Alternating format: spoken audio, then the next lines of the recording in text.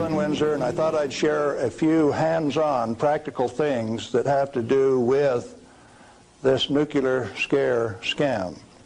Now, you've heard that gamma energy, the kind of energy that comes off a rock like this, is the most penetrating, most damaging of all radiation. And not only that, here is uranium, the parent of radon, and they say if you can detect radon in a home, then it's bad.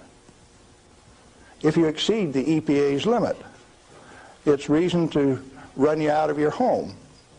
Spend $13,000 like they did with Stanley Watrous' house in Pennsylvania the other day to get rid of the radon, to ventilate it out through. Ridiculous. Let's take them one at a time. This is a rock that I picked up in Natarita, Colorado. 16 weight % uranium. High-grade uranium. Hot. I read a thing the other day that says they had high-grade uranium, and lo and behold, it's too hot to transport, so they had to bury it on site. Oh, wonderful. Let's talk a little bit about radiation. If we can, yeah, are we picking up? If you put the probe right there, the meter goes off scale, and you can hear it, all right? Hot. Radiation, gamma radiation is the most penetrating of all radiation. Oh, is it? All it's got between the rock and the probe is my hand. Doesn't count so pretty much, does it? What if I put the rock behind me?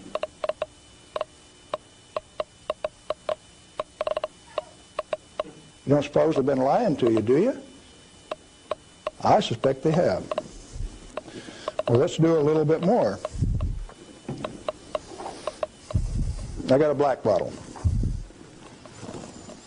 Good stuff comes in white bottle. A bottle of no-dose. You can send children down to the drugstore to buy no-dose. All they need is money. In this are 660 white caffeine pellets. And this one is uranium oxide, U3O8. You can't buy it for love nor money. The state of Washington sent 2 of their Gestapo agents over to my home to confiscate my uranium samples on the 17th of December last year. Got a challenge. I'd like to have somebody in the room volunteer to take all of this bottle or all of this bottle. The only thing that I'll tell you is that one of them won't hurt you and the other one will kill you. Do you want the white stuff or the black stuff? White stuff? You do. There's enough in there to kill 4 men your size. The government says we got to ban this material. It's radioactive. Let's check it in the bottom of the bottle. Not very radioactive. Let's take the cap off. Oh goodness, very radioactive. This instrument will only count gamma, energy. It's just energy. Light's coming from those lights, only you're getting lots of infrared from the lights as well as ultraviolet.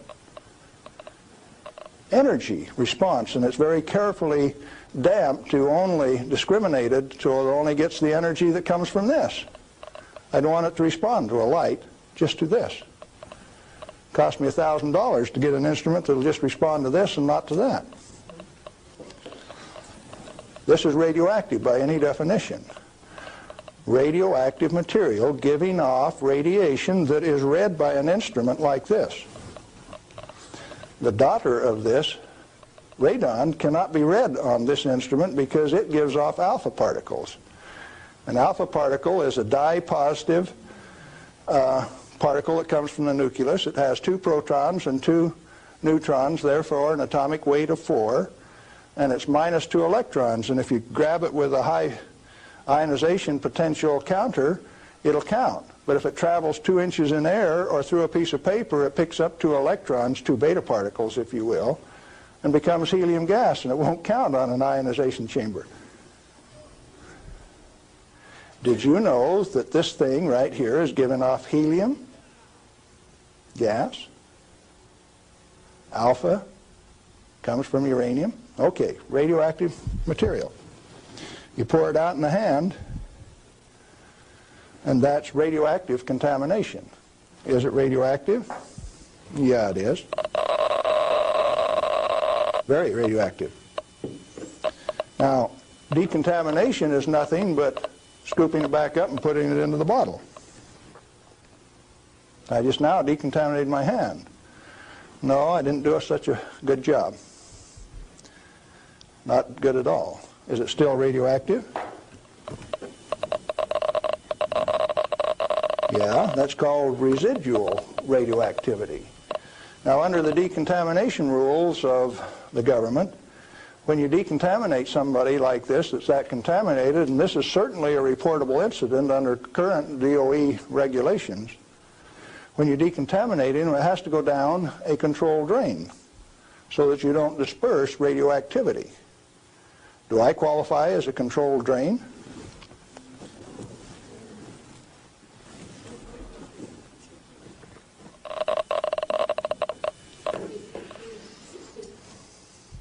That material that I just ate is not soluble in body fluids. Like it's been this. It was fired originally at 940 degrees C, where it becomes U3O8, known in the industry as HCl insoluble. In other words, it will not dissolve in concentrated hydrochloric acid, hot. Your stomach has 10th normal hydrochloric acid in it, so it won't even dissolve. The stuff is so fine that it has no texture to it. Doesn't even feel rough. So it's tasteless, odorless, has no texture. How is it supposed to hurt me?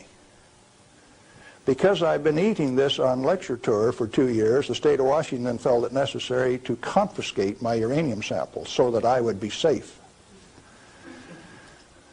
Dr. Fulton from the Hanford Environmental Health Foundation called up and he says, "Hey, I heard one of your guys OD'd on uranium today, Galen." And we talked for a little while and he says, "Oh, that was you."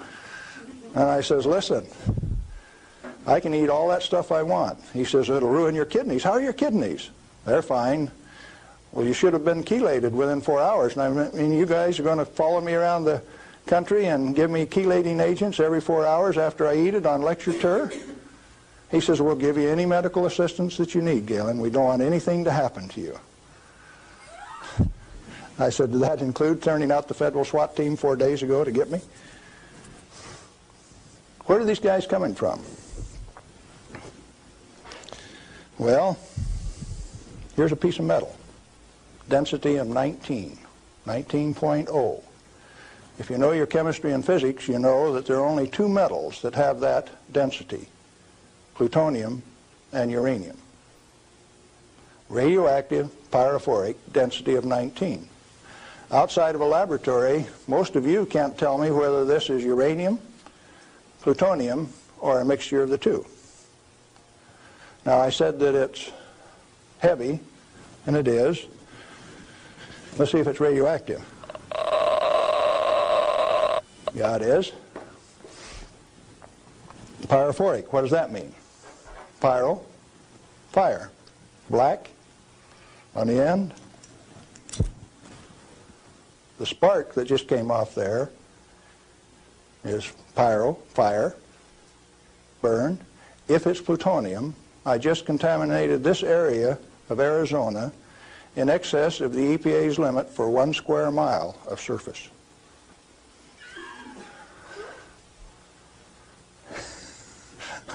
Somebody laughed. It's serious. The end of progress altogether says that I just contaminated you in excess of the limit for 1 square mile. It's now silver on the end. Tomorrow it'll be black because it self-oxidizes, this black color, like this, all by itself. Plutonium does that and uranium does that. Is it hazardous? Yeah, it is, because they take depleted uranium metal and make it into 50 caliber bullets, fire them from shoulder-held weapons.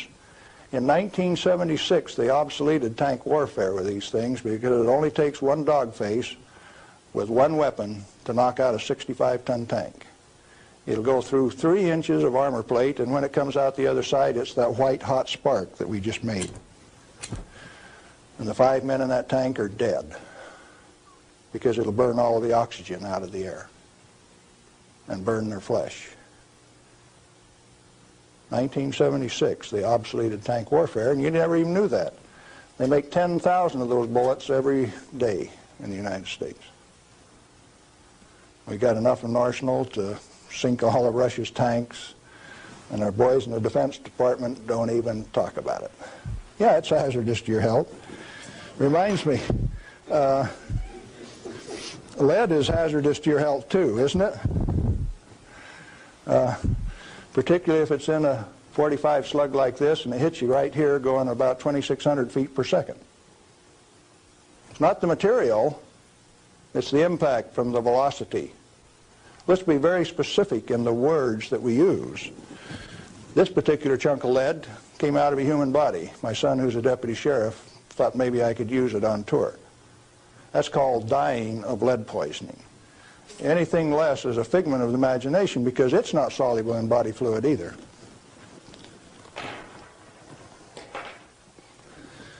This is a pellet of cobalt-59. If you put it in a reactor into a neutron field, you can convert cobalt-59 to cobalt-60, which gives off a gamma. It becomes the source that doctors use to irradiate patients to 7,000 Roentgen for one patient. The total dose absorbed by radiation workers at 3 Mile Island in the last 6 years is something like 1,500 Roentgen. 5 times more given to a single individual in a doctor's facility. Now, do you know why I say that the federal regulations are absurd? And if you live by those federal regulations, maybe you're being absurd too? This same material that's labeled high-level waste by our current government, our current Congress. Now, plutonium is an interesting chemical element. It is created in a nuclear reactor. The Manhattan Project built 8 of these reactors at Hanford. The first one took 12 months from sagebrush to nuclear steam to build, and it had never been done in that size before. How could they do that? Why did they do it? To create this element called plutonium. Plutonium has been assessed as being the most hazardous material on Earth. Now, from the standpoint that you can make an atomic weapon out of it, yes, it is quite hazardous, because a piece of it that big, 2.5 kilograms, that's only 5 pounds,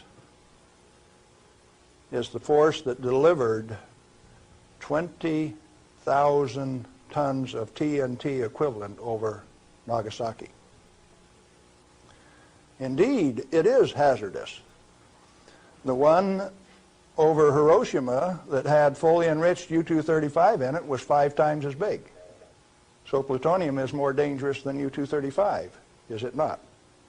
By a factor of 5. It takes 5 times as much U-235 as it does plutonium. Therefore, it is the most hazardous thing. Enter the great pretenders. They said that 5 grams of plutonium, properly distributed over the face of the Earth, would kill everybody on Earth. Now, if you can only get one 20 kiloton weapon to go on 2,500 grams, how's 5 grams going to kill everybody on Earth?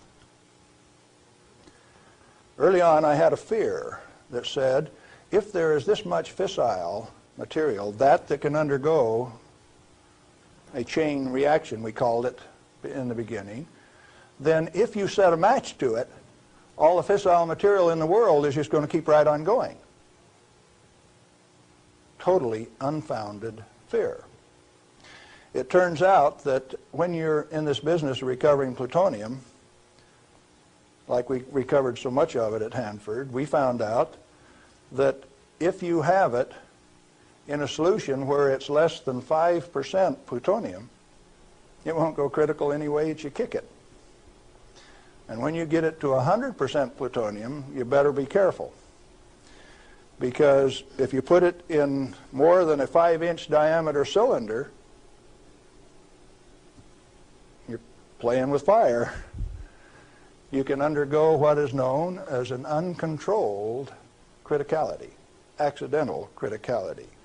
The air turns blue. If the cylinder is sealed, it will explode from steam pressure. And that steam pressure builds up in a millisecond, which is about that long. No, you don't horse with it. And then you find out that those 8-foot thick shielding walls on those canyons were put there because they didn't know how much was a critical mass. They says, if we make a mistake, we don't want to die, so we will provide the shielding. And so the shielding thing started for no other reason than they didn't know what was a critical mass. Well, through the years, we got pretty good at telling what a critical mass was. And I have worked in a plant where I had half a critical mass in this hand, barehanded, dressed in street clothes, half in this hand, wearing a lab coat, and I'd put this half in a pocket on this side and this half in a pocket on this side and walk down the hall. If those two ever got together, there would be a blue flash. They never got together because I was in between them. And we do that every day.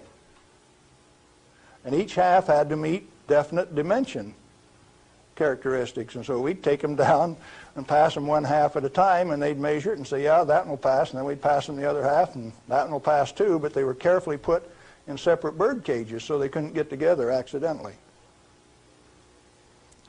Well, those of us who worked with it enjoyed it. We knew what we were doing. We worked at it. When the President of the United States decided not to operate that fuel reprocessing plant, I started scrambling to find out what was going on. Many things had been done in the name of health and safety. Don't get burned. You got to have a safety record. You have to be safer than anybody else. We were already safer than anybody in the whole world. Well, you can't afford to get burned with this. You've got to enforce the limits. You've got to keep it. And I says, hey, that's not what the ball game is at all. I'll bet you the ball game is something else.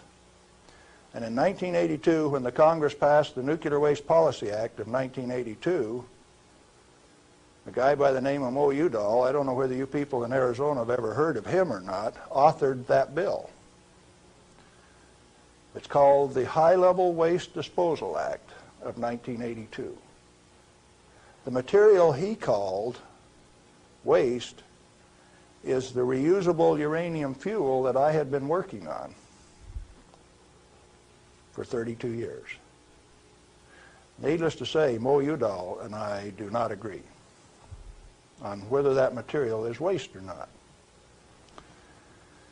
The name of the game then is, who owns the plutonium and how much is it worth? The government says bury it 3,000 feet deep in basalt, and we'll hold a contest among the states to see who gets to bury it.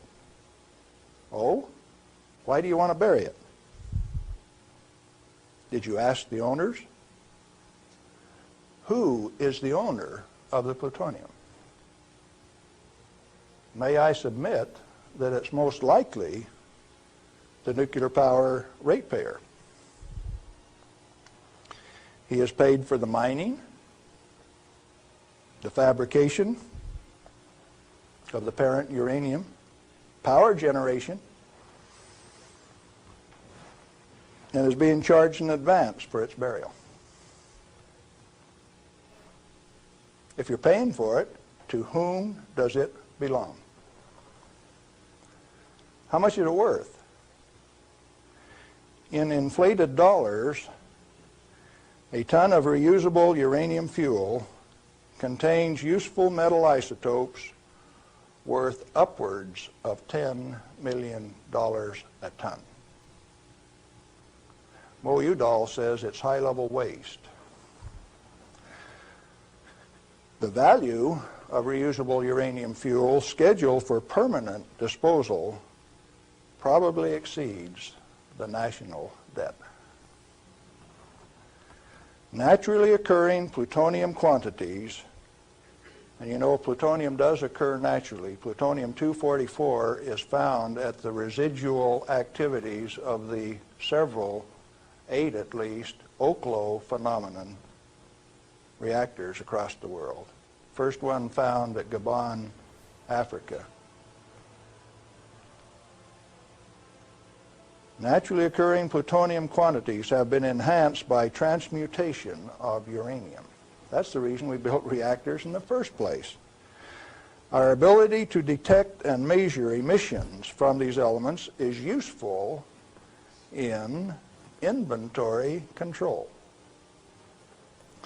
When fissile elements, fissile isotopes, are present at less than 5 weight percent, plutonium-239 equivalent, and the heavy metal oxide matrix is stored dry in air, it has no critical mass.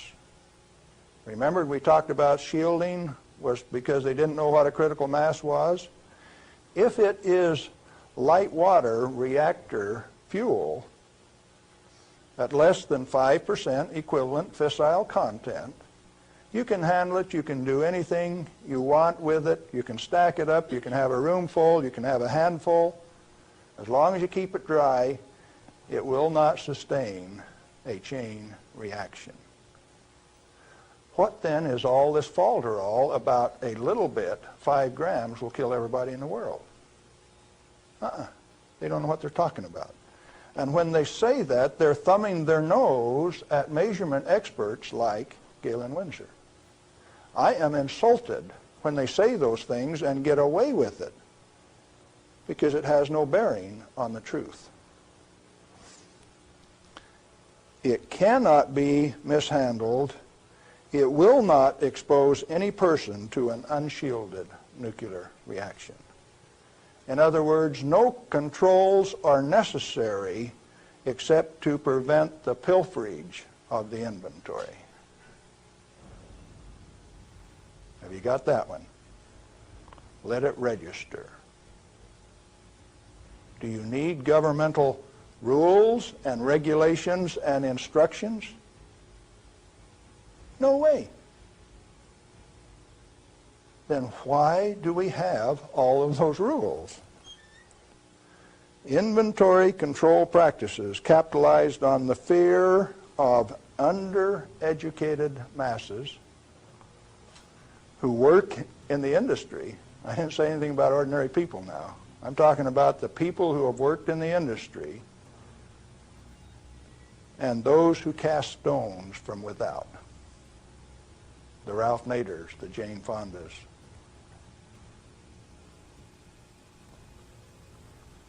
Now, it doesn't take you much thinking to find out that maybe the industry is the source of the problem. The industry is the one that made up the committees, that made the rules, that the Congress enforced. You ever thought of it that way? The strangest kind of feather bedding that's ever been dreamed up, it makes the railroad engineers look like pikers.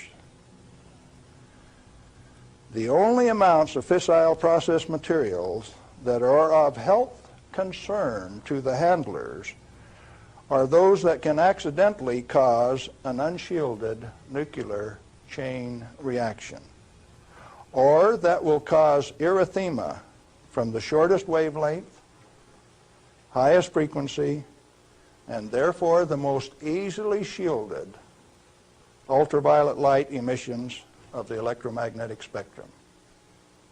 Big words. Let's see what they mean. The emissions from uranium, plutonium, cesium, all of those things are only important if you assemble an amount that if you get this amount and this amount together, it can go critical. You can get a blue flash and therefore get burned. And that's happened 34 times in the business, and 8 men have died as a result of that. Accidental criticality. Documented in Los Alamos document 3611, if you want to check the source.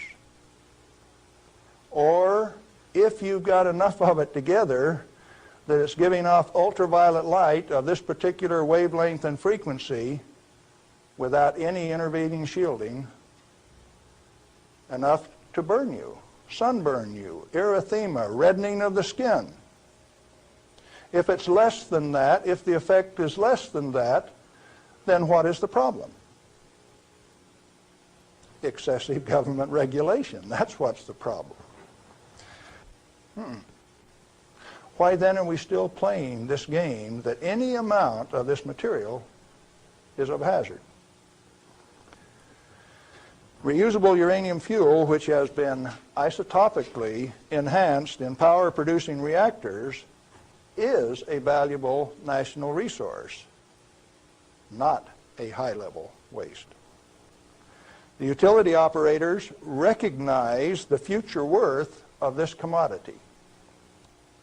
Mo Udall, in that Nuclear Waste Policy Act of 1982, imposed a tribute of $1 per kilowatt hour, $1 per megawatt hour on all electricity produced in a nuclear plant so that they can research and develop methods to throw it away.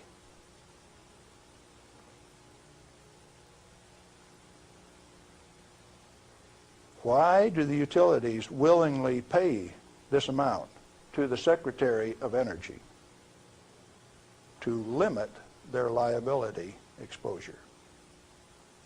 Who pays that amount anyway? The consumer of nuclear-generated power. You have no choice, and therefore I call it a tribute.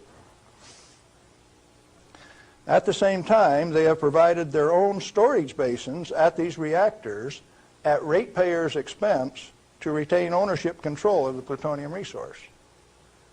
So you consumer, you ratepayer, you taxpayer, are paying for the storage of this fuel, and WNP2 at Hanford has storage that will take them through the turn of the century, and yet every day they are paying a tribute to the Secretary of Energy with the concurrence of the United States Congress and signed by the President of the United States in 1982, 83. Who was that?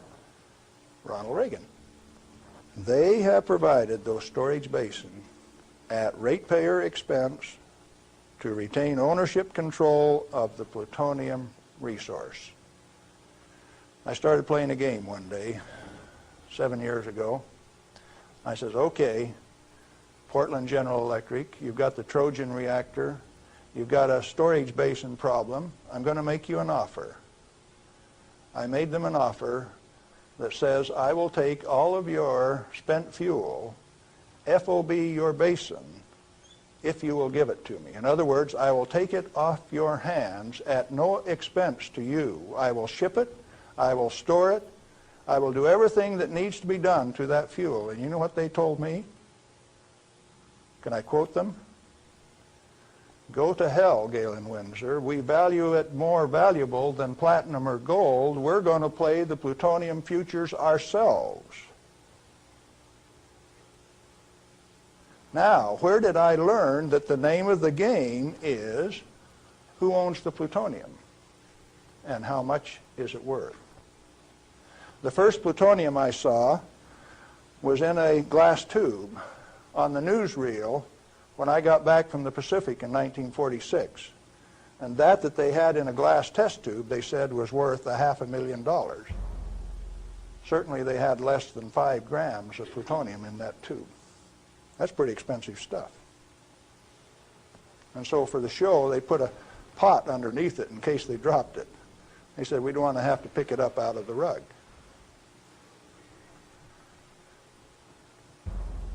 When it was decided for us not to operate this plant, plutonium was guaranteed on buyback by the federal government at $43 a gram. That's quite a price drop, don't you think? When that price guarantee went away in October of 1971, the price of plutonium became $10 a gram. It steadily went down to where its present worth on the market is a minus $2 a gram per year. That's what it costs you to hold on to a plutonium inventory on a material that has been declared worthless by the utility owners and rubber stamped by the Congress of the United States, and they're spending billions of dollars digging a hole in ordinary rock so that they can throw it away, dispose of it. Okay, what are you going to do with it? Reusable uranium fuel may be properly stored in air-cooled, dry storage in a cost-effective manner. Nuchem in Germany offers this immediate and long-term option as a necessary and safe step prior to reprocessing. They're doing it in Europe. At least 4 regionally located facilities are available in the United States where this concept can be used right now. Barnwell Nuclear Fuel Plant in South Carolina, Midwest Fuel Recovery Plant in Morris, Illinois, this one, Nuclear Fuel Services in upstate New York, and Redox Processing Plant at Hanford, Washington. These fully shielded, already radioactively contaminated storage areas have secure, limited access. All have been operated under processing conditions of 10 CFR 50, and the MFRP has a 10 CFR 70 storage license, the only licensed storage facility away from a reactor in the United States. It singly, all by itself, is capable of storing all of the reusable uranium fuel that needs to be moved away from power reactors for the remainder of this century. We had that storage designed in 1975. Had the approval of the design. Why then are you spending money over here in New Mexico on the waste isolation project? Why are you spending money at Hanford at the basalt waste isolation project? Why are you spending money at Beatty, Nevada for storage when I can already store it in this building that's already built? I just named you 3 others that can do the job all by themselves too, and I know where there's 14 more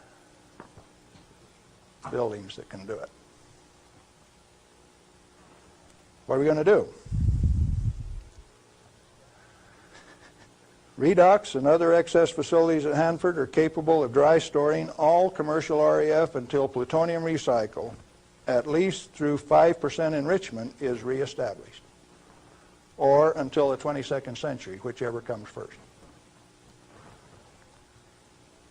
RUF can be cost-effectively stored in existing facilities. Where does Mo Udall came off then, saying that you cannot use this plant for its intended purpose unless it is owned by the United States government. He has said that. The waste isolation projects are politically mandated wasting of national energy and construction resources. Plutonium proliferation by diversion of stored reusable uranium fuel is of minor importance compared to global availability of fully enriched uranium by laser isotopic separation. Let me explain that last thing that I said. Jimmy Carter said you can't ship plutonium to India, but in the same paragraph said you may ship them fully enriched uranium. Oh, Jimmy Carter, that peanut brain, what did he just say? He says that when the Israelis took out the reactor in Iraq, they had fully enriched uranium from France, and they says those rascals, those Iraqis, are going to take that fully enriched uranium, put it in that reactor, irradiate it to plutonium, and therefore have to recover the plutonium in a plant like this, and we stopped them when the fully enriched uranium makes a better weapon than the plutonium in the first place. Now, when the President of the United States says things like that, and when the press gives it credibility, I get insulted. And right after I get insulted, I get angry. And I've been angry for quite a while now. And finally, one day, I said, my own personal security is not important. I think I'll go tell this tale. All I want is to tell my story. The commodity that I communicate is called truth. And so then I ask you a question, a very brief, pointed question. Who owns the plutonium, and how much is it worth? And then I'm going to attach on to that a question I want you to think about till we talk again. If you haven't been burned by this particular source of radiation, what is your problem? You obviously have one. Otherwise, you would join with me in telling the truth about this particular commodity. And so, yes, I'm recruiting helpers. What happened to the guys who taught me the business? Thousands of them. The hands-on business. Where are they? They're still there.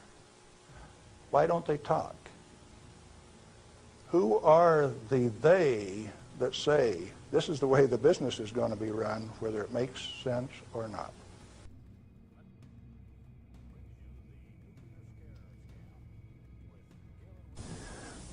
We're back with Galen Windsor, and we're talking about the nuclear scare scam. Galen, it seems to me that from what I've heard you say that the scaring of the people is better than a lock and key to keep this stuff out of the hands of those who might be interested in investigating and keeping this valuable material hidden for just an elite few. This is probably the way that it works best. And so then the secret was to keep from letting other people know that it could be handled, because, first of all, we weren't accepted by the community, and the materials that we were working with, they feared. But there were certain few people that realized its real worth, its potential to be used in ways other than to support our national defense. Let me ask you a question, Galen. Are you worried about do you have reason to be worried about your personal safety? Because the kind of people that you're describing here are powerful people. I wonder, you're still around. I wonder how much longer we can expect you to be in this game. Well, on the 13th of December last year, the NRC, Nuclear Regulatory Commission, Region 5, turned out a federal SWAT team to get me on a federal warrant issued by Bob Thomas out of Walnut Creek, California. It was kind of funny in a way. They turned out this federal SWAT team at Hanford, and they had my picture, and alongside it says, "This is an irrational individual. He poses a threat to our security. Take him at any cost." Now, the reason that I'm still here only has one logical conclusion. I have lots of help. Well, you've told us about how that you and others of your friends and colleagues have handled many times this so-called deadly nuclear energy material that the whole world is so scared of. Why weren't you afraid of it? Because we did silly things like recover some of the undissolved fuel elements out of the redox dissolver that burned a hole in it. And we went in and sampled these things by remote process. We got it out into our hands and found out that we could walk around the lab with them barehanded and they wouldn't hurt us. And we were standing there in the lab tossing them back and forth. Uranium metal that wouldn't dissolve in the boiling nitric acid. Well, if you find out that you can play with it, and it was only 90 days since that thing came out of the reactor, and it doesn't burn you, Why should you be afraid of it? So in other words, you're telling me that you learned to not be afraid of it because of practical use and application and hands-on experience. Hands-on. We might even been playing games. Okay, you say that you swam in this water that was straight from spent fuel used to cool that fuel, and Yes. you swam in it. Yep. You told me earlier that you went a little bit beyond that. Would you share a little bit of that story? Well, swimming in it didn't have the desired effect. So I decided I had to be more direct with these people that were giving me trouble. They were kind of hard to teach, so I went to drinking a glass of it a day. I had the bottle of it. Last time I went swimming, why I filled this 2-liter bottle with water and washed it off on the outside in the shower when I washed me off on the outside so that we didn't tattletale. You know, radioactive material is just a trace or a tattletale. So you got to get it off so they won't know that you've been swimming in the pool and drinking the water. So I took this bottle in and set it on my desk. And who would suspect that the manager of safety and analytical service had a bottle of spent fuel pool water sitting on his desk, and he drank a glass of it every day. And this was unheard of. Nobody ever did that crazy stunt before. How has that affected you, Galen? Well, as near as I can tell, it made me about 6'4" in my cowboy boots, 210 pounds, and really quite a nice fellow. All right. What then happened as a result of your doing this strange experiment on your desk with this water? What was the result? Can corporations have a heart attack? I think General Electric had one, because after they ran me through a whole body gamma scan in December of 1974, by the time I got out, because I had a plutonium lung burden and it took 45 minutes to an hour to count that, everybody on site knew that the manager of safety had been swimming and drinking in the swimming pool, the spent fuel storage pool. Had cesium-137 at a ferociously high level. It even exceeded the NRC's limit. And I'd been drinking it. They knew the fat was in the fire. Now, where do we go from here? Well, first of all, I got a poison pen letter from the people in San Jose. And he says, "Thou shalt not do those things. They'll find out that the inventory can be stolen." Well, that didn't sit very well with this cowboy, because nobody tells me what to do, particularly when what I do is right and hasn't harmed me. Who are they to tell me what I want to do? It just didn't sit very well. I was going to do something about that. What was your motive in this? Correct information. As an expert in the measuring system, why, it was very obvious that I knew the parameters of inventory control, the disintegration rate of each of these isotopes, how to measure them. That's how we regulated our inventory. And to have these rascals come along and start playing games with the information that I was very expert in, that I had designed the analytical system for this plant around, disturbed me a little bit. Now, it made me fighting mad, and I got angry. And I have to admit, in retrospect, that for the next 5, 6 years, I was more than angry. I was hard to live with. Just ask my wife. Well, in your estimation, then, how dangerous is a nuclear reactor plant? A nuclear reactor plant is just a way to boil water that's the cleanest, neatest, most economical way to boil water that you've ever seen. And so, in my estimation, nuclear reactors ought to be insured under the same insurance policy as any other steam boiler plant, power generating plant. And to have special consideration under the Price-Anderson Act means that the insurance industry has already paid off the Congress so that they can have a ripoff, charging ever in higher and higher insurance premiums, total coverage much, much greater for a non-existent risk. What a racket. Can a nuclear plant explode? Only like any other steam plant. Like Laughlin, Nevada, had a steam explosion. It's a coal-fired plant, but 6 men were killed there last year. That could happen at a nuclear plant, but as far as an atomic explosion, good heavens, no. No way. What kind of accidents can actually happen at a nuclear reactor generator plant? You could lose your moderator and the reactor would shut down, the control rods would stick in and you wouldn't be able to start it up. You might do several things that would invalidate some of the safety controls. For instance, an emergency core cooling system. The only reason they put ECCS on a reactor is to destroy it. When you start these big babies up, because they're so big, you only warm them up 50 degrees an hour.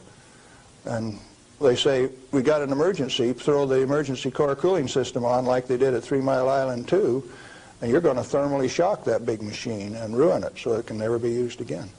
Let's talk about 3 Mile Island. What really happened there? We've heard all kinds of stories about meltdown, and they made movies on it that this meltdown could melt right through the earth, clear through to China, and we've seen a lot of scare stories. What really happened at 3 Mile Island? Do you know what really happened there? Yes, I do. I followed that one very closely. In fact, I know the guys personally who wrote the script for China Syndrome and also wrote the script for the 3 Mile Island fiasco. Dale Breidenbaugh, Dick Hubbard, and Greg Miner, who used to work with me at General Electric, are the MBH associates that wrote that China Syndrome script. And not only that, remember that was the time China Syndrome came out, Jane Fonda starring.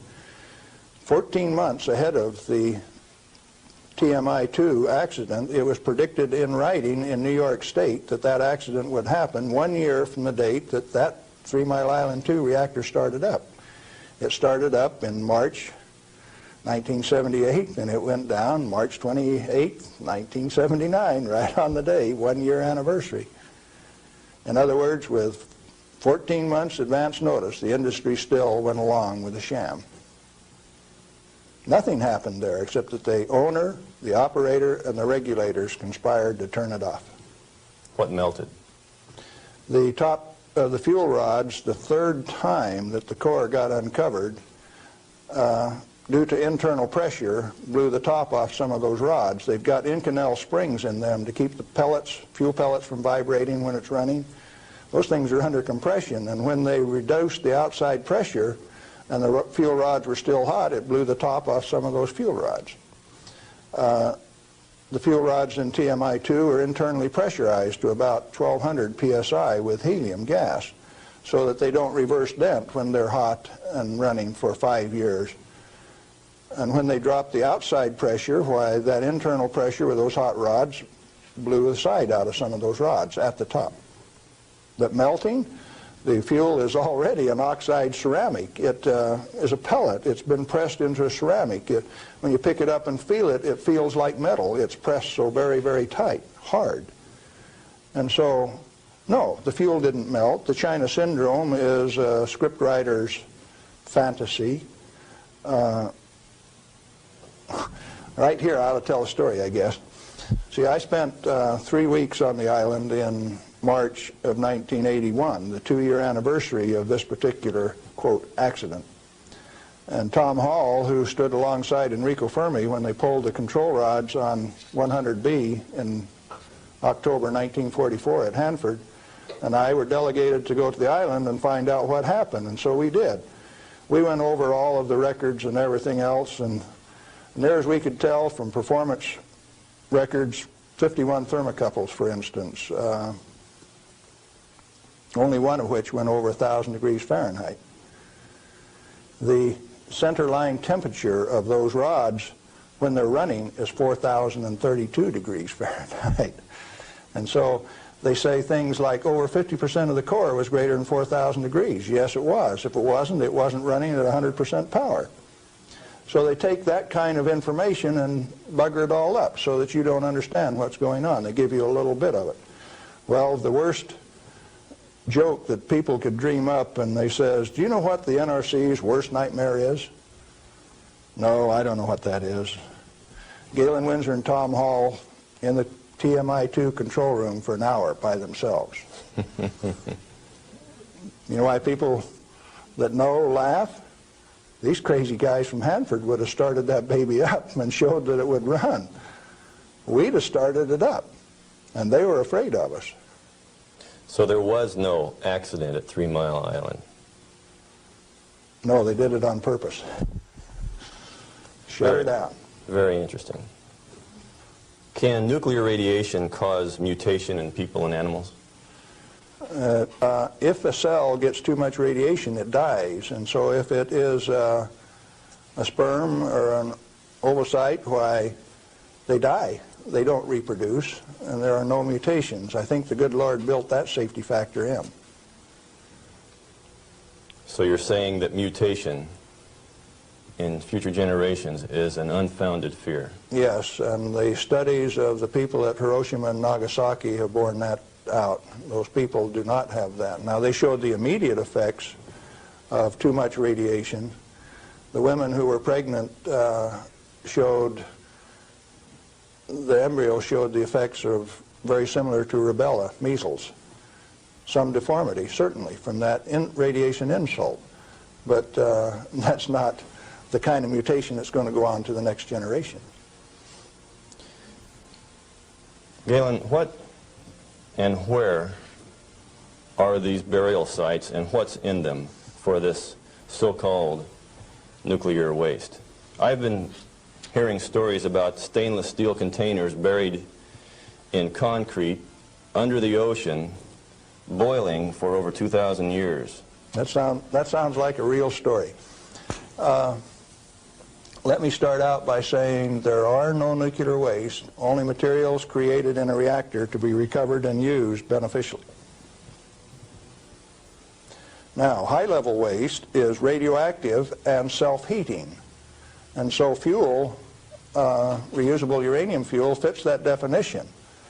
But if you disregard its intrinsic worth, why then, yeah, it would fit the definition of high-level waste. But let's say there isn't any high-level waste, only material to be recovered and used beneficially. Then what's the low-level waste fiasco? That's an excuse for a federally mandated, non-inspectable disposal system so that organized crime can get rid of any evidence that they want, and it can never be dug up again. They're afraid to look in there. Not afraid. They don't want you to. They've got rules on the transport so that if you have an accident with a low-level radioactive waste shipment, why, you call out all of the state police and you make sure that nobody looks at it, that nobody gets exposed, that there's no spreading of the contaminated material. And it's also that you don't find out whose body's in that drum. The situation got so bad that the smell of human flesh was so great that they made it so that you could ship animal biological waste in refrigerated vans so that it wouldn't stink up before you got it buried. What is then in these low-level or high-level or whatever containers under the ocean? Nothing. But if you see, they were one time dropping barrels of radioactive waste off barges in the ocean. Do you know what was in them? Not high-level self-heating radioactive waste. Probably had a few bodies and a few guns and a few knives and a few evidences in them too. If you drop them in the ocean, they are truly disposed of. So you know there's an international trade in that right now? You can't do it in the United States, so they transship it across the ocean to South Africa, and they can bury it offshore. So what is in those drums? Well, that's what you're telling me then, that I needn't worry about boiling drums under the ocean for 2,000 years. No, no way. Thank you. I'm glad to know that. Well, one more question, Galen. What do you feel like a good portion of these men in Congress know this already? I know they do. I went there 4 years ago and sat down with the Senate legal staff and told them my hour-and-a-half-long sad story, and Sam Bollinger, one of the lawyers, stood up and he says, "Galen, if I understand you right, why, you want us to have President Reagan snap his finger and make this thing come up straight." And I says, "Hey, Sam, terrific. Go ahead and do it." He didn't take that challenge. He says, "No, I'll tell you what, Galen. Industry likes it the way that it is." I said, Sam, you really know how to hurt a guy. And he says, well, if we change it, what are we going to do for an encore? Yeah, they're fully aware that this thing goes on as far up as the President of the United States. It's the way that industry wants it. The industry is its own problem then. So the question is then, what is the industry? What is the real story here? Is this an industry of nuclear energy? The industry has been ripping it off for years and years. In 1975, we knew that large nuclear reactors were dead, that large is not the way to go. The way to go is small, mass-produced nuclear reactors sitting right in the middle of town, one every 10 blocks, producing power. We haven't built a reactor right yet. Time that we do it. Why haven't we? Because of a federal energy cartel. These guys control the amount of electricity, the availability, and the price. And they say, you do not have a choice. I have a choice. I'm going to take one of those decommissioned nuclear subs up in Puget Sound, refuel it, and generate my own electricity. Save the government $5 million because that's what they want to throw them away. I will use it for my own power plant. Quinn Millian up in Omak, Washington, and I are moving on that, and if one of these days I hook one of them up to Pier 91 in Seattle, don't be surprised. Well, good luck. What I'm saying to you is that the federal regulations are absurd. The congressmen that put them into place ought to be fired. They ought to be sent home. The regulators, what do you do with them? Quit paying them. The taxpayer, the electorate, elects those people to go out and do a job. Why do you continue to pay them when they're teaching you baloney? When they're putting in regulations that don't make any sense? Cut it out. Quit paying them, fire them, send them home. The term I grew up with says can them. Is it easy? Apparently not. You haven't got the job done. Majority of the Congress is irresponsible, amoral, atheistic, irresponsible. Let's see, how many more adjectives can I drum up? But that many. Let me tell you. We as the people sent a bunch of rascals out to the energy store with a signed blank check. And we say, hey fellows, if you run out of money, just go build us a good power plant. If you run out of money, come back and we'll give you another signed blank check and guarantee the payment out of the ratepayer's pocket. I found out that it doesn't hurt me. You need to find out that it doesn't hurt me, or you. In fact, the only reason for the existence of these big transcontinent distribution lines would be if they could compete with a small mass-produced reactor sitting in your backyard. Why don't they want you to? Because they are the federal energy cartel. They like to set the price, the total availability, and whether you can hook onto it, and if you don't pay your bill, cut you off. That's called power, domain, and control. And they like that. They do not want you to be energy independent. If you had one of these sitting in every 10-block area in Phoenix, you could tell the rest of the world to go get lost. Oh, there's another use for that heat. You could heat your homes in the wintertime, or you could cool them in the summertime with it. Heating, ventilation, air conditioning, they call it, HVAC. In countries where it freezes, you could run that hot water out and chase the frost away in the spring and in the fall. And they found out that plants grow faster in warm water anyway, so you'd irrigate with it all summer. We got troubles in this country. I'm telling you what the problem is. Doing something about it, responsibility is yours.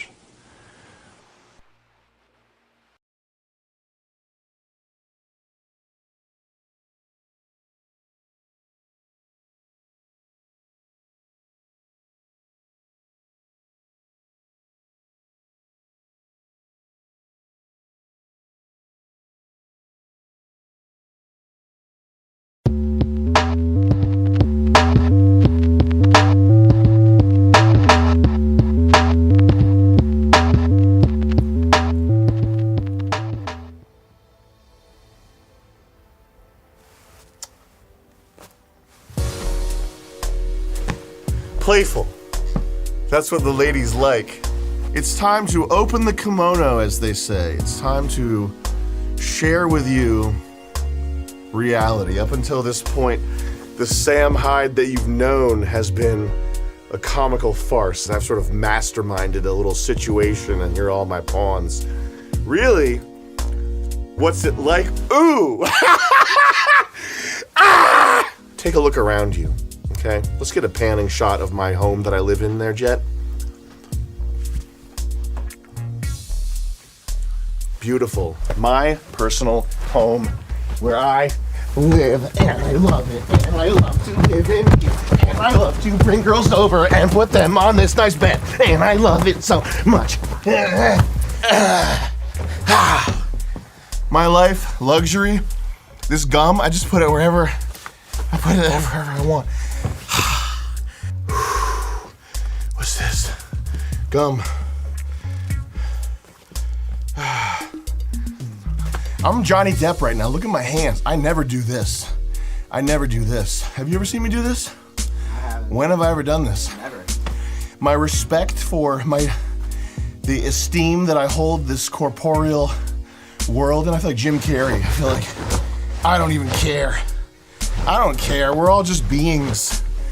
I feel like I might have to support Bernie Sanders. Life's a gas. That's what I say. Life's a gas. I'm the type to just jump on a bed all day. I'm here with a man you will come to know as Agent X, but for now you can call him Big Flame, and he's a dear friend, and I demand that you respect this man and follow him on Instagram. Here's the deal, guys. This is a vlog, okay? I hate that word. It makes it cheap, okay? And as you can see, we don't do cheap. We do expensive. We do the best, the finest, the Louis XVI suite at the Chateau Jeton de Croix. It's $1,600 a night. This outfit right here, I spent $540 on Amazon putting this together. Don't tell anyone. Don't tell mommy I spent the money. I spent it. Okay? We're in this expensive suite. We have an LG flat screen. $1,600. That's not a joke. It is $1,600 a night. Nice LG flat screen. Nice 250 square feet. God damn, dude. Stay shut. Ooh. Ooh. Ooh. Ooh. Ooh. Yeah, I like that. Ooh. I like that. I feel powerful. Oh, yeah. Ooh. Oh yeah. Ooh. Oh. This vlog, okay? And I'm only saying that so you're the little brain of the average consumer has some conception of what's going on. What I would say, this modern art piece, this place is haunted, by the way. You can't see it though. It's haunted by gay guys. Yeah, it's haunted by gay guys. This vlog has been a long time coming. I've been thinking about this topic my entire adult life. Bam! I've been thinking about this Hyde Wars video since the inception. Hello? Hello? Anybody in there? What do I say? Do I have enough experience to get to this? How do I tell people the danger, the spooky danger that's lurking for them out there? When is the right time? Well, the right time is now. Hyde Wars women.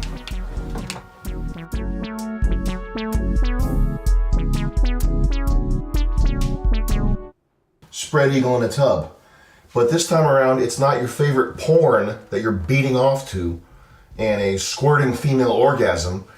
It's an older gentleman, and he's squirting knowledge. He's squirting advice that's worth more than any squirting female orgasm, which, by the way, is a myth. Women do not actually squirt. They don't produce any type of fluid whatsoever. That is a porn industry special effect that they use to make you jealous and to make you feel inadequate. But believe me, guys, no matter what you do, A woman, any women, any of them, will never squirt. It's not gonna happen. So just get that out of your mind completely and forget about that. However, I am squirting right now. I'm squirting the attitude of a man who has been there, has been to some places, has made some mistakes, and would like you to prosper. Okay, that is what I'm squirting right now. In the same way that a woman would be stimulating her clitoris with this tub, I'm stimulating my brain to produce a squirting orgasm of wisdom to help you out in your quest. People always think, hey, Sam must have really messed up father issues.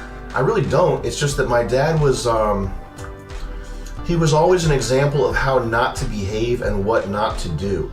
It wasn't some sad story, some kind of fucking, oh my God, my dad was like this and that's why I have to make comedy videos. I'm so fucked up. I'm just so fucked up. No, it's just like I know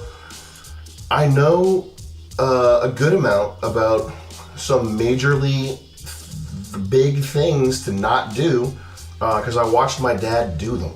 And I watched, over the years, watched other people do them. I think that type of lesson, you know, a negative lesson as opposed to a positive lesson, a lesson on what not to do is, I mean, to me, that's been more useful. You should get married to your high school sweetheart. You shouldn't get married. You should never get married. You should avoid, you don't want to get married. Don't get married. You want to sow your wild oats.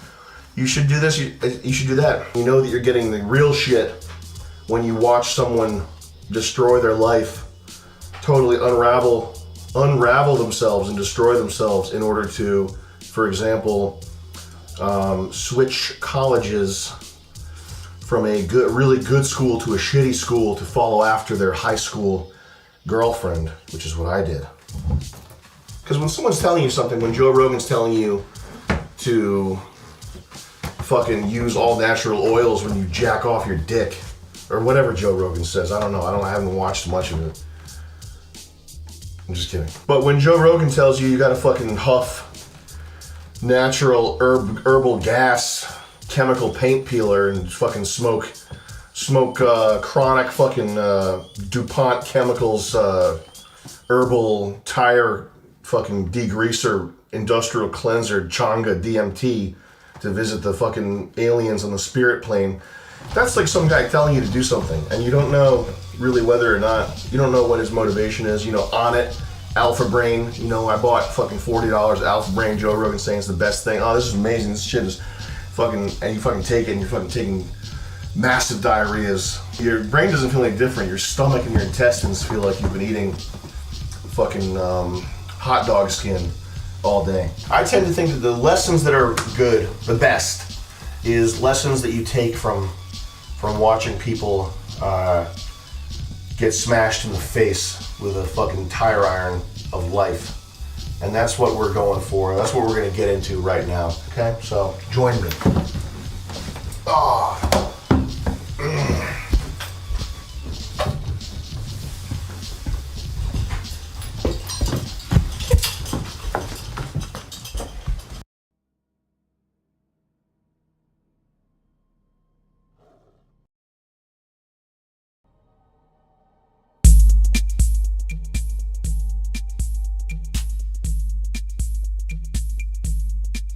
Or I'll blow up the moon.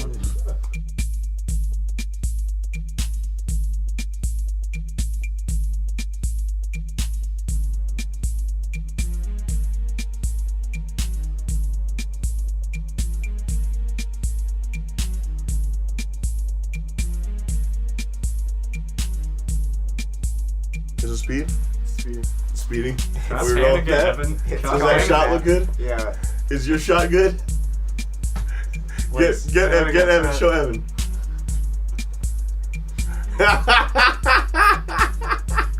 Say, is your shot good? Is your shot good? No, I can't be speaking. Wait a second. You can't be speaking? I'm here with the horniest man in television and show business. The horniest man in music.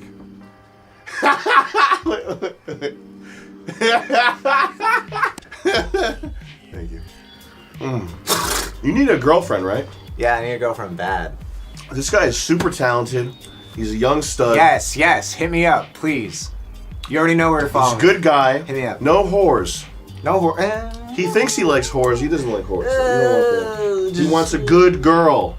No, you're just trying to appear cool right now. You really want love. I'm trying you to want appeal. affection. I'm trying to appear cool for the whores. I know you better than you know yourself. That's true. I talk about you behind your back a lot, so I know more about you than you think. Yeah, of course. Women are important because they're empowered now. It's mainly important because it provides you with such a colossal opportunity to ruin your life in a spectacular way, in a way that is unmatched. It really is. Go watch Tractor Pull Engine Blown. Look that up on YouTube. Diesel Tractor Pull Engine Blown.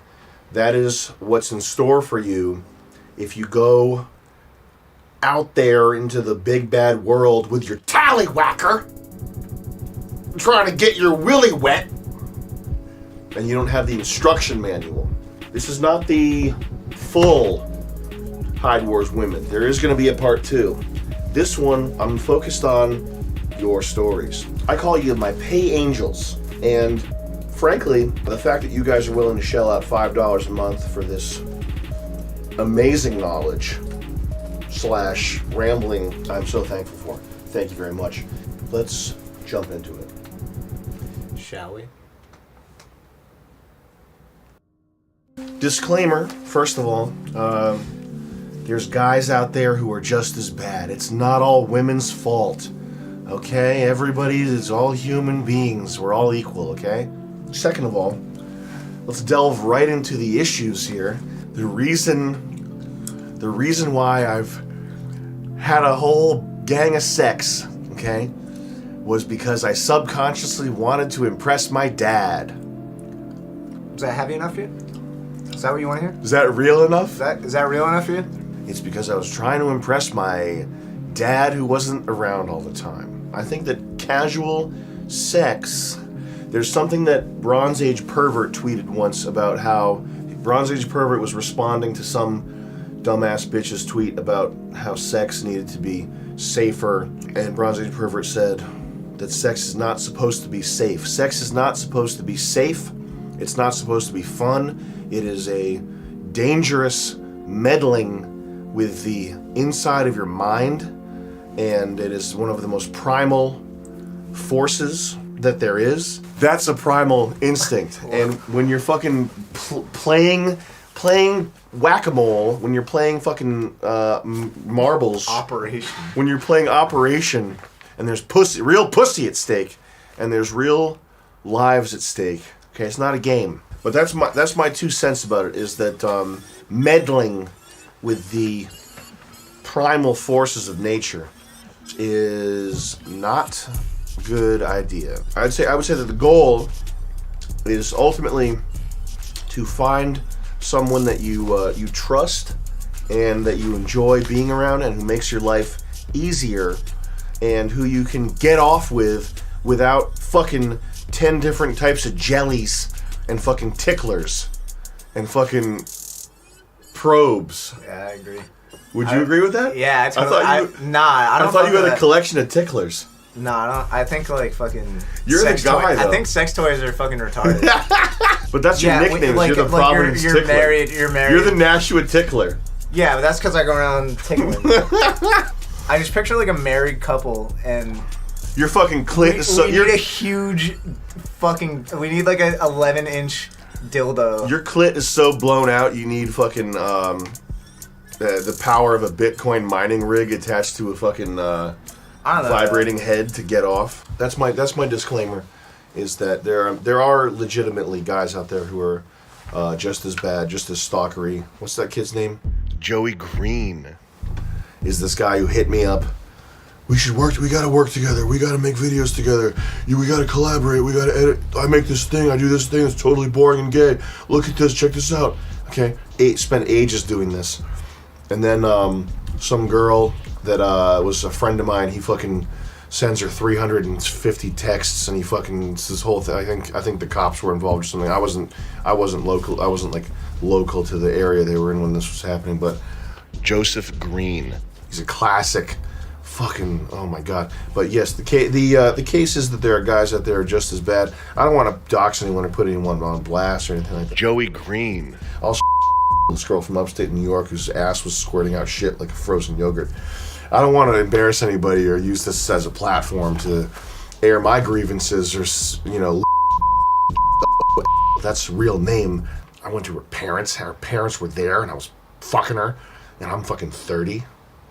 I'm 30 years old, and it's a house with like carpet in every room, like fake wood paneling in like upstate New York, some dump, and her ass is squirting out shit like a fucking Baskin Robbins.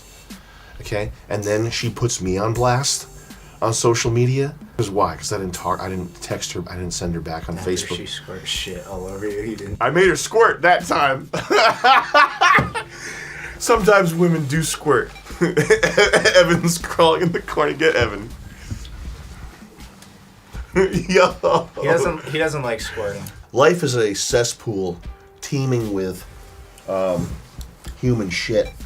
And human shit and real shit, as we've learned. And these people are scumbags.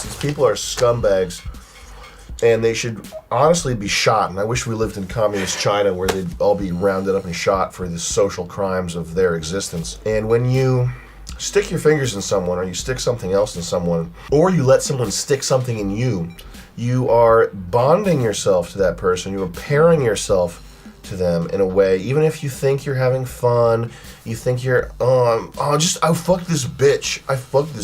That bitch, that throwaway fuck, that, easy, she's just a piece of ass to me, bro. It's gonna follow you. Even if there's no rape allegation, even if there's no huge dramatic scene with people at your work or at your school getting involved or knowing what happened, okay, even if that, doing dirty business, nicked. I still, would definitely, some guy in a top hat, in reverse time, this never happened. I'd probably dap him up and say, yeah, let's do it. What are you doing after this? I should start wearing a top hat. And reversing time for people. After you bust that load, it's not like I ever look back on the random fucks I've had and been like, oh yeah. That was gratifying. Yeah, that was awesome. It's not like, when I look back and going on Superman at Six Flags, and when I think about that, I'm like, yeah, that was sick. I don't ever think about them in any other context other than that sucked. And I never heard from her again or anything. That's the other thing. Some pussy is so whack. Almost every girl I've ever fucked has a gross pussy. No homo pussy is usually not that good. And not discounting all pussies here. Girls don't have to have game. Girls don't have to have and they don't have to have any sex skills to get by in life. Yeah, they can still. They can be totally. They can have totally no charisma. They can be completely. What were you saying? They can just be completely whack across the board. Fucking no charisma, don't take care of themselves, don't have good hygiene, pussy's whack. They'll get one fuck out of you still. Never even heard of what a kegel is. Yeah. So that's it. That's the disclaimer. That's the beginning. Girls are okay. Girls are okay. They're not the worst. Cigarettes are probably worse than girls. Oh, we have Prosecco coming. Hello. Gentlemen, how we doing? Good, thank you very much. Is this we got a thing here in front of the door, so I'm not going to be able to, you gonna roll this in here? I would like you to move that thing.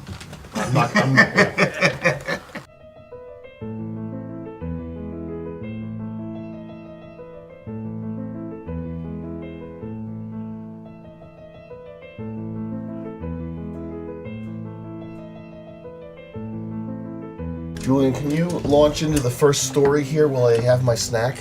Yeah. Do you want... They put an address down here, do you? We have had fans write in with their female stories. I've personally gone through, talked to the women and men involved in these stories and verified that they're true. None of these are fake stories. These are all real, and they've all been checked on by me. I think it's safe to say we wouldn't give fake stories. It's safe to say we wouldn't get fake stories. We wouldn't get fake stories. And we wouldn't tell fake stories. Hey Sam, hope you are well. I am. He is well. I'm great. My shitty relationship story is as follows. I dated a fat ass art hoe for the better part of 2 years because she would self-harm if I made any attempt to distance myself from the relationship. Yeah! I've been there. Yeah! It got so bad that she cut herself on several occasions when I was with a female friend she didn't like/trust. Fuck yeah. You get a cutter, I like bitch? where this is going. That's fucking money zone right Yo, there. cutter hose, hit me up, I'll fix you. I'll fix you right I wish I had up. a cutter, bitch. I'll protect you. From what? From me. My bad son. We have perfect service. Come on! Her aunt committed suicide and her mother attempted whilst we were together. So this added to my need to look after this girl. So he's dating a cutter, and Yeah. while they're dating, the cutter's mom... The aunt killed herself and her mom tried to kill herself. So there's a lot of family mental illness. So he's dealing with fucking retards. He's dealing with someone that's genetically fucked up. Mm-hmm. When I broke up with her the first time, she called and messaged me while saying how much she still loved me, begging for me to come back, whilst also continuing to make suicidal gestures. So she sounds She was loyal. sending them videos doing this. Doing gestures. Yeah, doing gestures. She was going like this. Yeah. Me. She was saying, this will be me.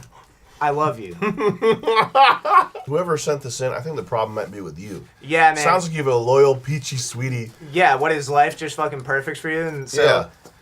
What do you just expect her to be sunshine and rainbows every day? She's got shit to life's deal with. hard. I couldn't deal with the fact that I could be responsible for someone's suicide, so I got back with her for a further 3 months. That's life. That is life. Deal with that. Okay, Yeah. you can be responsible for someone's suicide, and I have been. But I'm gonna cut in right here, because like all joking aside, I've been here. Very similar situation. Oh yeah. Dark stuff. I literally think every guy has dealt with this stuff. Yeah. Girls 'Cause love killing themselves. every other girl is like this. Yeah. Like I'm gonna kill myself. and making it feel like take it anymore. yeah, making it like, dude, I would have to fucking lie to the girl and like about what I was doing because like she'd fucking freak out. Eventually, I found the nerve to leave her when things continued to get worse. After enduring several months of continued pressure to get back with her / depression messages, she let up. 7 months into my new relationship, my current girlfriend gets a message from my ex's sister. Essentially, she messaged me and told my girlfriend to break up with me because I was emotionally and physically manipulative. Yeah. I called my ex to say, what the fuck? And she yelled at me down the line, calling me a rapist and an emotional manipulator who would pay for what I had done to her. Yeah. When I said, what the fuck do you mean I'm a rapist? She replied, As if you have any agency or ability Dude. to do anything. As if when you say that someone raped you, anyone's gonna believe you, you dumb bitch. Fuck off. Continue? That gave me a really good vibe. Yeah. The way you said that. Yeah. She replied, don't worry, I haven't told anyone. Don't worry, your secret's safe with me. You raped me, but it's all good. I'll keep it on the hush. I'm doing you a favor. It's like when a cop pulls you over, he's like, I could arrest you right now, but I'm gonna give you a ticket. I'm gonna let you off. I'm gonna let you get off. I wish I'm a nice guy. I wish I got a phone call right now from a girl saying that I raped her. I'd go like this. I don't know, man. I feel like I'm too sensitive with this shit and definitely wasted a shitload of time with this girl. But being called a rapist by someone that I had spent 2+ years with and really cared for despite how mentally unstable she was really messed with me. This happened several months ago. I told her if she continued to message me or contact my girlfriend, I'd get the cops to bust her ass. Yeah, they'll do that. If you call the cops and tell them They'll bust her ass. Yeah, if you're saying a girl's giving you problems to go bust her ass, they'll bust it. Haven't heard anything since, but I am waiting for the next thing. That's about it. And then there's an update here. On Saturday night, caught up with some friends at a bar. My girlfriend goes into the toilet and finds my name written all over the walls. Calling me a rapist, an abuser, an alcoholic, etc. We got pictures of that. I attach pictures of this, but I ask if you choose to talk about this, blur my middle and last name. We might. Don't blur the name. We're not going to blur Because the I name. believe the girl in this story. Yeah, this is women's story. This is to empower women in this story. All these stories. Later in the night, my ex's sister was there, and at the top of her lungs, she screamed that I was a rapist in front of about maybe 50 people. Woo! Yesterday, I went to the police and filed a report, but of course, they can't do much. Waste of time. No doubt there's more to come. Oh yeah. James. They certainly salted the salmon, as if the taste of when you get salmon, you don't want to taste salmon, so they salted it. That's what I'm saying. Like That's how you know it's motherfucking baby food. So first thing, I was surprised. What did he say? Whatever he said. I was surprised after I'd cared for her so much and done so much to try to help her. The little slut that you're bopping around town with and diddling up the butt with your fingers, okay, in the fucking bathroom, is not a bank where you can store a savings bank where you store away all the good intentions and all the goodness, okay? Everything you do, every ride that you give her to work, every time you help her out with $50 for rent, every time that you take her out to dinner, every time that you do something nice and thoughtful for her, that is like, it's like the stock market in a global coronavirus crisis event, okay? It is going to go to zero. It will be worth nothing. Yeah, especially if you're doing it to, like, maintain normalcy. Like, going out of your way to, like, do nice shit for someone just so they don't treat you badly. Yeah. If you're in your 20s, you are not a fully formed human being, okay, if you're male. Women mature by age 18. They are who they are. They are who they're going to be by age 18. An 18-year-old woman has about the same maturity level as a fucking 35-year-old woman, just less of a patina, okay? Less dicks in her, less cynicism, same level of retardation. Evolutionarily speaking, women need to be evolved enough to handle children, which they are in their fucking teens, okay? You would trust a teenage girl to be a babysitter. Women, by age 18, they are able to take care of a baby. That's where their flowering, their blossoming into personhood stops, which is fine. Women are lovely, they're great. You rock, baby. You're going to be a scientist. No, you're going to be a particle physicist. Men are not going to be fully formed until you're 30-ish years old. If you're in your early 20s and you're like, oh, this is awesome, I'm with this girl, everything's going so good. Well, I hate to tell you this, but in 10 years, you're going to be a completely different person. She's going to be the same person. The odds, I'm not saying this is like a damning thing that means that it's not possible to have a relationship. That's not what I'm saying. The likelihood that that's still going to be a relationship with good vibes is very low. This guy, okay, talking about all the great stuff he did for her. Oh, she's fucking abusing herself. She's putting hot coals in her eyes. She's slashing her wrists every day. He's helping her. He's giving her money. She's a fucking homeless bum. He's going up to her and saying, hey, you're the best. I'll do whatever it takes to take care of you. When she finds some guy in a band named Scott who plays drums, and on the first date, she's sitting on his cock like a rattlesnake, riding him like a fucking Indian rattlesnake charmer, okay? The shit that she's gonna give about all the wonderful things that Johnny did. Oh, Billy did that for me. He held my hair while I was puking. She's sitting hard on top of some guy's fucking meat. Okay? That goes to zero. Okay? It's not a bank. You're not putting savings away in the bank. The first time a girl calls you a rapist, I handled that quite well. I didn't give a shit. The first time I got called a rapist, I went out and I bought myself a malted milkshake. And I went out and I got jalapeno poppers at the diner. At the drive-in movie theater. And then I went to H&M and I got myself a new outfit. If you are a sort of flowery type guy, if you're the type of guy who takes pride in how thoughtful and considerate and airy, like air, you are, which is fine, and I'm not ragging on that. Okay, Ariel, what's the guy's name? Ariel Pink? Yeah, Ariel Pink. There's people like that who are cool. I don't know, is Ariel Pink cool? Yeah, he's cool. Yeah. Like that's a totally fine way of being. You don't have to go fucking shave your head and do jujitsu and take Alpha Brain, okay, to be a worthwhile person. You can totally be an Ariel Pink type person. However, I think they're like deliberately pussifying themselves in order to feel like that's their idea of what a good person is. Kind of like virtual signaling. They're like, I'm such a pussy, so that makes me a good guy. Yeah. But in either case, if you are on that side of the spectrum, I'm not saying don't do that or don't be like that. What I'm saying is the first time someone calls you a rapist, it might shock you. It's so easy for a woman to call you a rapist, and it's probably so much fun. It's probably so much fun, and if I was a woman, I would be calling everybody a rapist. And I would think it was the funniest thing, and I'd be deadly serious about it, and I would call the police, and I would try to get guys arrested, and I'd say, he raped me, I have it on tape, I was struggling. And I would set up fake situations where I'm like tied down, and I'm like, I'd say that I'm into BDSM, and like if I were dating you, I'd be like, Julian, I'm into BDSM, hold me down and like pretend like you're raping me. And then I'd have a hidden camera, and then I'd go to the cops, and I'd be like, hey, right there, it's horrible.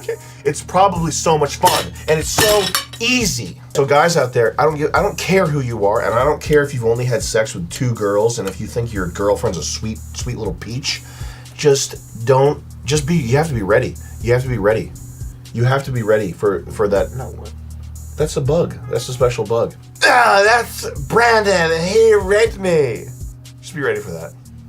With a girl that's already psychotic, and you know she's psychotic, there's no way for you to, be in denial because she's sending you videos of her cutting chunks out of her skin, putting it in a blender. She's sending you scenes from a Serbian film. Yeah, and she's like trying to recreate him. Fucking. I love when girls are into gore and all that shit too. Yeah, I was talking to fucking idiots. I was talking to my ex's friend because I still like talk to her sometimes. And she's like, she's like an esthetician, so she like assists like surgeons with like plastic surgery, like she assists doctors with like tummy tucks and shit, which is you make good money, it's cool. And this threw me off. She was like, yeah, I love it because like I love blood and guts, and I don't know why she even wanted to tell me that, but anyway. That happens all the time. That girls are like, I love blood and guts. I wish I worked as an embalmer. Yeah, that doesn't make you cool. Shut up, you retard. Guys don't like girls that fuck with gore and dead people. I had this girl come live with me. And, good idea, perfect idea. She thought a Serbian film the one that has where he fucks baby the kid. Yeah, he fucks the kid. She thought that was so cool. Yeah, that movie is really cool. It's so twisted. The Human Centipede thing, she thought that was so cool. When we were like breaking up, she made these like very disturbing drawings of like a Serbian film scene. Of like something? Yeah, like fucking. A baby getting there was a drawing she did of like an infant, and then there was like she did like drawings of me, and they were like bad drawings. And trying to look edgy and like deep about stuff, but it's looks like a little kid fucking. Yeah, we'll put it right here in the fridge. This is so your brain's just like still like an embryo essentially. Sam, my man, I don't know if you are still gathering stories. I am. For your Hide Wars topic, but I just got out of the mountains today after days without internet and saw your tweet. My first relationship taught me some hard, valuable life lessons on the meaning of ignorance and not succumbing to social peer pressures. Happily married now to a functioning... Let's skip to the train wreck part. I was living in Europe at the time, and online dating was blowing up big on the local market. All the local, beautiful, trad European girls who aren't degenerates, they were blowing up big on the local market of ass and dick on the online dating. I had already been with women at that point, but I was looking to find something long-term to appease my family who at every get-together would throw the old... haha, well, who are you dating lines, and make me feel like I should feel bad for not being in a relationship, ruining my life, and spending all my hard-earned money. I think I was 22 at the time. You definitely need to get locked down fast at 22, and there's no better place to get locked down than on the local ass market on the phone, okay? Find a phone, find someone who wants to fuck right away, and then let them lock you down and give them all your money. I quickly realized you aren't going to find women your age in online dating. Every broad I found was in her 30s plus. Oh my god. The last time I was on a plane, I saw a woman in her 30s on her phone and she was swiping on Tinder. I thought to myself, aww. Yeah, but then there's people like me. That's the most pathetic thing I've ever seen. This washed up, aged, Who wants you? Who wants you? Nobody, you toilet pump. You fucking sack of shit, okay? And she was good looking. But she was easily 32 years old. You know what I would do? If I had a 32-year-old woman, I'd scrape her off my boots like scum. Ooh, I'd scrape her off my boots. You'd pick her up? I'd pick her up. Yo, if you're a 32-year-old woman. This guy's online dating, and every broad he found is in his 30s, okay? And he's not like you, where he's so horny that he wants that, okay? He's like me because he knows that these broads are fucking, they're done, okay? Yeah. They are done. Finito. Tastes All right? Toilet, ass wipe, flush them. I found one chick who was 4 years older than me. Ooh, lucky! And she honestly wasn't showing that bad in terms of age. Your standard dressed in black rock star alternative girl with the intense red dyed hair, which was my thing. We went to a motorcycle bar and hit it off on the first night. Yeah. Sex was really fucking good, and we were going 2 to 3 times a day. Then a month into our relationship, we went to a Halloween party and we both got fucked up pretty hard on drink mixing. She got me a taxi home because I could barely walk, but didn't get in the taxi with me, which was weird to me because usually she was the one getting fucked up and I would walk/drive her home. Well, I found out the next day she cheated on me with some scrawny ass emo boy in the bathroom. I was upset, but she convinced me into thinking that it was my fault because I lost control of myself. At this point, I have to say it. I think you might be dumb because you're European. You're nodding because you know what I'm talking about. I do. This story right here, this sounds like some dumbass European thing. The way that it's worded too, I love how it's fucking worded. Like, let me read. We got drunk up mixing drinks. Wait. Let me read this one more time. I think I missed that. Let me read this one more time. I was upset, but she convinced me into thinking that it was my fault because I lost control of myself. I was upset, but said straight to her, she just needs to pick if she wants to be with me or not. I said straight to her. This reminds me, what the fuck I said it straight to her. Yeah. We're not even 1/3 of the way through the story. Clearly a dumbass European, and I mean that in a sensitive and nice way. It should not have gotten this far. How did you go this far? I was just thinking, with both of these stories, like 2 paragraphs in, I'm like, how is there more of this story? Mm-hmm. I could imagine doing something like this at my horniest when I was in my 20s or something, but I wouldn't have made it into a story. Like, I wouldn't have typed this out. Yeah. You don't need to type this out. You just need to forget that it happened. Yeah. Man. This is one of those things you just forget that this happened. There's nothing here for you. I saw her at the bar, nightclub, man. And I thought I took her for drinks, but then she got with this guy, and I was like, what? We drank mixing drinks. Like, we drank mixing drinks together, and you'll fuck him. Okay. You're just going fuck him. Like it's not. I'm nothing. She said she wanted to be with me, so I flew with it. My justification I told myself to sleep at night was that I was at fault, and that it was a month into the relationship, so not really that long in my mind. We had openly discussed the last time we fucked other people, and I told her on our first night mine was a week ago, which she appreciated the honesty of.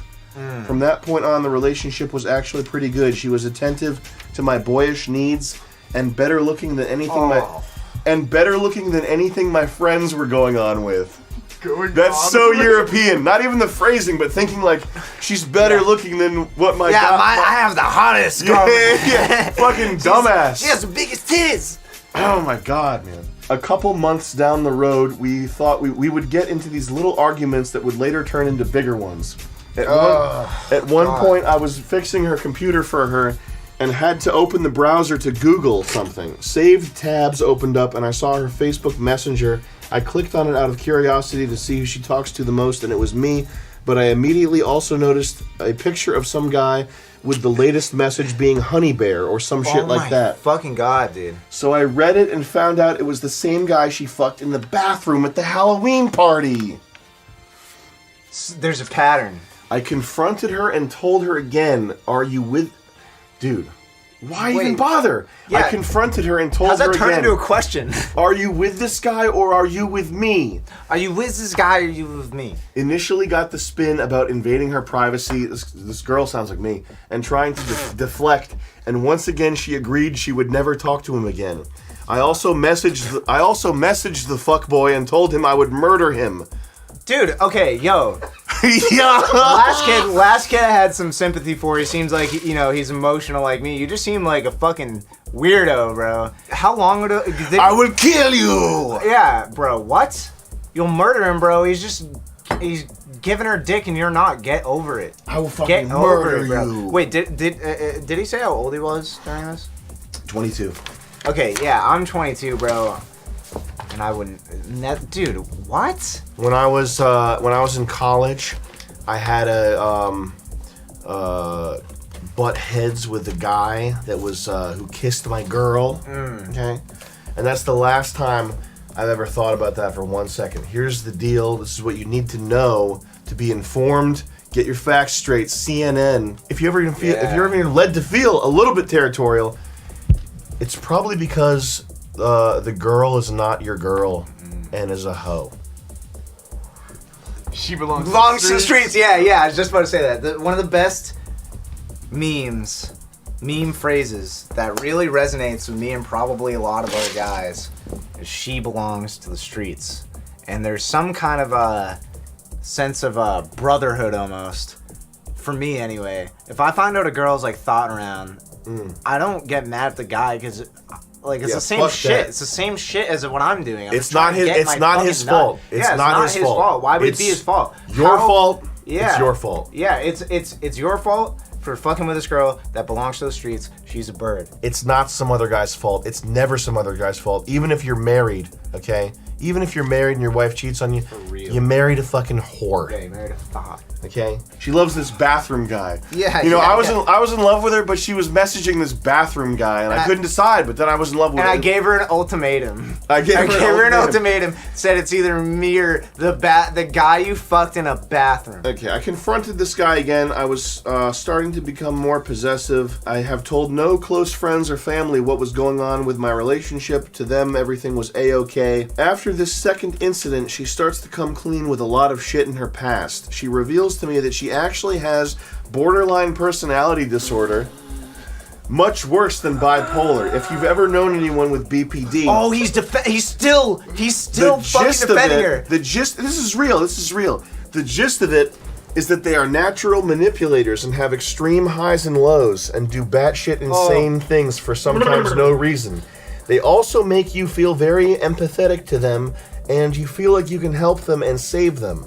She tells me these fucked up stories of how when she was young she tried to kill herself several times, how one time she and a cousin went to a bar and got wasted, then stripped bare naked, got fucked in every hole by strangers, then woke up covered in money and jizz. How much you want to bet that's a fake story? How much do you want to bet that didn't even happen? I heard, oh my god. Dude, the stories I've heard is like Carbonaro effect. Didn't happen. Couldn't happen. You got fucked in every hole, woke up in money and jizz. No, you didn't. That's a dream you had. That's a dream you had. It didn't happen. She told me she did porn and showed me an album of her stuff. Honestly, a normal, sane person would have left the conversation at this point and moved on, but Sam, man was created with dick and brain and not enough blood for both. It explained why the sex was so good and why she loved all the BDSM shit, but I didn't have to take out my anger yelling at her because I fucking her every night, dude. We shifted the focus of our relationship more on sex, and it kept getting much more deranged from there. We started fucking in public quite a bit and became more open with our mutual friends about our sex life, which disgusted them but made us feel like gods. Oh, dude, fuck this guy, extremely healthy. I hate you, dude. A year into the relationship, I had gotten so addicted to sex, and we had done so many different things. I could see she was starting to feel burned out. I was just younger, and she couldn't keep up with my tempo. It started to annoy me that we went from having sex several times a day to several times a week. Then it was several times a month, and that shit drove me insane. I bit the forbidden apple and wanted to keep my prize. I proposed we get a Bellic wrote this. I proposed we get a place and move in together. Her mom wanted her gone and begged me to take her. That's a really good sign. She initially was interested, but then started to make excuses. So I made the next biggest mistake of my life. To keep this woman close to me, got a loan for 30,000 euros. Oh! I bought everything. I made a sex dungeon. I made a sex dungeon. She would show up at my door in the middle of the night wearing a trench coat with nothing underneath, and I would suspend her from the ceiling with an anal hook. Hog tie her and fuck her brains out. I pierced her clit and nipples and did whatever I wanted. Then I got a bowl cut and started shooting up schools. You're right. Dude. We just got trolled? No, I'm just kidding. She never moved in with me and got burned out quickly again. Going back to her BPD, they have a habit of dropping fleas on people and rubbing off their behavior on other people. So I began thinking like her. Yeah, it's definitely her fault that you started being freak bro, like you this. sound like you actually like might, you know, be God damn, she eventually convinced me that I had mental health issues and took me to her psychiatrist to put me on meds. I remember when I talked to this psychiatrist, I cried more than I ever did in my entire life. He indirectly told me I should leave her. In my growing depression, I had told some people about the issues, blah, blah, blah. They all told me to leave her. I was mainly upset that I spent all this money to please her. He should have bought a motorcycle. And she wouldn't move in with me. I tried lots of things to make her happy, but she always found the next thing as a reason not to move in with me. Marriage was one of them, so without hesitation, at the next opportunity, I proposed to her. I remember that she interrupted me while I was down on one knee, and a month into our engagement, I learned she was apparently mad in how I proposed and had me redo it, LOL. Our sex life turned into once a month, and I lost it. I learned from her browsing history that she was watching lesbian porn. Going back to the conversations we had in the beginning, I knew she had been with other women before, and I told her maybe you aren't attracted to men anymore, and she said she didn't think she was. To improve our sex life, she suggested we get a stranger involved and have a threesome. I was down on the thought of having two women at once, and then she decided that she didn't want me fucking other women. A younger-looking version of her offered me a blowjob once in a bar, and she beat the shit out of her in front of a crowd of people. Just one of many episodes in public that embarrassed me and put me in danger. Since I wasn't getting sex and I was turning down offers from other women, I decided it was time to split and get my action.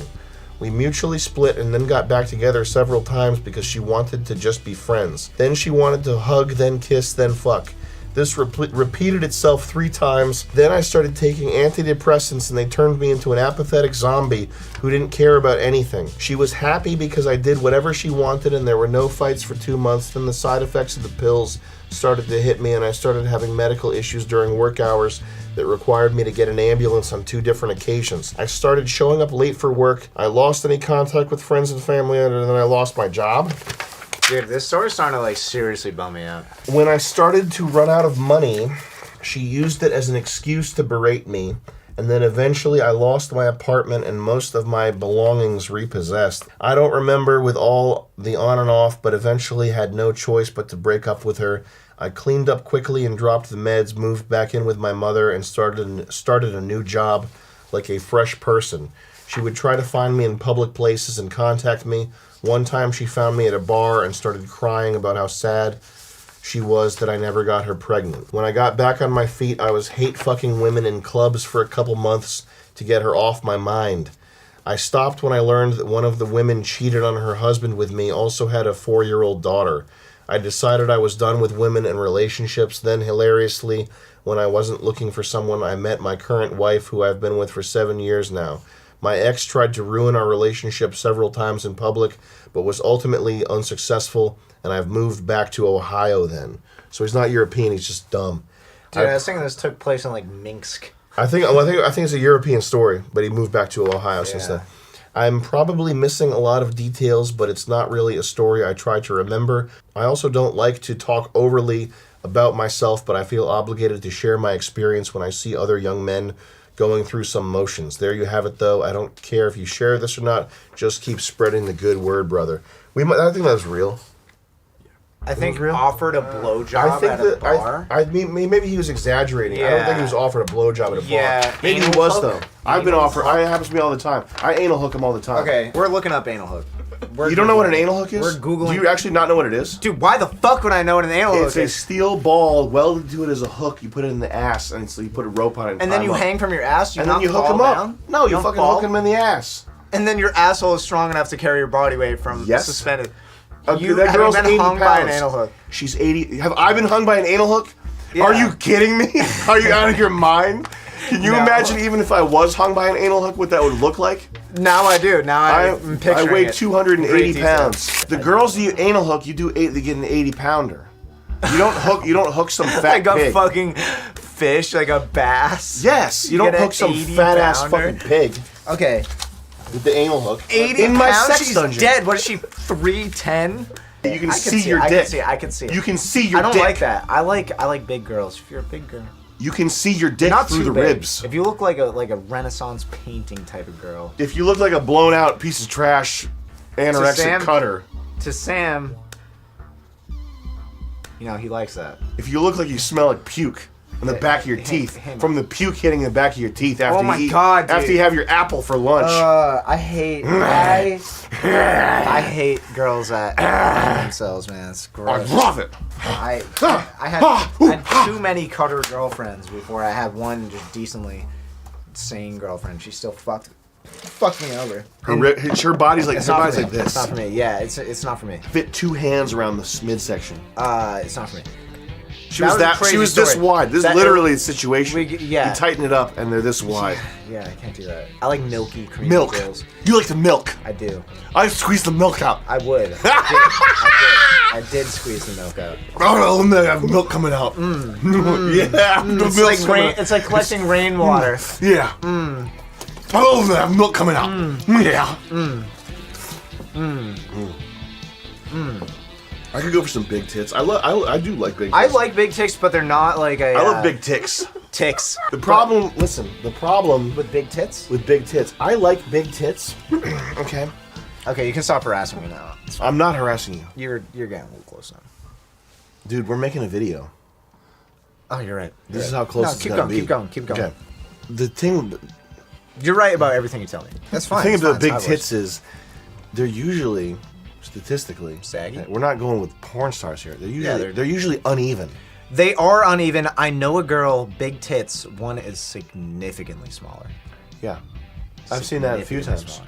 And I And don't you know really what mind that, though. I don't really mind that. Well, you know what I think? When I see that, I go like this. I go, let's just cover that up. Just one. You do this. Yeah. Nah, big tits are cool though. Not really a deal breaker. I'm more concerned with the shape and overall quality Yeah.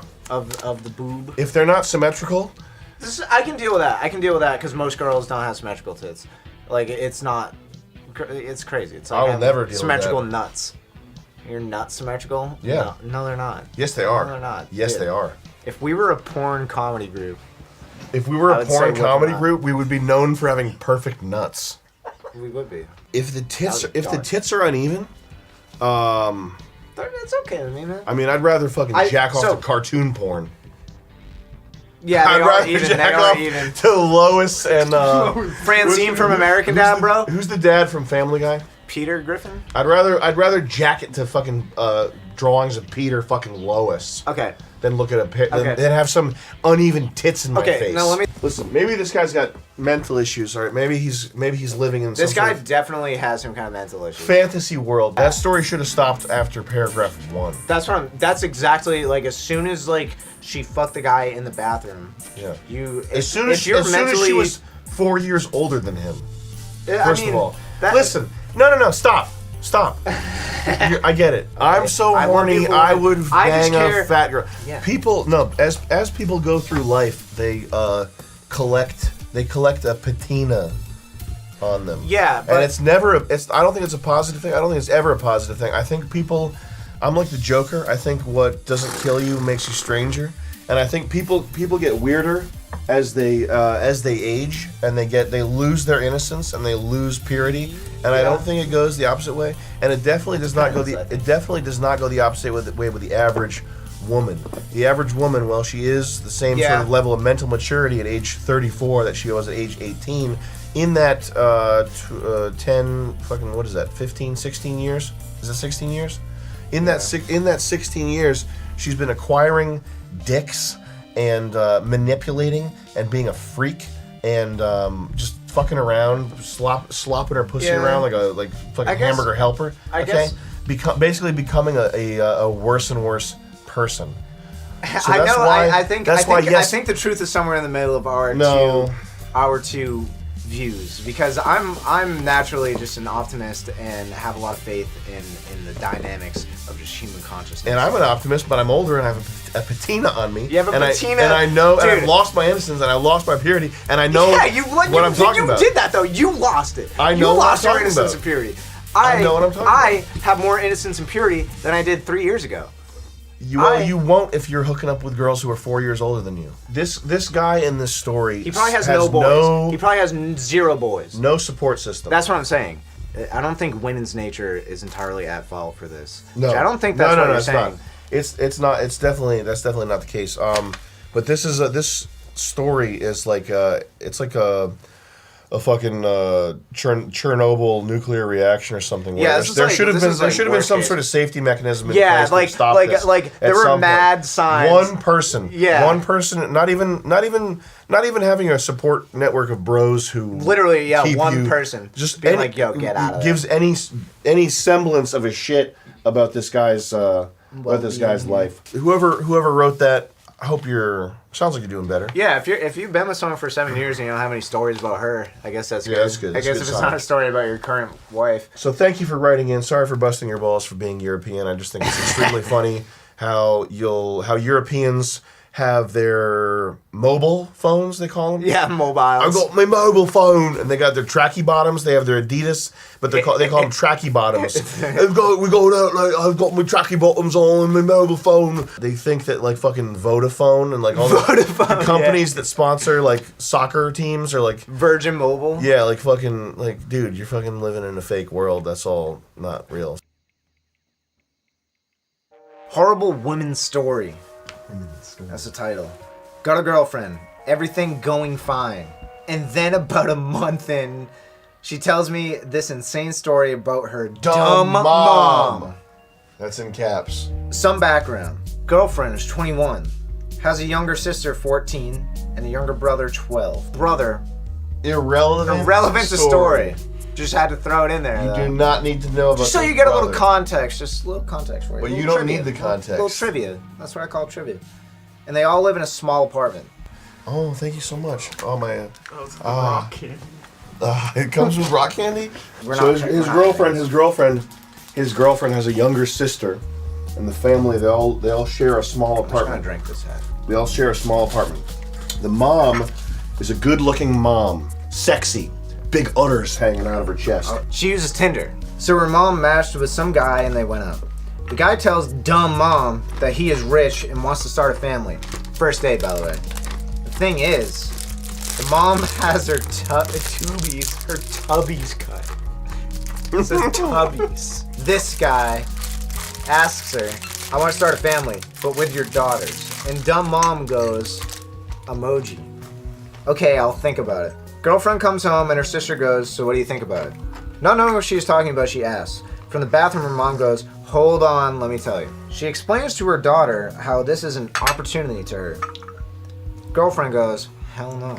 That's basically it, but let's explain this further why women are dumb. This dude is rich. 45, by the way. If he has money, why is he using Tinder? Why can't he just find a little hot young thing? You got a seeking arrangement. Yeah. You'll only find guys. You'll just get trackers. You'll just get ad trackers, and that's it. And you'll find guys. He is rich. Why is he using Tinder? Why can't he find a little hot young thing and start a family like that? Because the guy's a sick freak who asked on a first date to have kids with the daughters, one of who is 14. This guy was thinking about this beforehand. Child trafficker, wouldn't be surprised. Another thing too is this fucking dumb bitch is so selfish, is willing to use her daughters to pump out babies so that she can live with them forever and ever and wear all the Gucci and Prada. Anyways, I tell my girlfriend that this guy's gonna buy your mom fucking expensive shit and meet up with you and or your sister and try to convince you to do this. I told a bunch of people about this and all of their reactions were brain dead zombies saying, that's weird. Except for my gay best friend and all my girlfriends and my girlfriend's hoe-ass friend who said, what the fuck? And there's mad D's in there. And Just like I told her, the guy buys her mom expensive purse and meets with her younger sister. Thanks, Hyde. Your videos helped me through lonely times. And shout out the late Patrice O'Neill with helping with girls, mostly understanding women. We other shit and girls aren't. Well, does starting a family, does this, okay, so hold on a second. When it says he wants to start a family with the daughters, does that mean he wants to fucking bang the daughters? No, he wants to start a family. I think the story he's saying that the old guy wants to bang the daughters. She has her tubes cut, so she can't have kids. And he's saying, yeah, we can have a family. He's saying like, yeah, like your I think family. the old guy wants to inseminate the young. You think so? Yeah. That's what it is, right? Yeah. Well, you weren't listening. Well, the explanation You're playing on your phone. What I read is that he knows she has her tubes cut. Headphones on, listening. You got candy. You're playing on your phone. All right. Well, anyway, listen. I think the guy is saying that the old guy wanted to inseminate. I know that he's saying that's what he thinks. I don't think at all that's what the guy was trying to do. Okay. Yeah. No, the kid was saying, "Oh, this guy wants to fuck my girlfriend's young sisters." Well, here's what I'll say. I will say that as the man of the house, your protective instinct, I think you're exactly right on. Keep it going.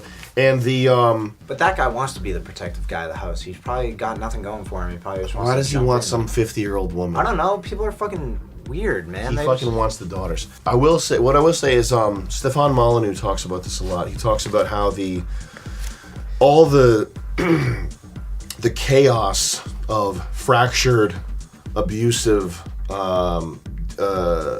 dysfunctional home life is often brought on or enabled by women who choose to stay with abusive boyfriends. Yeah, no, I feel that. And I've heard most of the girls who hit me up online have some sort of sob story about being fucking molested or something else. Yeah, I can't help it, okay? I know how that is. I tend to attract a certain demographic. Plus, they're all like that. You can't even not be like that. Even if you're wholesome. Mostly, dude, I had to stop talking to Even if you're fucking Johnny Wholesome, you can't find a girlfriend who has been raped 50 times by her closest family members. Yeah, I don't know if that's her fault, though. I know, but I'm not saying it's her fault. I'm saying it's like a sickening. No, I'm not gonna put words in your mouth. It's a sickening thing. Yeah, they don't have to. They don't have to tell you about it right away. They don't have to make it your problem. But here's my point. Okay, what's your point? My point is that I've fucking heard the stories, okay? Yeah.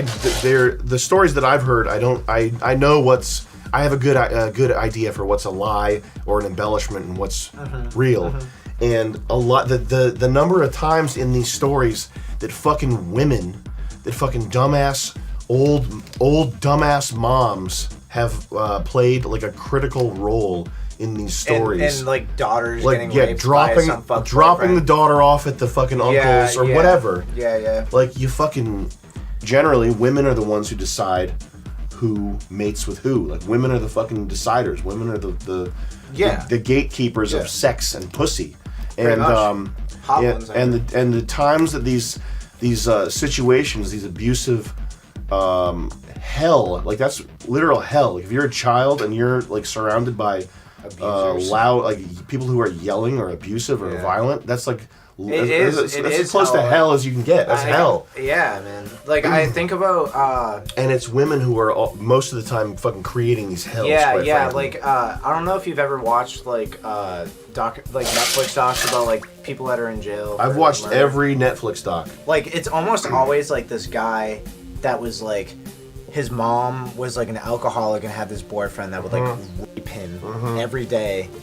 And it's like always, it's never the dad, it's usually the mom's boyfriend. Yeah. And I'm not even totally saying this moms like that or they're going out of their way to like hurt people. They're probably so like broken and weak that they just like let themselves be abused and just let anything happen. Yeah. There's something about women that is this just so oblivious. Like a man can be not talking about the abusive boyfriends, but like a father, right? Like how bad can you be as a father? You can be overbearing. You can be not around. You can be too much, negligent. yeah. You can be critical. You're not bringing rapists around. Whatever. Yeah. You're not bringing fucking homo rapists around. Yeah. There's something specifically about women that is just so fucking alcohol-fueled dragster oblivious. Yeah. No, About I feel that. Like, to get a bit personal here, my mom would always, every boyfriend besides my father, really, that she's ever brought around has been like legit, like psychotic, like abuse the fuck out of her. And she would always make me like be around that guy. And I feel like a lot of, like, maybe it's like maternal instinct to like, one, try to like make it work. Like even harder than a simp ass Patch it guy. up, yeah. And no matter how much of a beating they take, they like it has to end in some like flourish, like they get the shit kicked out of them to the point where like the cops have to come or something. And they never keep their kids from it. Ever. Yeah, no. Like and that's crazy to me. That like I'm sure there's a lot of people watching that their moms had like shitbag abusive boyfriends, and like they would have to pretty much be forced to watch their mom get treated like shit. That I was just started thinking about this girl. I had this girl I started dating. I was dating her. I started dating her. No, I was dating her. You started and then you continued. I started to date her, but then I continued. This fucking girl, she was like, I was, Dude, it might be the same girl I used to talk to. Yeah, anyway, 30 minutes later, I find out that she was fucking molested by her doctor.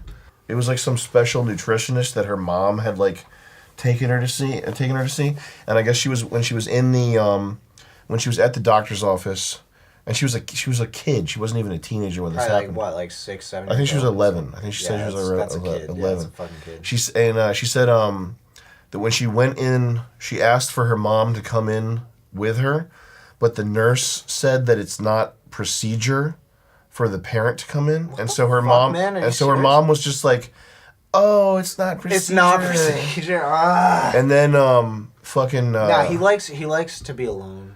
Yeah, and then fucking dumbass mom bitch. I called her on the phone because I was like trying to help this girl out, like see if we could like sue the guy or something. I don't know, but I was like, why did you do that? And the mom on the phone to me was like, "Oh, she's telling you that story. Oh, she imagined that. That's not what happened. It was a good doctor." Dude, like the mom is still fucking defending the fucking doctor. And it's like there's some glitch. There's some computer fucking glitch deep in the brain of a fucking dumbass bitch woman. And then my mom, the way my mom trusts doctors is insane to me. I think that's a boomer thing, honestly. Yeah, that is true. Trusting a doctor? Could you be more stupid? Or at least like trusting a doctor without without more stupid? Any questioning at all. Fucking dumb. Like fuck. Maybe like trusting doctor is probably good, but like not questioning why he wants to be alone with the girls. Point blank, bottom line, wants to be alone with the girls. It's not procedure. Or sell you medicine. He has a procedure. This guy his procedure was we have to no the children. parents. The children have to come in alone. That's the procedure. That's the procedure. What does that mean? That's the procedure. What does that procedure fucking to do mean? otherwise? You have to do it that way. That is crazy, and like it's medical. It's safe. That is crazy, like because even at my doctor's office, and I was never fucking diddled by my fucking doctor. But I almost was. My parents, really? But listen, you think this ties into my anti-doctors episode of Hyde Wars, which is coming up anti-pediatricians very soon. Anti-doctors. I was like 26. My doctor's pretty chill. Oh, he tried to jerk you off? He went like this into my underwear band. He started doing that. I was like, what are you doing? That triggered some kind of what are you doing? Call of Duty or Overwatch ultimate ability instinct yeah. when you did that. Like I was ready to fucking if you think fucking old doctors aren't brazen rapists / pill salesmen, I was like a fucking 27-year-old, like 200 and you smell something bad? I smell salmon kicking around. So 250-pound man, and I had a fucking hand going into my fucking underwear band because I went in for back pain because my mom said we had to. He tried to feel your pelvic On area. yeah. He was going. Oh, you backer! You We have to backer! go Let in me here. feel your fucking crotch. And then I pushed his hand away. I said, what are you doing? And he said, oh, that's optional. That is crazy. That is crazy. So if you don't, so put in it's any my- other context, that's bad. And my Like, no matter point what is context just like imagine that's like something that I've had to deal that's an with. adult male. So that's like they're doing this all and day. that's someone that knows to say, "Yo, what the fuck are you doing?" They're doing that all day long to people. I fucking hate doctors. Dude, I will kill a doctor one day. Thinking about like a gynecologist being some old like fucking decrepit guy that's obviously like fucked, and then they're just looking inside, playing with pussy all day. Professional it's so pussy fucked. feeler. Who the fuck spends 8 years in school to look at pussy all day? That's my passion. Yeah, that's my passion. My passion is is healthy digging pussy. inside a fucking girl's pussies all day. That is not okay. I spent over 10 years with this beautiful bipolar cunt. She spent all her time, still does, taking photos of naked women to both fulfill and mask her lesbianism. Oh, and you talked to that girl. Nothing wrong with that. Of course, she chose photography as an artistic medium. Looking back, she never loved or respected me, and it was mutual.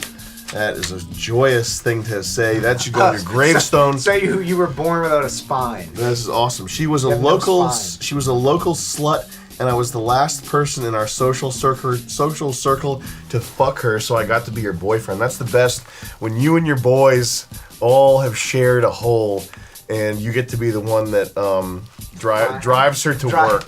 That's awesome. Yeah, Her lack of the one that makes attraction. her bed. The one that makes her bed and cleans up after her fucking pets. Her lack of attraction and affection, and my porn addiction, made me develop literal cuckold fantasies. Like, if she ain't gonna love me, gotta at least pimp that slut out, right? I don't know if you needed to write that last part of the sentence. Gotta get something out of it. I don't know. I don't know. Right? Question mark? Like, you know what I mean? No. Closest that came to reality was pulling her tits out in front of friends, fulfilling enough in the moment. She got sick. I didn't care or believe her. We broke up. Now I'm 30, live at my mother's house. I am drunk and drug pig. Spent all last month's neat bucks on heroin, and all this could very well be her fault for lacking femininity. God knows. Cheers, nigga. I think I might know who wrote that. I dated a girl who was a freshman in college while I was a junior in high school. She went to the university where my high school was a prep school for. I think. Think of Georgetown Prep. I don't know what Georgetown Prep is. Georgetown Prep. If he might be. Well, I don't know how many Georgetowns there are, but there's one around here. It's like a rich area. I don't think he's talking about that. And I have no. What does that even mean? Think of Georgetown Prep. Hey man. Well, think of like I used to be in this really obscure. Yeah. Just think of Georgetown Prep. Think of Shirley, Mass. I thought it was fucking awesome for dating someone who seemed out of my league, but honestly, it should have been a way obvious red flag for me. Things were going pretty decent until I found out some weird shit about her. She always was sick, and by sick, I mean she would say she was sick and go to the hospital, but no one knew what it was. That is so sexy, and that is so hot. When girls are convincing people This they have specifically, sickle cell. That she says she was sick and go to the hospital, but no one knew what it was. And I would die for her. Oh my God, there was this girl, and she said that she had arthritis. But I realized She said she had arthritis and some like immune. It's basically like Jordan Peterson shit, like some sort of bone thing. And I remember thinking that's fake, and you're so hot. I've been there. She was so beautiful. This girl convinced me she had sickle cell. Oh my God, she was probably so hot. She was probably so gorgeous. She was pretty. Yeah, she was. You probably didn't appreciate it because you were young. When you're 30, you're gonna think back at the girl. Oh, when the girl lies about her illnesses and makes me think she's dying in the hospital. Okay, anyway. I took sympathy for her, but then I realized she used it as a trump card in any situation. Since I was in junior year of high school, I tended to be much more busy than a community college freshman, as I had rigid schedule, 8 to 3 school day every day with 2 hours of rugby practice every day and a game on the weekends. That ain't nothing. In my day, when I was your age, I used to walk 50 miles to Georgetown Prep. She was home a lot, so she would get mad when I couldn't visit her. even after explaining over and over again how difficult my schedule was and how she lived pretty far away from me. So the drive was difficult to squeeze into my day. 45 minutes one way. I would make it. I would make it for her. That's 90 minutes. That's an I would make hour it for and a her. half. I would do it for her. If she did, depends. It depends. She's sick. She's dying. It depends. She's on her last legs. She needs her man to take care of her. She needs me, Julian. I got two things. She needs me, Julian. She would then proceed to blame me for mistreating her and accuse me of hating her because I wouldn't visit her every day. She used her mystery illness as a way to gaslight me into feeling guilty. How could you leave me like this when I'm in this state? Don't you know how sick I am? No, I don't fucking know how sick you are because I didn't even know what sickness you had, nor did the doctors. Now, I have dealt with that personally. I know what that's like. Another time, we were talking about Valentine's Day and I asked her what should be the price range.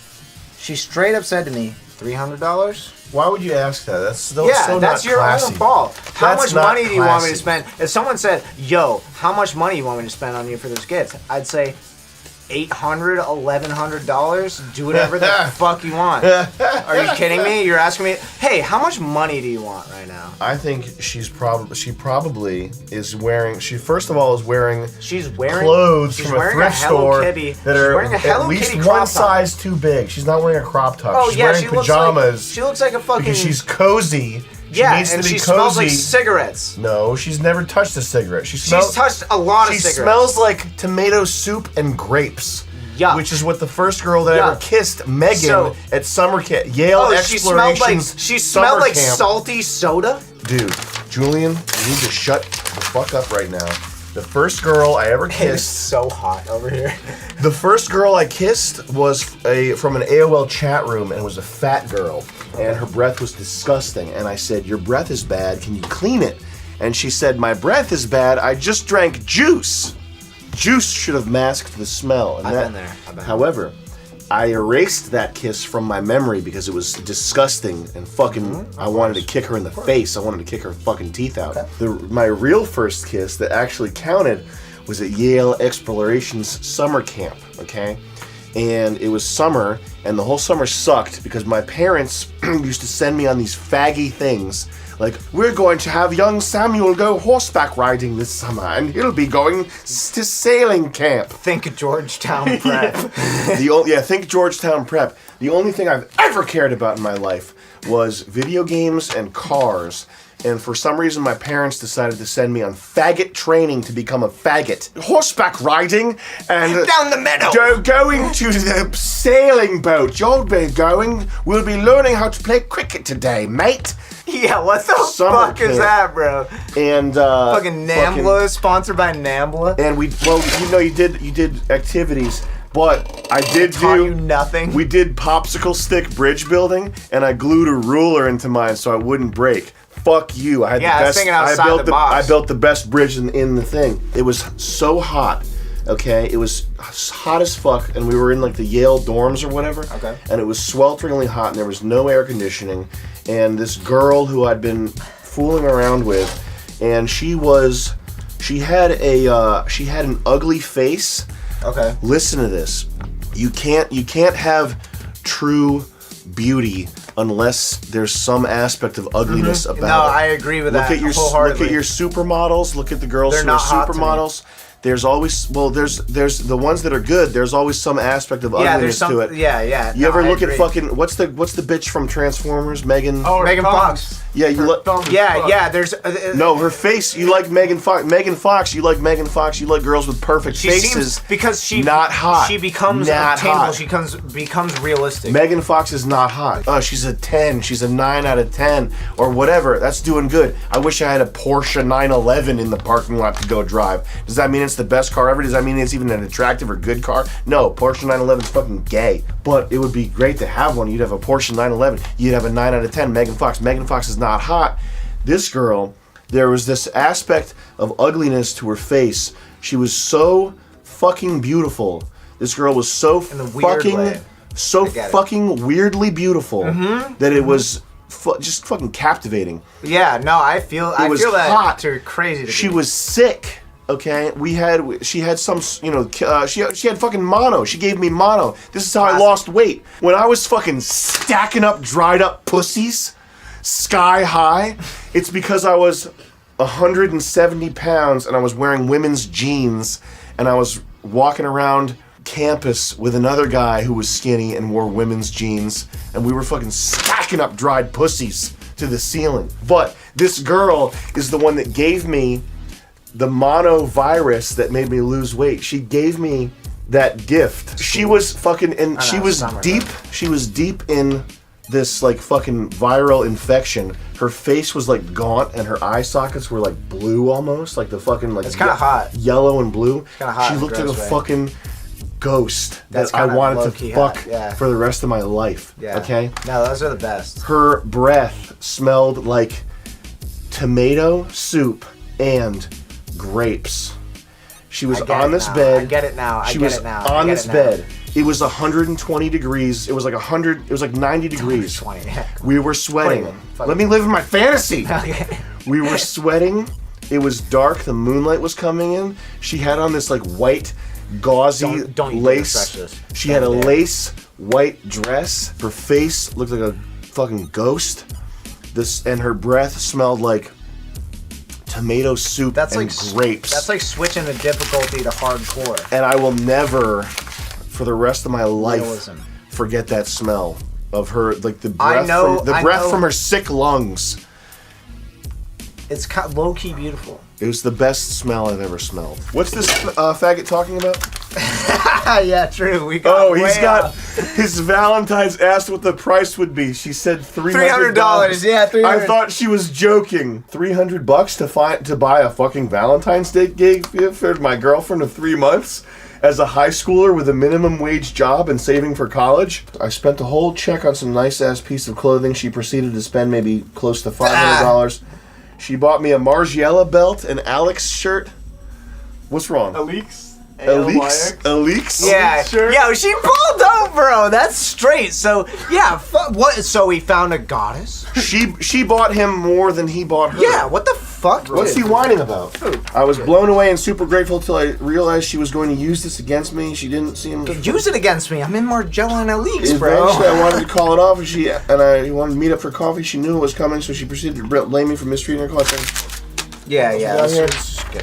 Some reason she started to spam my voicemail with her crying, call me terrible person, blah, blah, blah. Weeks go by, she continued to text me, continued a large ass letter that says that she loves me. A broke loser. Yeah, you sound like you got no play. He probably dressed like shit. Yeah, he probably dressed like fucking designer. He was wearing fucking TJ Maxx and Big Bro. stores. What? Walmart, Dude, this girl she seems like she probably looked like she was like making TikToks dancing to Drake, like mad hot. Weeks go by and she continues to text me, so she's clingy in a hot way. Yeah, in a very hot way. She's buying Is this the girl that said she was sick? Yeah, it is. Yeah. Okay. Oh, perfect. no, that's a dream girl. It's too good for you. Dream it's girl. Too good for you, Sam. It is kind of a dream girl. It is kind of a dream girl. I'll give you Dude. that. I'll give you that. She's Julian. all fucked up, but then she buys you Margiela and shit, and so she's like all fucked up, but it's like. Bear with me for 3 seconds. Bear with me for 3 seconds. No. Pretend I'm a hot girl, okay? Julian, spend $300 on me. I want to buy you designer. Yeah, okay. So I'm eating your sick. pussy. So I'm eating your pussy. I'm sick and I need you. I need you really bad. I can't do that one, man. Are you serious? I can't see it. You actually have that bad experience. I have fucked up like this girl for real every like other week. There's something else wrong with her. All right. It kept me distracted for a long time. That's my fantasy, but okay. I could have been. It's not a fantasy you want to live. I see the fantasy. I do want to live it. You don't. Though. Yeah, I do. You would, Sam. You honestly would come out as strong as a bull, as strong as an ox, because that's how I came out. I came out fucking. I would come out whimpering like a baby. Weeks go by and she continues to text me, eventually writing up a large-ass letter that states how she loves me, and even though I'm not conventionally attractive, yes, she actually said that, she still felt a connection to me and wanted me back. Ignored and ignored. She's writing a long letter to you. I think I would be flattered. I would love it if some mental girl like that was writing a long letter. Yeah. If she said I'm not conventionally attractive, I'd say, bitch, you're not conventionally attractive. you have you can't deny how attracted you are to Oh, me. so I'm not conventionally give a attractive, yet you're shit. writing a letter to me.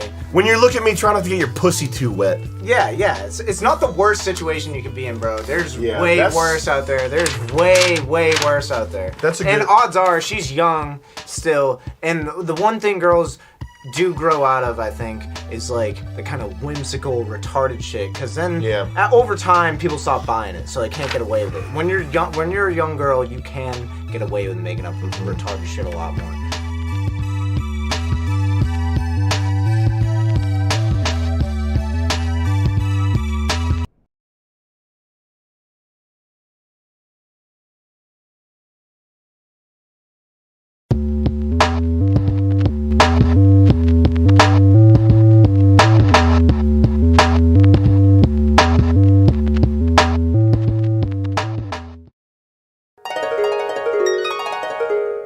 Just wanted to give a quick rundown on my first relationship. Real relationship. I had been with this girl for about 4 years. I was maybe not even a year out of high school and my father had developed pretty bad lung cancer. I was taking him to chemo and generally just trying to spend more time with him. Well, I guess I had my back turned for a little too long because while this was happening, my love was fucking my best friend. That is nasty. Yeah, that is nasty. That is a man. bad I'm sorry place to about be. That. Yeah, all these other stories have been kind of like, you know, Their you're a own fault, yeah. but this is like you can't really do anything about any of that so far. We'll see If how it you're- goes, but I'm sorry. If man. if your friend is fucking your girl, you didn't have a friend. Yeah, that's not like some random guy that she wanted to go fuck. That's someone that like knows, like, okay, this guy's like fucking with this girl. I shouldn't fuck her. Yeah.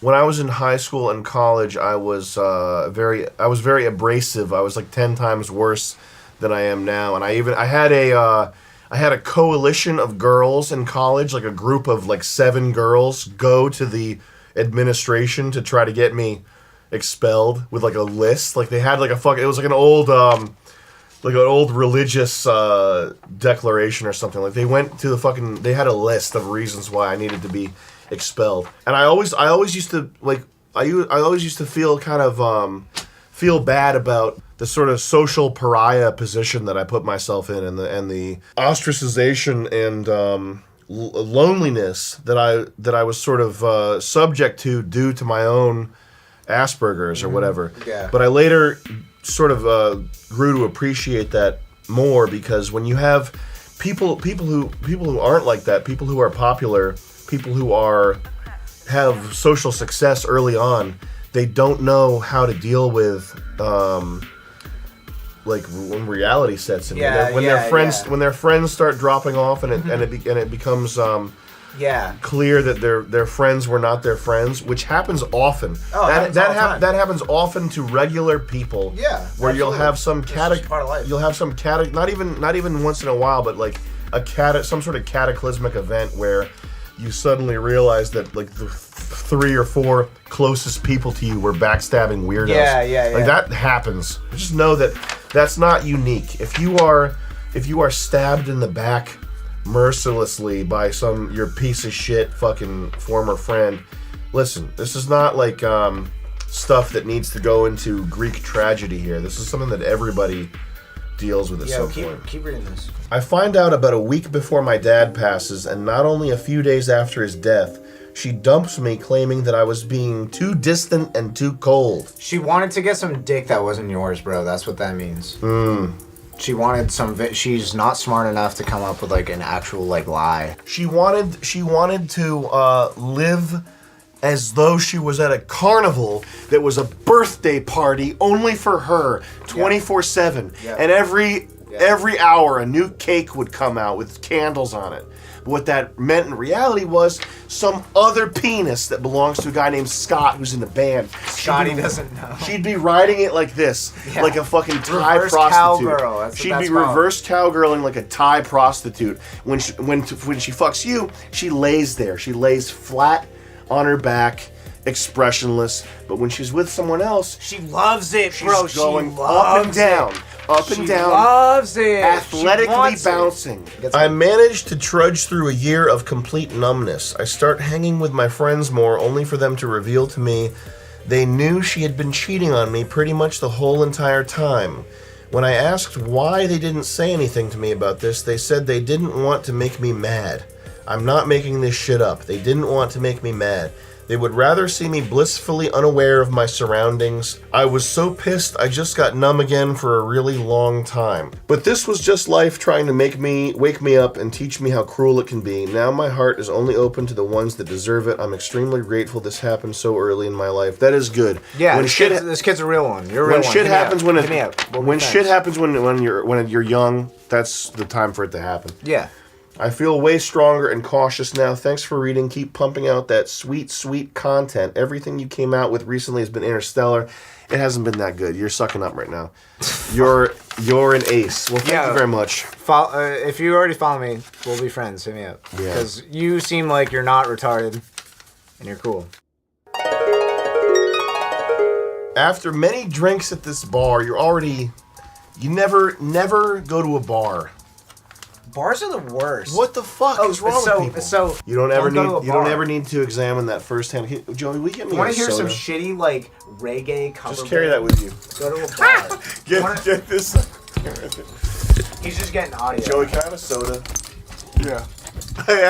I asked Joey if there was water in the fridge, and he said there's Sprite. Yeah. It's like water. It is like that. It's not even funny. I don't think Joey is joking. Barflies are the worst type of person, though. I cannot respect barflies no matter how hard I've tried. After many drinks at this bar in Providence, I went back with Dina to her place. They're always named something like Parentheses back pages, and I feel like when I've been combing through my friend Jerry, when he's been combing through back pages, there's a page that keeps coming up in Providence that's like Dina, and it's like some chick, and it's like I'll blow you quickie blowjob $40, but it's like been there for years. Like this guy Jerry that I know, he's been going on back pages consistently for years, and he's seen this person, Dina from Providence. Anyway, she lived in this shitty basement apartment that was, I just window shop. I would never do that. Jerry's doing it. Risking is so pornographic. What if he risked it all? Risking is so pornographic. Yo, I've risked it all. I've definitely risked it all. I've risked it all and faced the consequences more than once. I knew she lived, I think this is the girl from the thing. She lived in this shitty basement apartment that was very dark. That sounds like the pictures I've seen. I knew things would be fucked up because rather than the typical pre-sex banter, she insisted on showing me these videos of her fucking her ex-boyfriend. It's awesome. This guy was a submissive type, apparently. All the scenes were him on a dog leash getting blown and him begging her for something while getting whipped. The last one was him sitting silently in a gimp suit. How do you let it get this far? Yeah, why does he know what all the videos are? And you then see the next one sentence, video, time to go. The next sentence should be, so I was playing Fallout 3 later and never blocked her number. Dina was originally from Lebanon. She came here at age... she must have been hot. She came here at age 3 or some shit and was a real anti-Semite. I think she wanted to hate fuck me because she thought I was Jewish. She was real forward in bed, all doggy style all the time. She kept calling me her black boyfriend even though I'm white. When she'd say that it seemed like she was disassociated, my cock would get softer just hearing that shit. We went out to... so he's going on dates with her now. God. He's going on dates. This is a confirmed prostitute from the beginning, right? Backpages girl? It sounds... I don't know. But it's fucking nasty. We went out to Provincetown on Cape Cod, the homosexual enclave. It's like a town that's all... Provincetown is crazy. Only gay guys. And she just ran off the street into this gay dildo shop. I didn't stop her, and she came back out with a toy, in italics, toy, a big black dong. Yes. Later that night, we fucked, and we were so drunk, we both just passed out before anyone came or anything. Over coffee the next morning, she got really mad at me. I guess she woke up with the toy in her butt. She had put it there herself long after I had passed out, so don't get the wrong idea here. We fucked one last time back at her shitty apartment. I was going at it when I heard outside the sound of a skateboard slap, and it was Julian. and the skateboard slap's real, and some bustling outside the basement window. The shade was always drawn, but on this night she had propped it open. Dina had allowed, unbeknownst to me, her male, grumpy, foot fetish-loving, heroin addict roommate to watch us have sex from outside without asking me. That was enough. The final time I ever heard from her was late one night when she called someone claiming someone had raped her. Days later, I confronted the guy she accused in that same bar I met her at. We ended up fighting outside in the parking lot. Years later, he convincingly told me she made it all up, and we became friends over this shared experience with her. I blame her crazy Lebanese father for all this shit. Those people are fucked up. I like how he says all this crazy shit. I blame someone that's just not involved at all. He goes through this whole fucking crazy shit and then he says those people are fucked up. That's extremely... It's racist, man. You have to... It's racist. Have respect for yourself. Yeah. If this is your story, don't get past here. I talked to this guy on Facebook a long time ago, and he said, this was a long time ago, this was before I asked for these stories. He sent me, I'm in this relationship, hey Sam, can you give me some advice on this relationship? I'm in this relationship. And he sent me pictures of the girl. She was beautiful. Okay. And she was like 18. And he goes, yeah, I'm in this relationship and it's really not working. And he was like not fat, but like he looked like a fucking idiot. He looked like a fucking clown guy that should be working at Target. Yeah, I got it. And he goes, I'm in this relationship and it's going bad. She's a virgin and I feel like she should be more experienced at sex. She's a Christian and I'm always trying to red pill her on atheism, but she's Christ fagging all the time. And that was the gist of it. That was basically the gist of it. He had this beautiful Christian virgin girlfriend. Beautiful girl. Blonde. Dude. And like nice. She looked nice. Like she had a nice looking face. Yeah, she's probably mad nice. And he was complaining to me, a stranger who makes demented YouTube videos, and he was sending me her pictures. First of all, I didn't. It's not that I don't appreciate it. It's that if I was in a relationship with someone and I had like a bond, some sort of bond or something, and then sending a and I was sending pictures of her to fucking Tim Heidecker or Eric Wareheim, my comedy idols. Like, hey guys, this girl, she's a virgin. I don't know what to do, and she's not into atheism. Aww, fuck you, fucking fool. I hated that. That was what made me. That was one of the things that made me stop talking to people on Facebook. So I have a problem. This girl, she's a virgin. She's real nice, and she just like has everything figured out. She's too pretty too. You should take a switchblade and cut her face up, and then she'll stop believing in God. Dude, like Red pill. Ultimate red pill. God, man, that made me depressed. And that was around the time when I started having. I went on Upwork, and I found a woman in the Philippines to go on Facebook and pretend to be me. And there's a year and a half worth of Facebook messages where people are messaging me and they think it's me, and it's a Filipino woman talking back to them. And that's not a lie. And and I looked back at the messages, and some of them are like, hey Sam, my dad died recently and your comedy really helps me get through it. And then the message back is from the fucking like $2.50 an hour woman from the Philippines saying, this story is very heartbreaking. Yeah, if you want to know why I'm cynical about talking to fans, it's because fucking this fat fucking Magic the Gathering kid hit me up with his hot girlfriend explaining how he wished she had gotten more dicks in her. And he wished she didn't believe in God. You fucking... Here's a story. I dated a girl who was in the Church of Christ when I was 20. I'm going to add some embellishment here. So, listen, man. That's the embellishment I'm adding. Look, dude. Church of Christ people believe the earth is like 6,000 to 10,000 years old, and dinosaurs and humans coexisted. We, meaning me and the girl, we had a debate about whether or not dragons existed, and she cried and said, I'm sorry you feel that way. I would go to church with her and listen to how Noah loaded the T-Rex onto the ark. This is what he's written. I'm the tone of voice. I don't know what tone of voice he's using. I'm only assuming he's a faggot. Spent dozens of hours looking up arguments about. Spent dozens of hours. He spent dozens of hours looking up arguments about carbon dating and sediment layers, fossils, etc. Makes me sick thinking about the wasted time. She would just cry when I brought them up. She broke up with me almost after almost a year of this. She later became a high school teacher. Now, first thing you need to know, the girl in this story is, I will guarantee you, I will promise you, the people we're talking about, all the whores who won't let their boyfriends have band practice and who believe in Rick and Morty, Reddit atheism, they all have the most clapped out, beat, Dogtown, anal hooked pussy, labia hooked pussies. I guarantee you, I don't have a picture of this girl. I will. Oh, she's probably so nice. I swear on my life, this girl is definitely gorgeous and lovely. Yeah, she's probably nice and sweet. And 100% marriage material.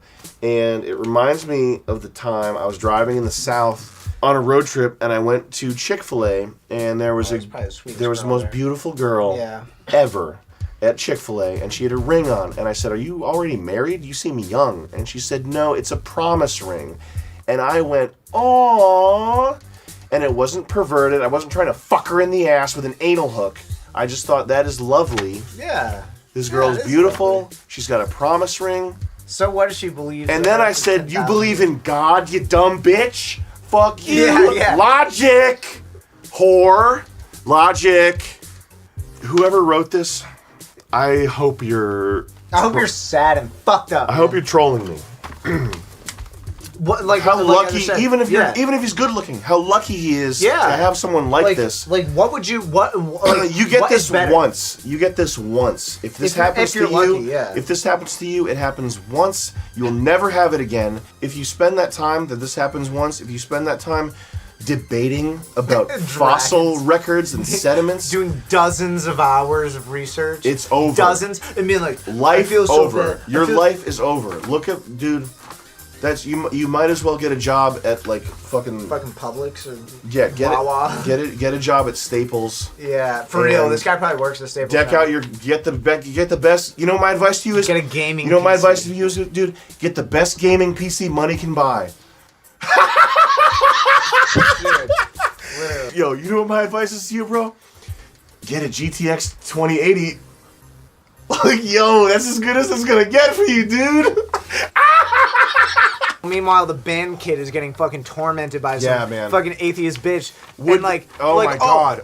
She believes in dragons. Yo, oh my god, sorry, that's the cutest thing ever. Yo, and like, she cries because she thinks she doesn't want to think about dragons not existing, so she's crying. Imagine this kid having a conversation with the guy with the band. Yeah, the guy with the band is like, man, my girl like believes in dragons. Dude, she like gets me to go to church, and she's like a virgin. I get it. It sucks, man. Oh my god. Come find me. I'll knock you out.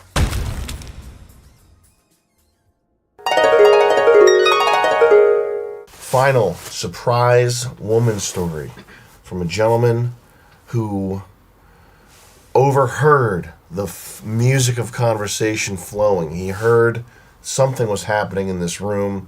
He heard it was about women, and he decided to come commiserate and tell a tale to entertain and inform. Yeah, I was actually just got out of the bath and heard it, and it was perfect. It's been brewing in my mind for a long time. You know, all jokes aside, I've never told this story.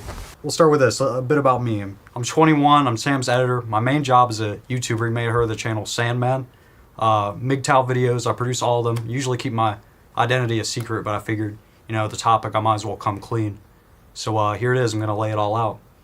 This is the Sandman from Sandman MGTOW on YouTube. Sandman MGTOW, that's me. This is the man right here. It doesn't have anything to do with my women's story, actually. Story starts, I'm about 14 years old at a summer camp. You know, like any good love story. I met this girl and I was like immediately obsessed. And it was probably just, you know, my immature mind. It was a fixation. Fixation, definitely. I didn't understand until, you know, years later there's a difference between, you know, love and obsession. And when I first saw her, she was she was like doodling like rocket ships. Is this actually true? Yeah, 100% You were true. obsessed? I was obsessed. From like 14 to like 16 probably. I had this idealized... same girl? Same girl, yeah. That's crazy. It was my first time I like fell in love. Chemical obsession. How about that? That's crazy thinking about you being obsessed with a girl. Yeah. It's I don't wild. think it would work like that anymore, but you know, when you're younger, the first time it hits really hard. I met her at summer camp. It was a peace camp. It was called Peace Camp, literally.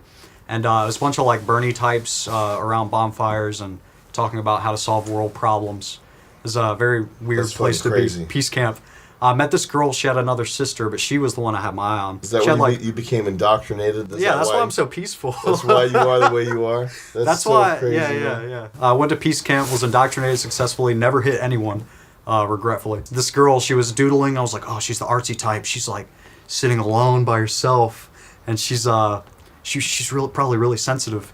I like hung on this girl's ankles, like probably the entire week, and was like drooling over her, and never got any resolution. But it was very sweet at the time. It was like, oh, we'd hang out and there'd be fireflies throwing frisbees at night right before everybody has to go to bed at camp. And she was like, never seen a girl that pretty at the time. I leave camp. Didn't really like camp that much, but the next year I was like, oh, she'd be there. I'm going to come back to peace camp. I'm going to get really peaceful this time. Oh The my sequel. gosh. Go back to peace camp with one thing in mind. I'm going to find this girl and I'm going to hit it off right. I'm going to be a Chad. I'm going to get it going. She wasn't there.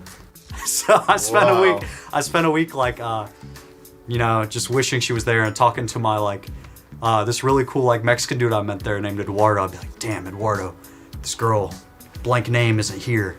That fucking sucks, dude. And he's like, yeah, you keep saying that. Years pass, and you know, it's still like an idle thought in my mind when I'm like in high school or whatever. I'm like, oh, this girl. I wonder if her this is psychotic thinking.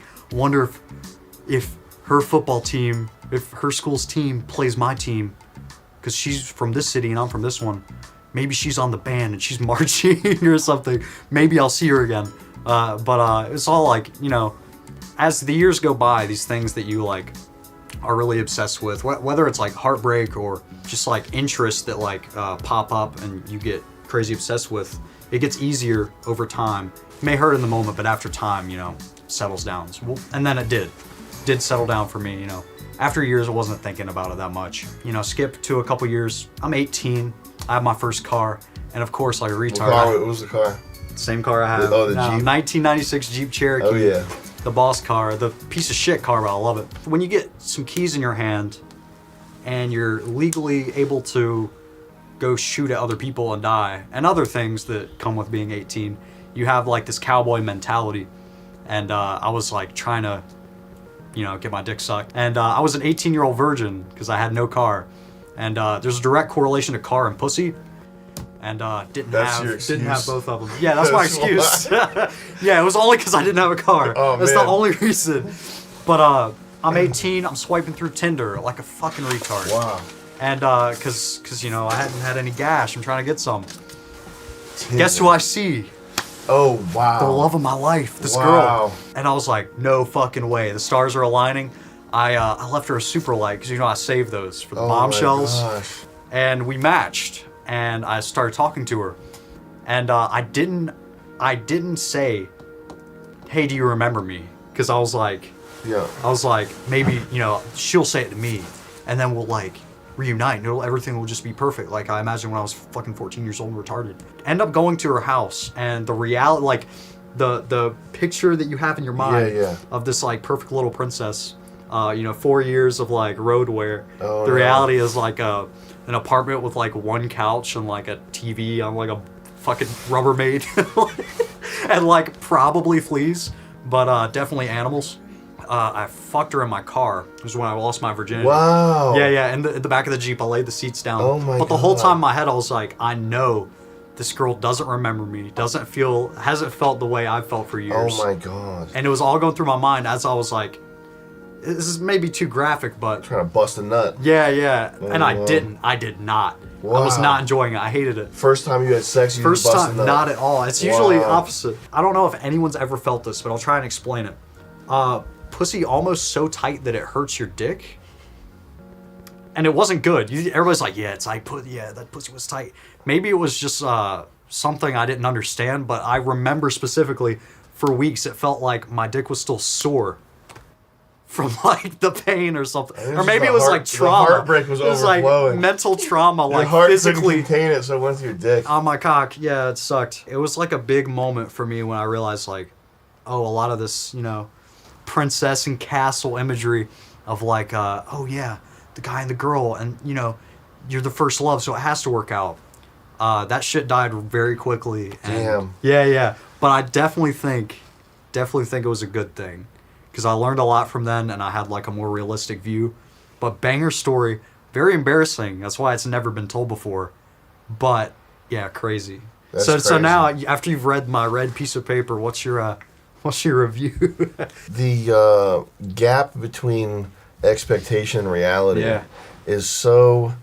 It's been so often, almost always, like 98% of the time, or Yeah. fucking always, and not even with relationships, but just like life, like the distance between what you expect and hope is going to happen versus Yeah. what actually happens is, in my experience, it's been so consistently fried that it's not even worth having. I don't even I prefer not to have Not expectations. to have an expectation Yeah, at at all. this point, and I don't think you have to Yeah. be like.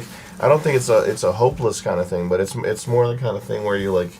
I think it's more important to appreciate what you have and what comes your way versus hoping for some crazy thing. Yeah, And the yeah. thing you were saying about like maybe my football team will play her football team. I've absolutely thought like I've probably said the exact same thought. I probably thought when my football team will play her football team, we'll probably both be there. Yeah, then we'll see each other and feel like, Yeah, I haven't seen you in so long. It's hard for me to imagine you being obsessed with someone. Yeah. But I have been absolutely. I'm obsessed with. I have an obsession every minute of every day. I've had the most weird, like, just backwards, like borderline criminal thoughts. Yeah. Like, what if I just made one last stand and I like talked to her dad and I was like, dude, like We could just all work it out. like the fucking strangest scenarios that I've imagined, fantasies in my yeah. head that I imagine every 10 minutes. Yeah, well, That's that's just so 10 funny. minutes. This was like years. Oh But then no, again, I mean I've been, dude. I was had, a boy. dude. The hardest I ever got hit with it. I was fucking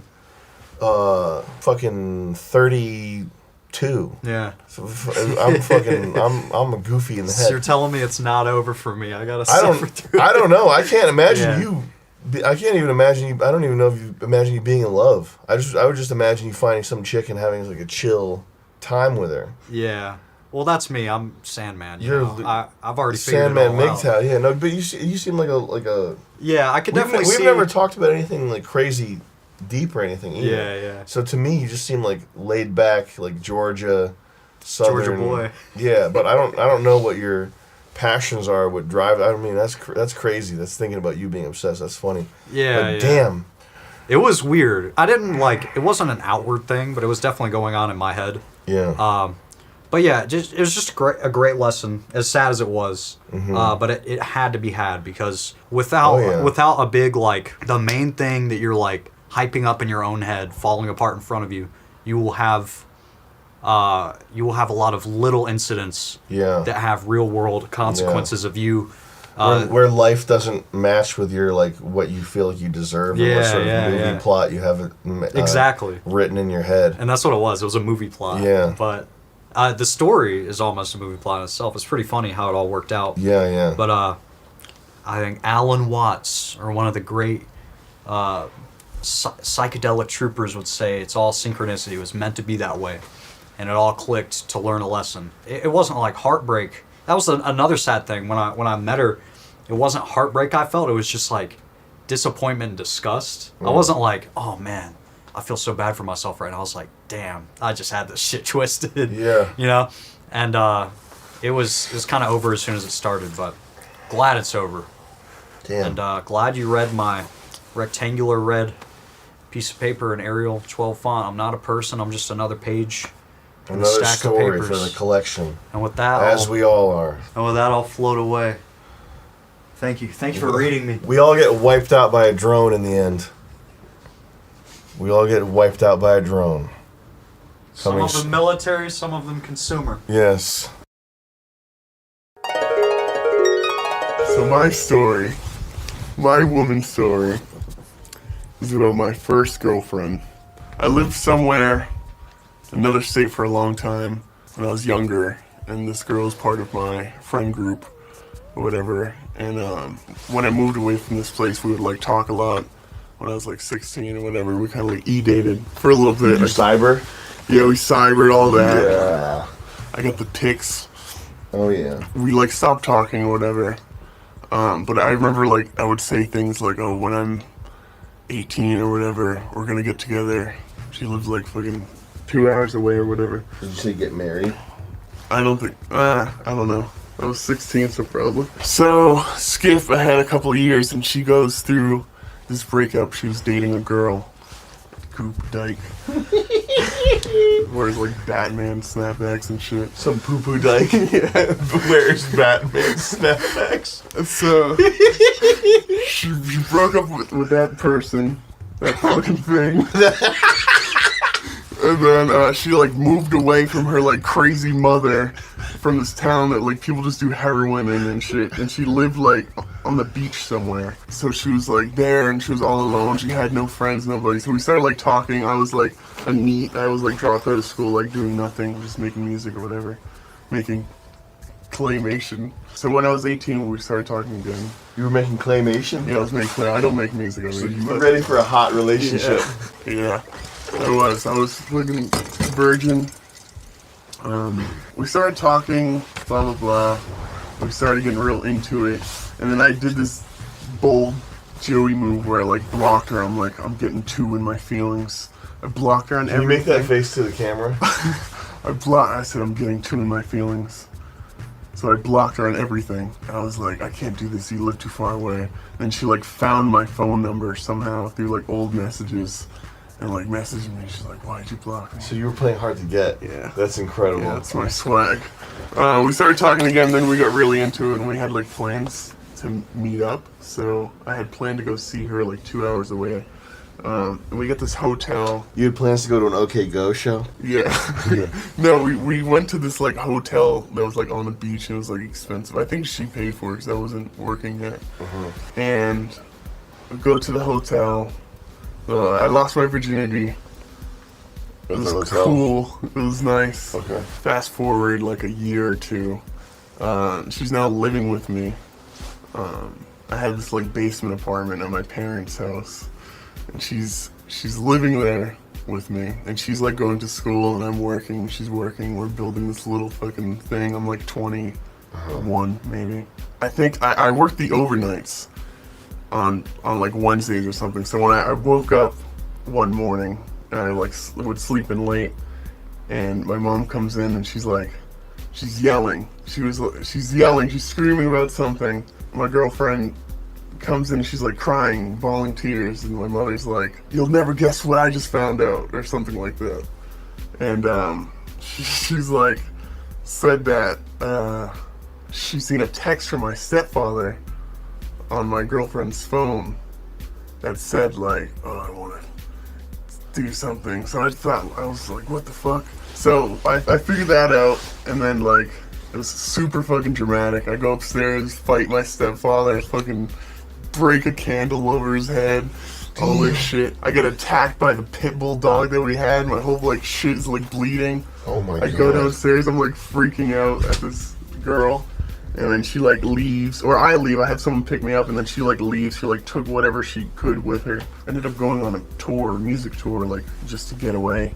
During that time, like finding out shit that was like going on. Like apparently she was like fucking my stepfather for like 3 months and like doing shit. And I was like so like being so dramatic and like loved like trauma so much. I would like ask details and shit. Just like, did you suck his dick? Like all of this shit.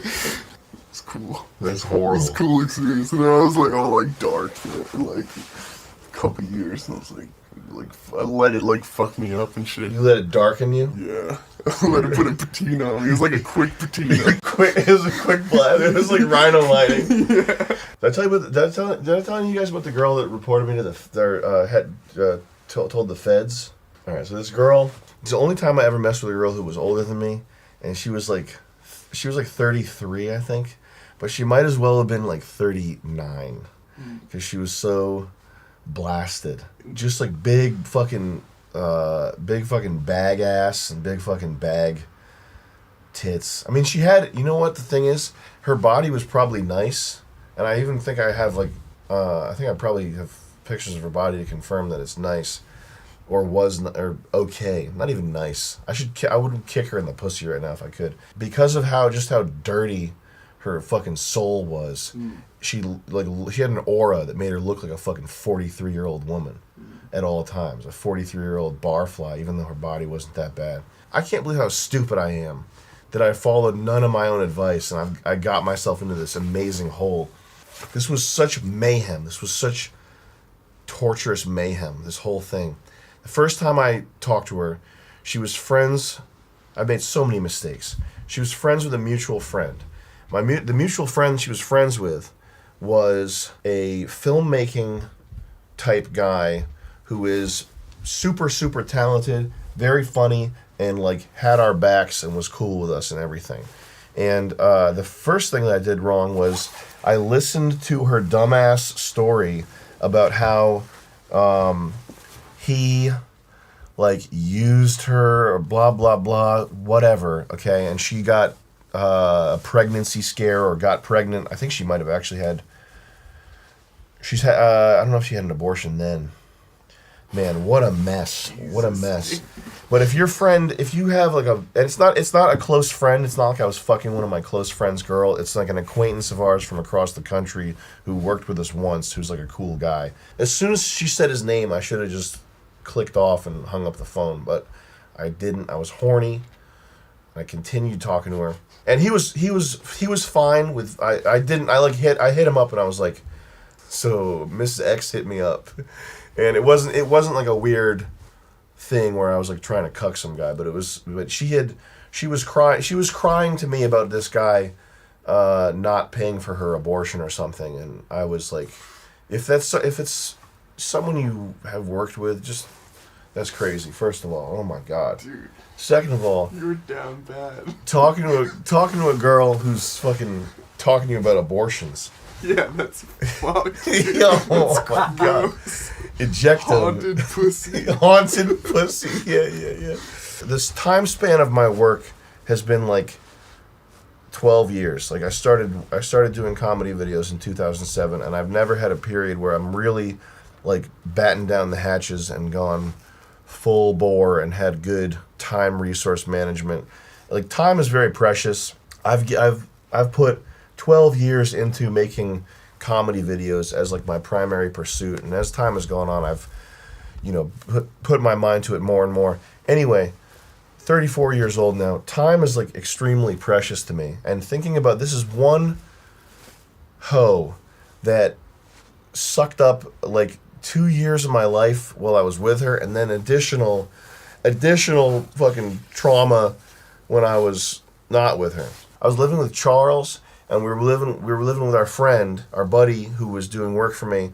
And our buddy was 18, and he was extremely like not naive in like a dumb way, but this kid was like very fresh, like fresh-faced, like the type that like I would be wary of making jokes around. I wouldn't want to like fucking upset this kid by like talking about a pussy or something like that. Very nice dude. We had this animator kid who came to animate stuff and who ended up playing Dota for 14 hours a day. And I'd wake up in the morning and I'd come out and I'd see him like playing Dota, and I'd be like, dude, we gotta like do like 1 ounce of work today. We gotta get like one thing done.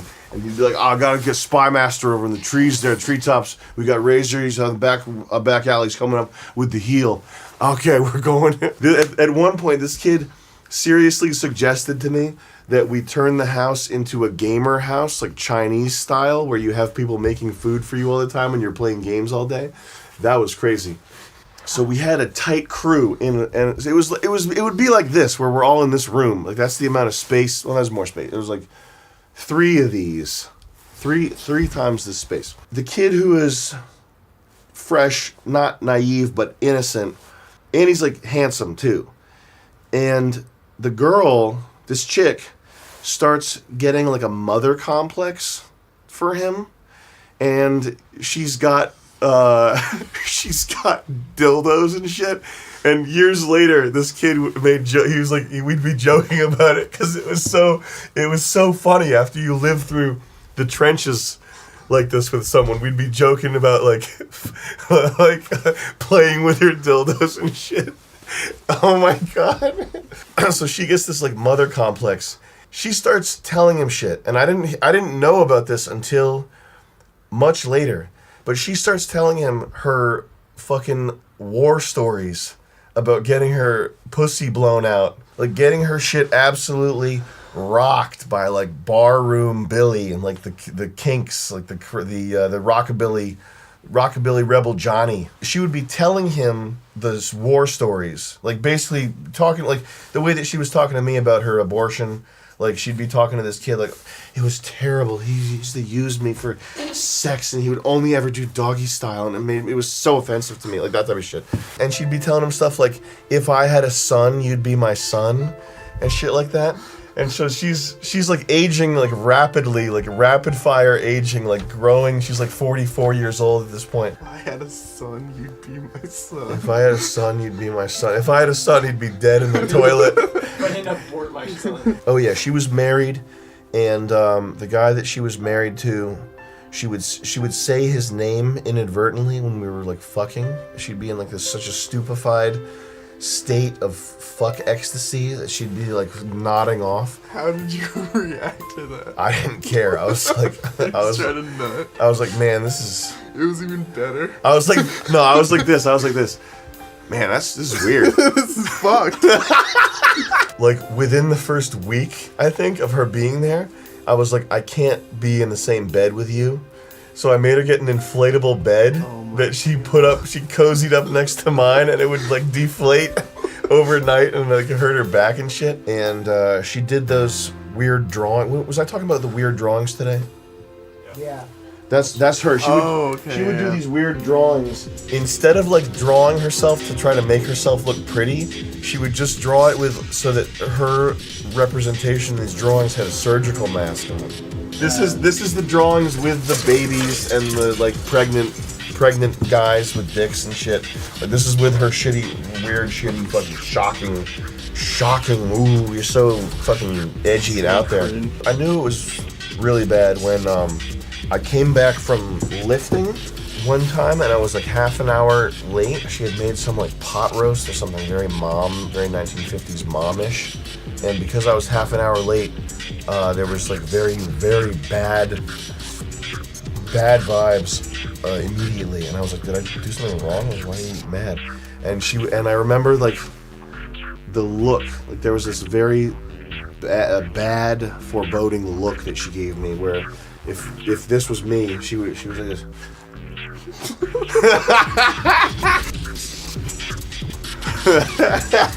Shock and worry. Yeah, like something was wrong. I'm not saying I didn't make mistakes, but it's not like a story where I didn't pull the plug.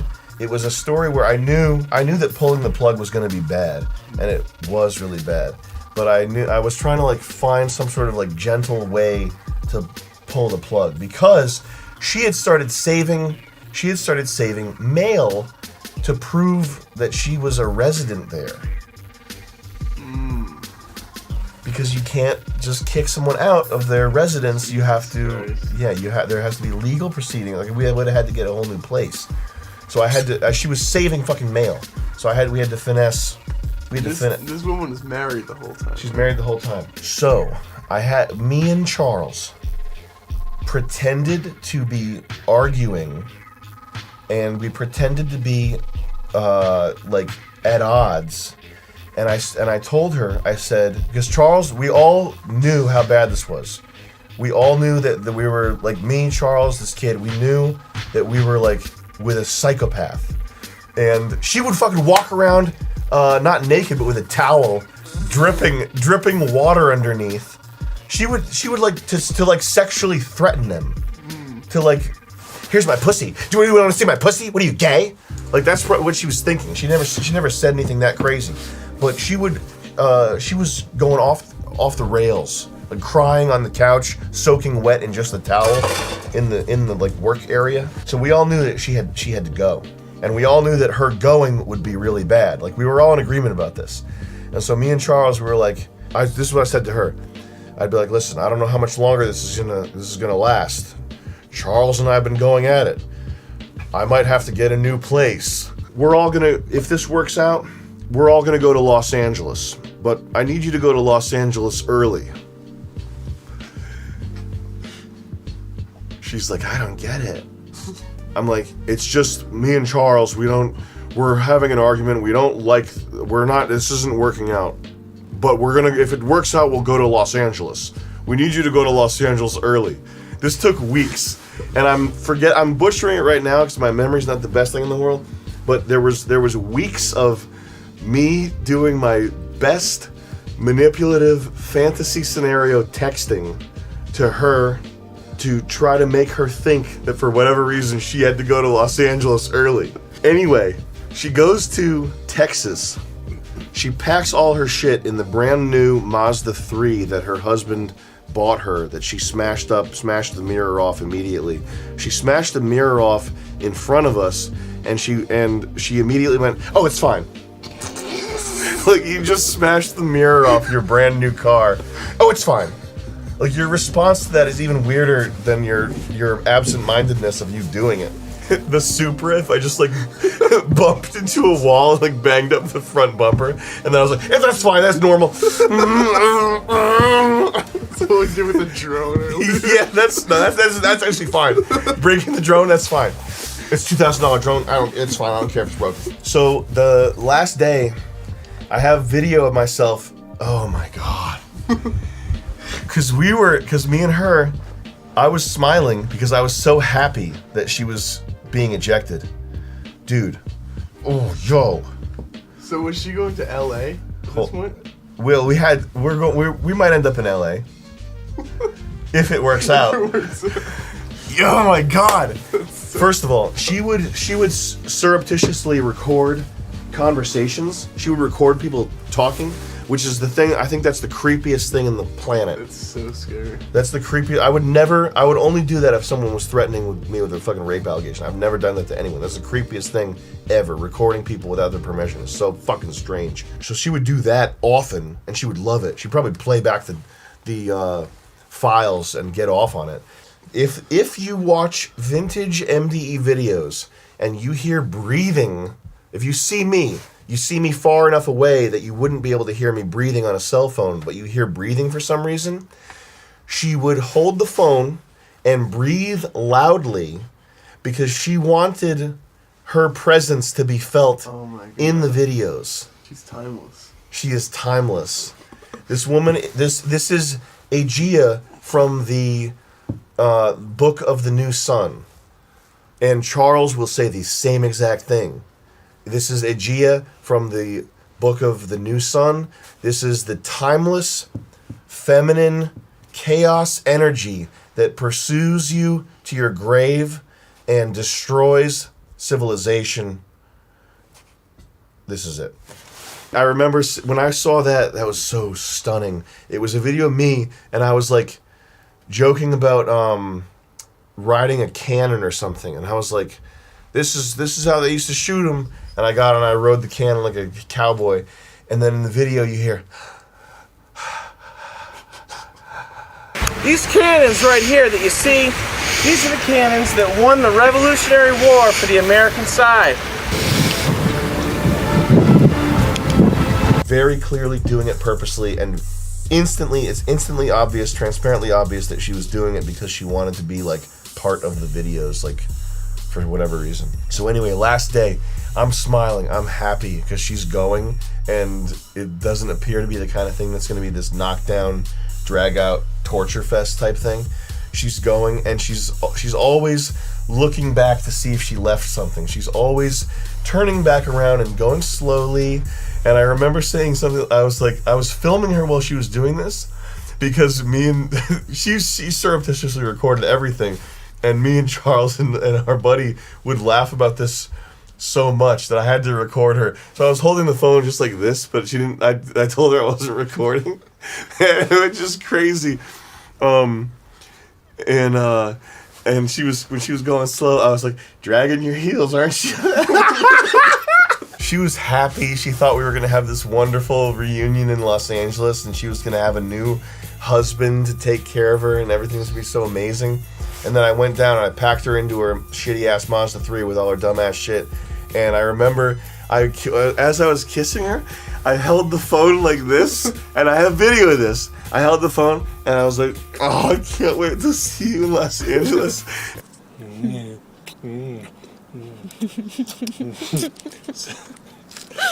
Come on, more. There we go. Very nice. Just the way you like it. All right. All right there, Ace. The best day of my life.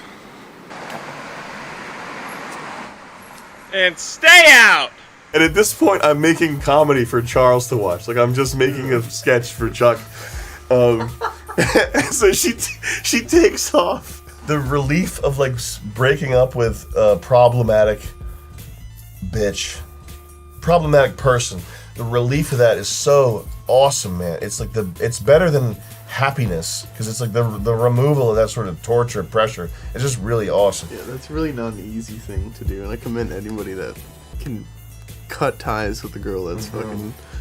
I mean, you gotta do it in an elaborate way. Tell them that's awesome. Yeah, sometimes you gotta plan it out like a fucking agent. Sometimes you gotta script it out like a movie writer. Slow burn. That's the best script I ever wrote. Anyway, a few months later, I'm out with my buddy, the young guy, the innocent guy.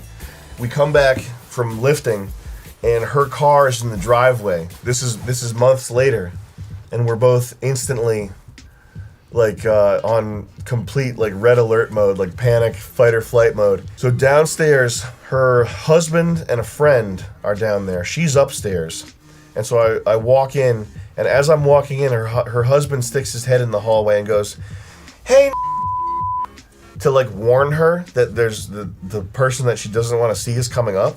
And that's his response after his wife has been getting fucked for months, is to like warn her when the guy shows up and he goes, "Hey," knew exactly who you were. Yeah, he did. And I get up there, and this is a lot of women seem smart because they dedicate 100% of their brain power to conniving and scheming. So if you dedicate 100% of your brain power to analyzing tennis matches, if you talk about tennis for a while, you'll seem smart. But this was truly a masterstroke of conniving manipulation. She brought a box of donuts to this. She drove up from Texas, drove 25 hours with her husband and her husband's friend. So 2 guys in the car, her in the car, going to the house of the guy that was fucking her for months, to 1,500 miles away, to pick up maybe $150 worth of stuff, which was like one old rat-ass chair, maybe an album, maybe a vinyl album. So spending over $1,000 on hotels and gas to get $150 worth of a chair and an album and to stick it to me. And the husband is like going along with this, and she's so crazy.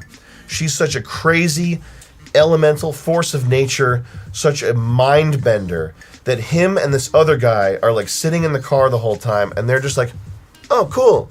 Oh, we just passed Tennessee. Oh," like not putting it together and thinking about how insane this is. So that guy forgave her and then drove her across the country. Yes. To get $150, probably less. She's pretty good. She's pretty good. She's pretty good. She fucked like a spider. And that's the thing that I thought the first time I had sex with her. And I forgot the crazy stuff. So at this time, I was cheating on her with like 3 other girlfriends. And we had one of the girlfriends show up outside the house, and we had this like balcony that looked off, and it looked like the kind of balcony where you'd have someone looking down at a woman screaming up about being cheated on. And she was on the mattress getting plowed, and she saw it and was like, "You cheated on me? Just make it so that I'm your only girlfriend. You have to tell her. You have to tell her right now." It was that night was fucking bonkers. Oh my god. I'm gonna get. It's like you get vertigo from thinking about it. Like, and I forgot to say this on camera. This girl that we've been talking about gave me a yeast infection on my balls because her yeast infection was so potent that it transferred to me. I didn't even know that was possible, but it is. I had yeast infection on my balls. And when she first came, we went to Rite Aid so she could look at douches. And she was brazenly right in front of me, like in the aisle, like picking up douches and like going like this. Like, I'm here, she's here.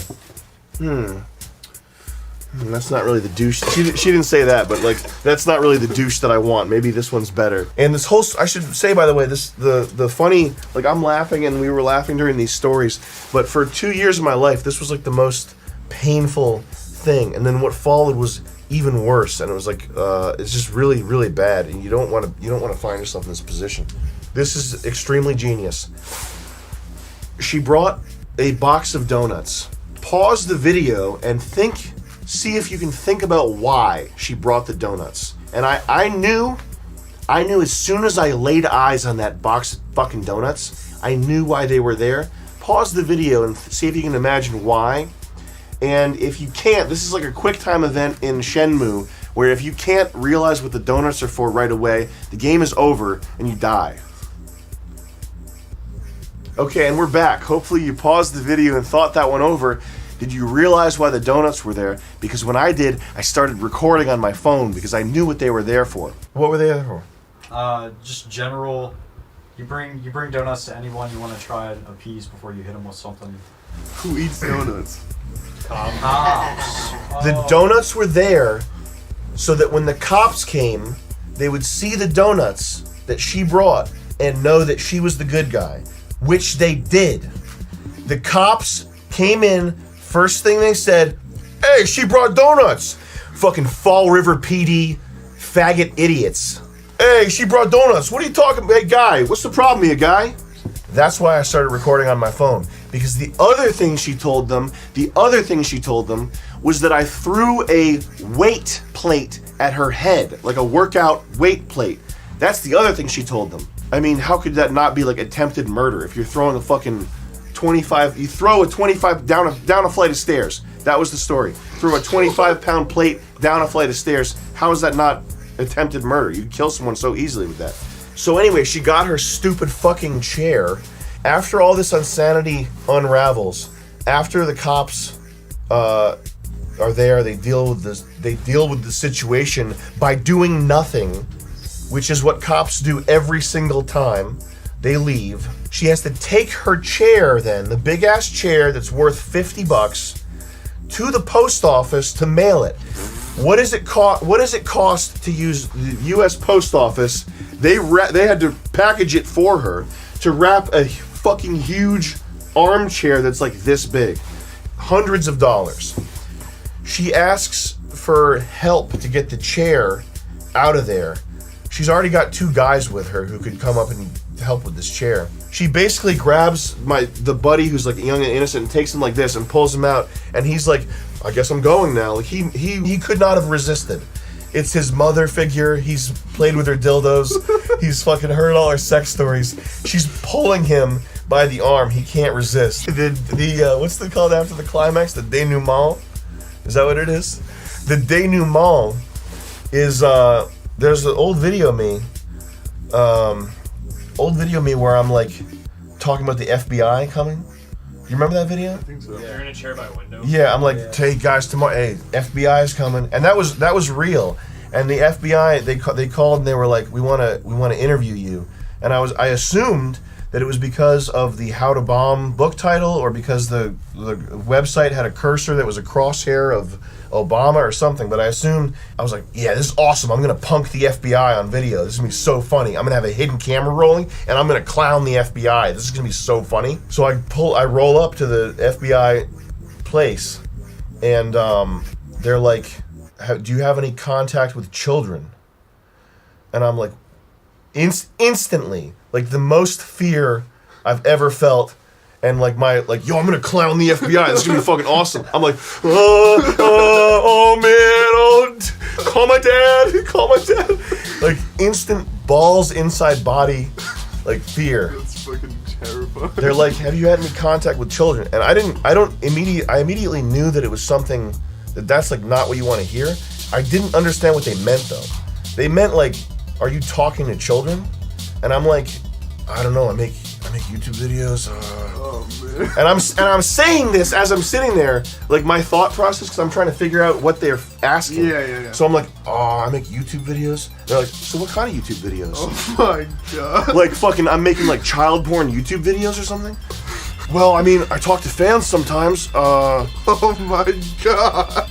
I'm saying all the wrong shit because I'm literally trying to think of what the fuck is happening. She had submitted a tip that I was making and selling child pornography. So she got me. Jesus. Yeah. If she had decided to like hold on, like that was like a fuck you. Like that was like, fuck this guy. I'm like, so I guess what I did next. Like, I told my husband, like, take us to a payphone. And I was like, yeah, there's this guy saying hi to me, child. Fuck you. Into the phone, fuck you. And that was like, that was the last of it, like, getting me back. If she had decided to hold on, like, to keep this grudge going and, like, keep fucking with me, I'm sure she could have gotten me thrown in jail or fucking hired a hitman or something. Like, who knows what kind of nightmare I'd be living in right now. But that's a crazy story. Fucking scary. Yeah. I remember the FBI thing and wondering why like nothing happened. Yeah. Why'd nothing happen with that one? So we got off track, and that's that's par for the course. All right.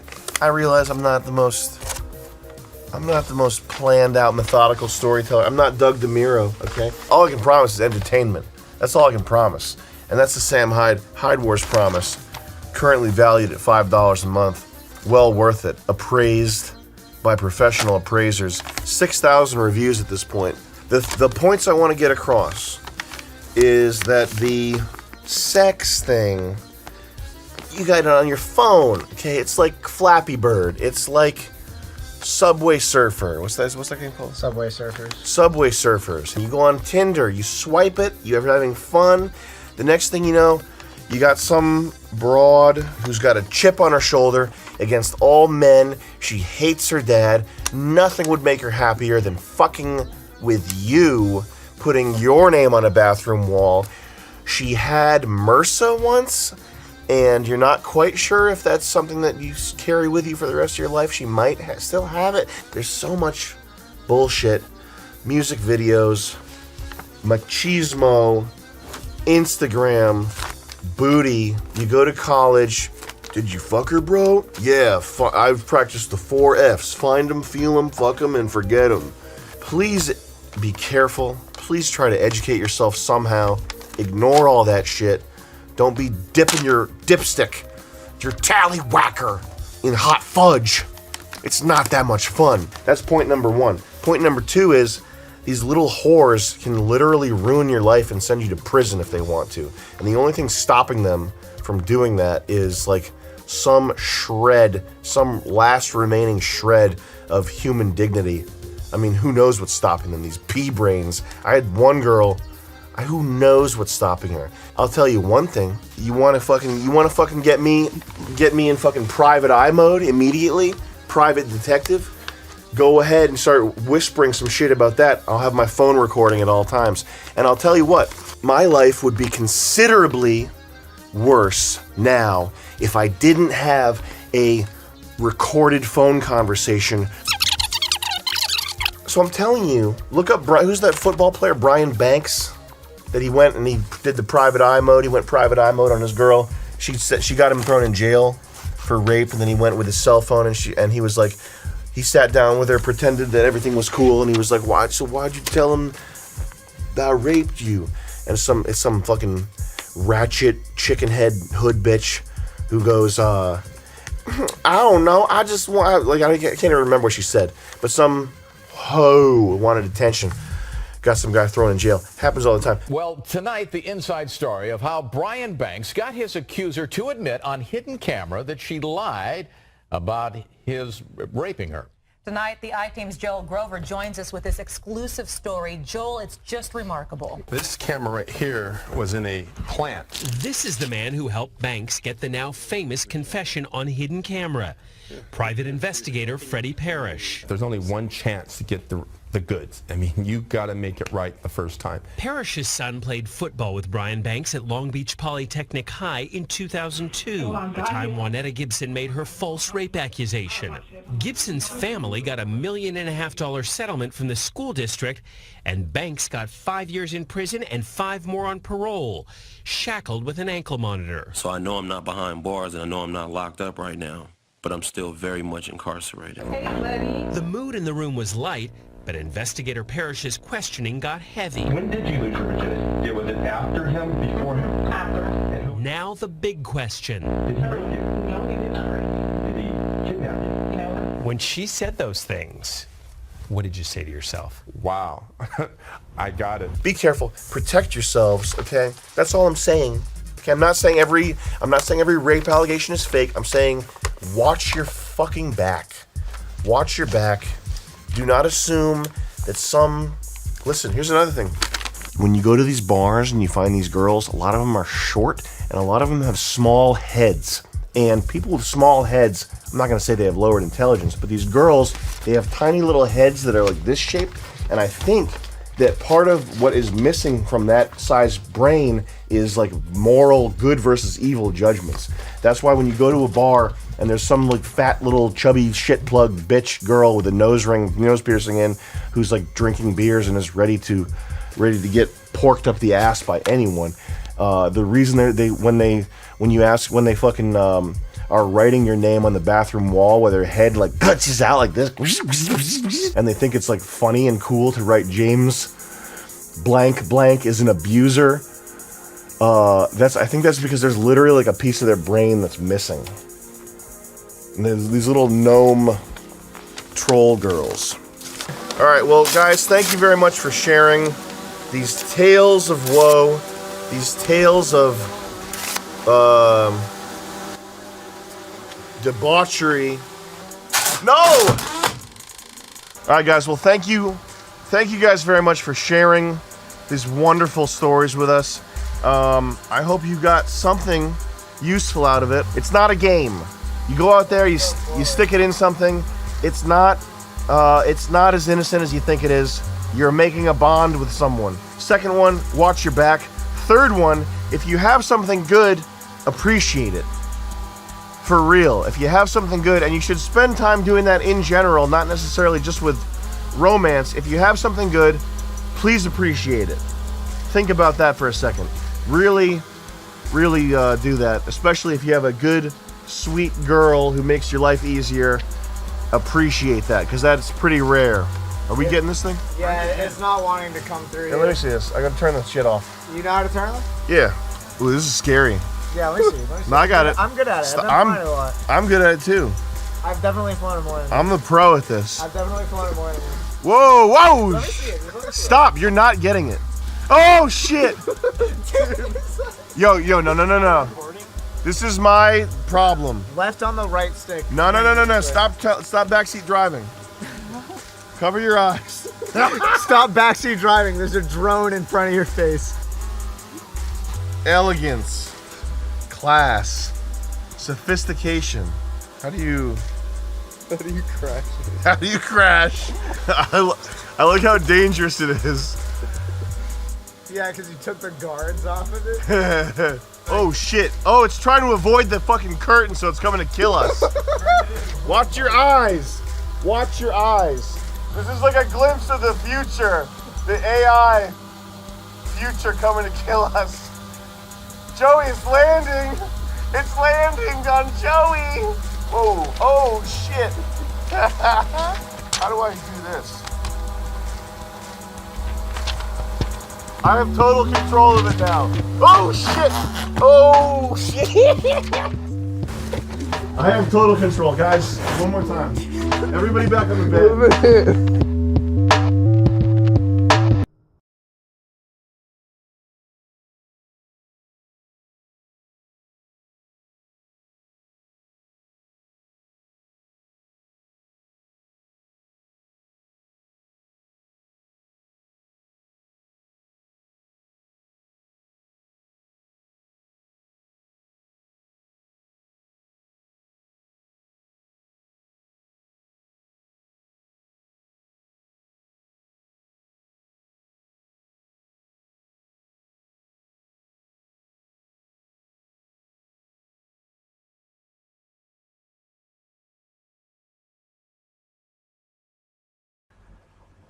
The popular modern scientific materialist atheist worldview propagated by NASA, the mainstream media, and the public education system is that you are here because nothingness, for no reason, exploded and created everything. Before time, space, matter, consciousness, intelligence, and life, there was nothing. Then the nothingness exploded, and instead of destroying things like every other explosion ever, this explosion created things. Created everything. The nothingness explosion somehow created space, time, and all matter in the universe in an instant and for no reason at all.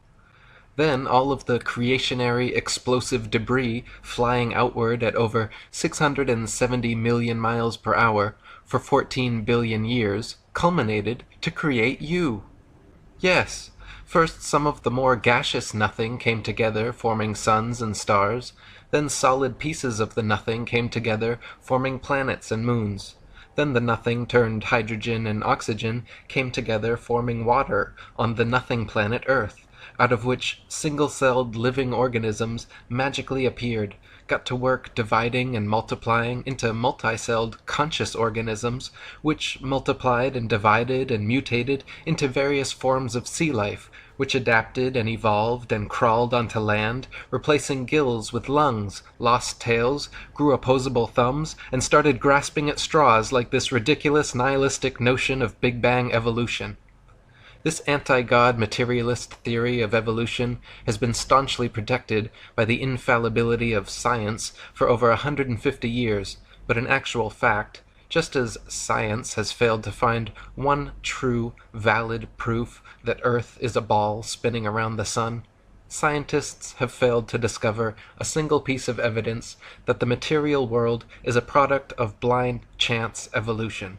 Furthermore, Big Bang evolution actually requires and presupposes many other claims which have already been proven false in previous chapters, such as the plurality of worlds, Newton's theory of gravity, Einstein's theory of relativity, stars being distant suns, and Earth being a planet, not a plane.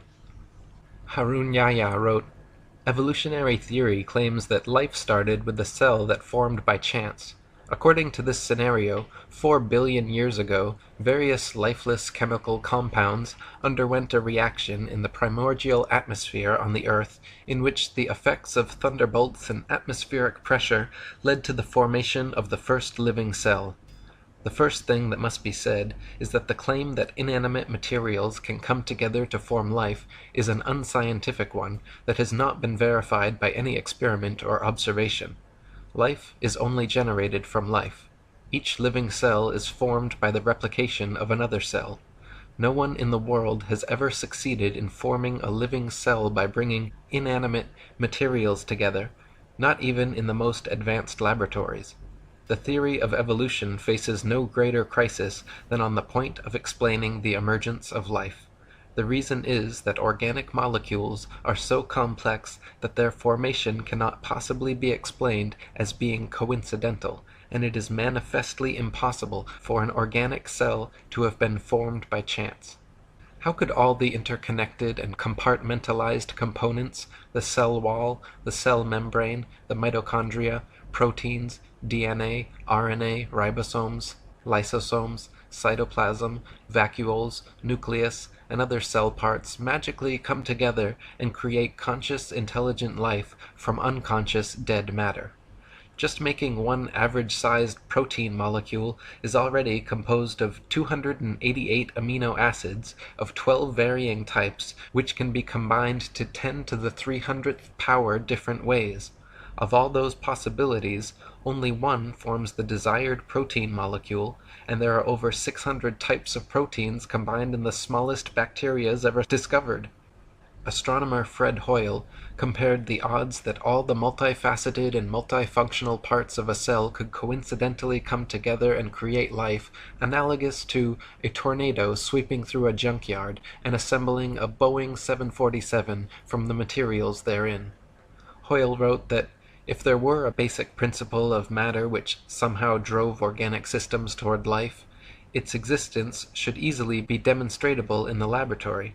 One could, for instance, take a swimming bath to represent the primordial soup Fill it with any chemicals of a non-biological nature you please, pump any gases over it or through it you please, and shine any kind of radiation on it that takes your fancy.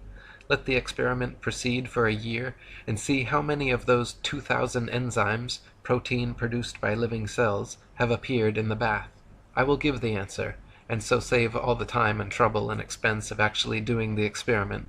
You will find nothing at all, except possibly for a tarry sludge composed of amino acids and other simple organic chemicals. Even if scientists placed all the chemical substances necessary for life in a tank, applied to them any processes of their choice, and waited for billions of years, not a single living cell could or would ever form. Astrobiologist Chandra Wickraman Singh wrote, "The likelihood of the spontaneous formation of life from inanimate matter is 1 to a number with 40,000 zeros after it. It is big enough to bury Darwin and the whole theory of evolution. The beginnings of life were not random. They must have been the product of purposeful intelligence. From my earliest training as a scientist, I was very strongly brainwashed to believe that science cannot be consistent with any kind of deliberate creation. That notion has had to be painfully shed. At the moment, I can't find any rational argument to knock down the view which argues for conversion to God. We used to have an open mind. Now we realize that the only logical answer to life is creation, and not accidental random shuffling." Harun Yahya wrote, "Scientific proofs from such branches of science as paleontology, microbiology, and anatomy reveal evolution to be a bankrupt theory. It has been stressed that evolution is incompatible with scientific discoveries, reason, and logic. Those who believe in the theory of evolution think that a few atoms and molecules thrown into a huge vat could produce thinking, reasoning professors, university students, scientists, artists, antelopes, lemon trees, and carnations. Moreover, the scientists and professors who believe in this nonsense are educated people. That is why it is quite justifiable to speak of the theory of evolution as the most potent spell in history. Never before has any other belief or idea so taken away people's powers of reason, refused to allow them to think intelligently and logically, and hidden the truth from them as if they had been blindfolded. Consciousness, life, the beautiful diversity, complexity, and interconnectedness of nature and the universe simply could not be the result of some random coincidental physical phenomenon. If the likelihood of life forming from inanimate matter is 1 to the 10 to the 40,000th power, then those are precisely the magnificent odds against which the universe could be unintelligently designed. Even the simple formation of DNA and RNA molecules are similarly beyond the reach of chance to come together, equivalent to 1 times 10 to the 600th power, or 10 with 600 zeros afterwards. Such a mathematical improbability actually so closely borders the impossible that the word improbable becomes misleading. Mathematicians who regularly work with these infinitesimally small numbers say anything beyond 10 to the 50th power should be considered, for all intents and purposes, impossible. Dr. Leslie Orgel, an associate of Francis Crick, the discoverer of DNA, wrote, "It is extremely improbable that proteins and nucleic acids, both of which are structurally complex, arose spontaneously in the same place at the same time. Yet it also seems impossible to have one without the other, and so at first glance one might have to conclude that life could never in fact have originated by chemical means. Or as Turkish evolutionist Professor Ali Demirsoy stated, the probability of the coincidental formation of cytochrome C, just one of the essential proteins for life, is as unlikely as the possibility of a monkey writing the history of humanity on a typewriter without making any mistakes. Some metaphysical powers beyond our definition must have acted in its formation." Harun Yahya wrote, "Let us suppose that millions of years ago a cell was formed which had acquired everything necessary for life, and that it duly came to life. The theory of evolution again collapses at this point, for even if this cell had existed for a while, it would eventually have died, and after its death, nothing would have remained, and everything would have been reverted to where it had started. This is because the first living cell, lacking any genetic information, would not have been able to reproduce and start a new generation. life would have ended with its death.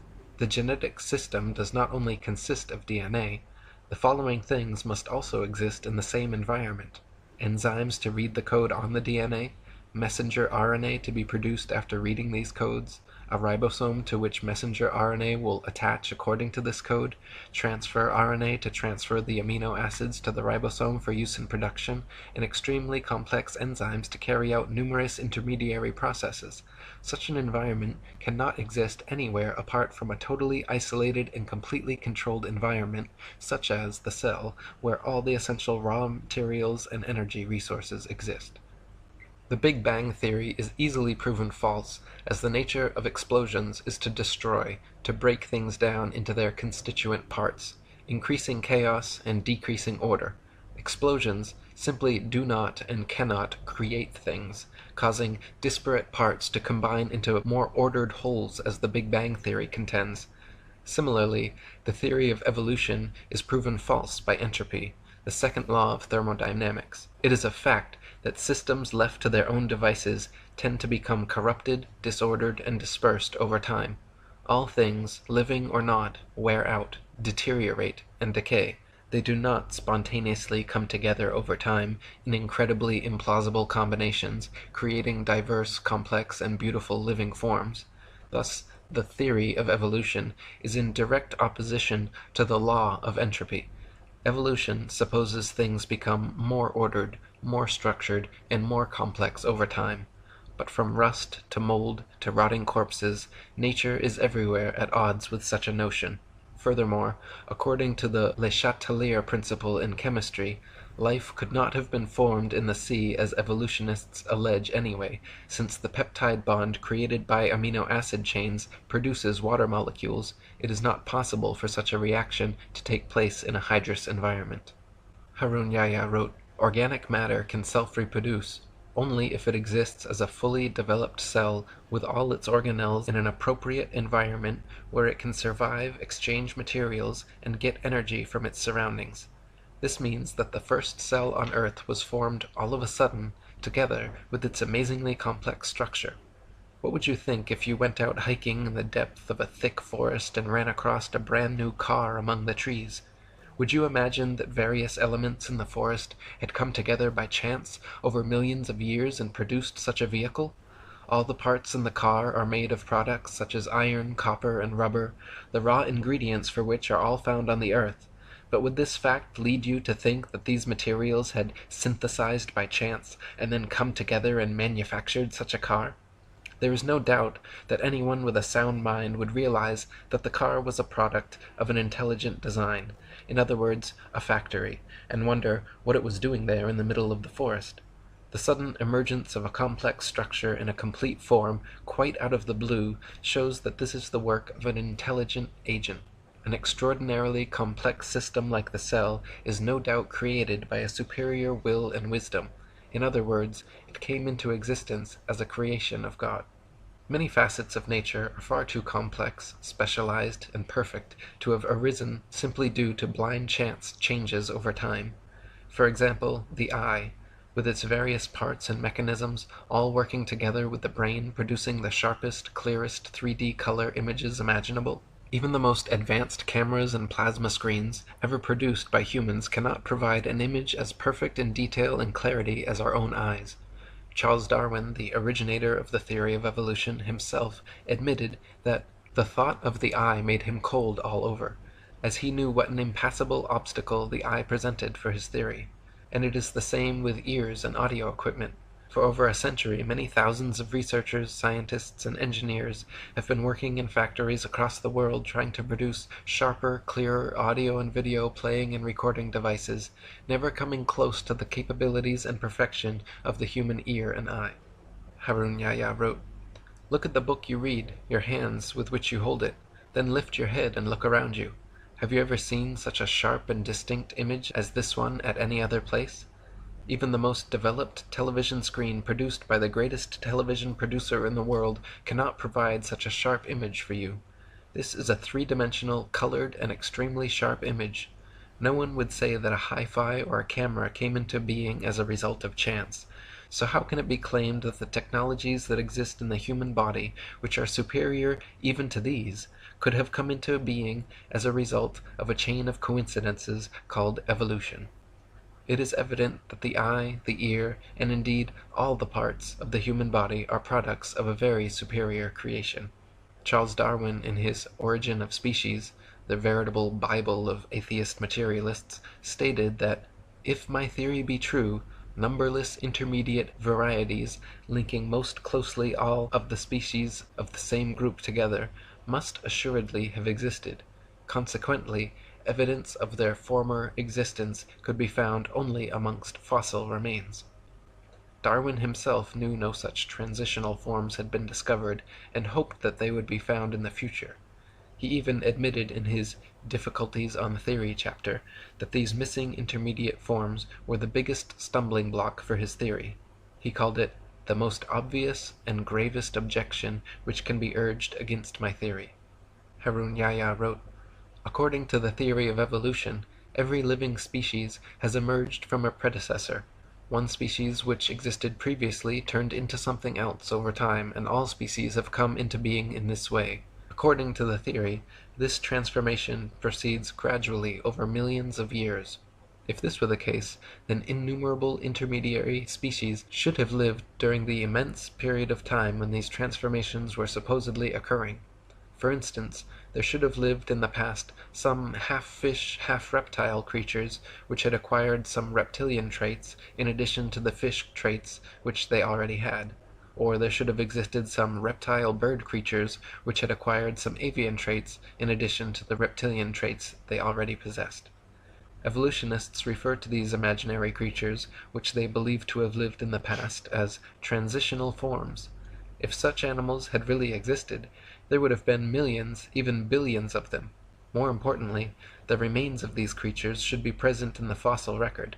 The number of these transitional forms should have been even greater than that of present animal species, and their remains should be found all over the world." Darwin hoped that transitional forms of animal species gradually evolving into different species would eventually be discovered at some future time in the fossil record. To this day, however, no such transitional forms have ever been found anywhere in the world. Darwin's observations regarding natural selection and adaptation were certainly correct. So-called microevolution of various traits and characteristics within a species has been confirmed and widely exists. But macroevolution, the supposed transformation from one species into a completely different species, has never been observed, and no evidence of such evolution exists anywhere in the fossil record. Colin Patterson, senior paleontologist for the British Museum of Natural History and an ardent evolutionist, even he admits that Darwinists must concede natural selection has never been observed to actually cause anything to evolve. He said, "No one has ever produced a species by mechanism of natural selection. No one has ever got near it, and most of the current argument in neo-Darwinism is about this question." Harun Yahya wrote, "Even in the most scientific books about evolution, the stage of transition from water to land, one of the unexplainable points of evolution, is given in such simplicity that they do not prove to be believable even for children. According to evolution, life began in water, and the first developed animals on Earth were fish. According to the story, one day fish species developed the ability to climb out of the water and moved on land. The theory continues that fish which chose to live on land had feet instead of fins, and lungs instead of gills. In most of the books about evolution, nobody explains why the transition occurred. Even in the most scientific sources, writers suddenly jump to conclusions like, "and transition from water to land occurred," without providing a satisfactory answer regarding how the process worked. Yet, how did this transformation occur? It is obvious that a fish cannot survive out of water for more than 1 or 2 minutes. If we assume that a drought really existed, as claimed by evolutionists, and fish were for some reason drawn to lands, then what would happen to fish even if this process lasts for 10 millions of years? The answer is straight. Fish leaving the water would inevitably die in a few moments. Even if this process lasted for 10 million years, the answer would still be the same. All fish would die one by one. Nobody would dare say, "Maybe after 4 million years Some of the fish suddenly acquired lungs while they were trying to survive. This would no doubt be an illogical assertion. However, that is exactly what evolutionists claim. The theory of evolution supposes that life somehow originated and evolved in the sea until somehow something that had theretofore lived only underwater grew lungs and feet and started living on land.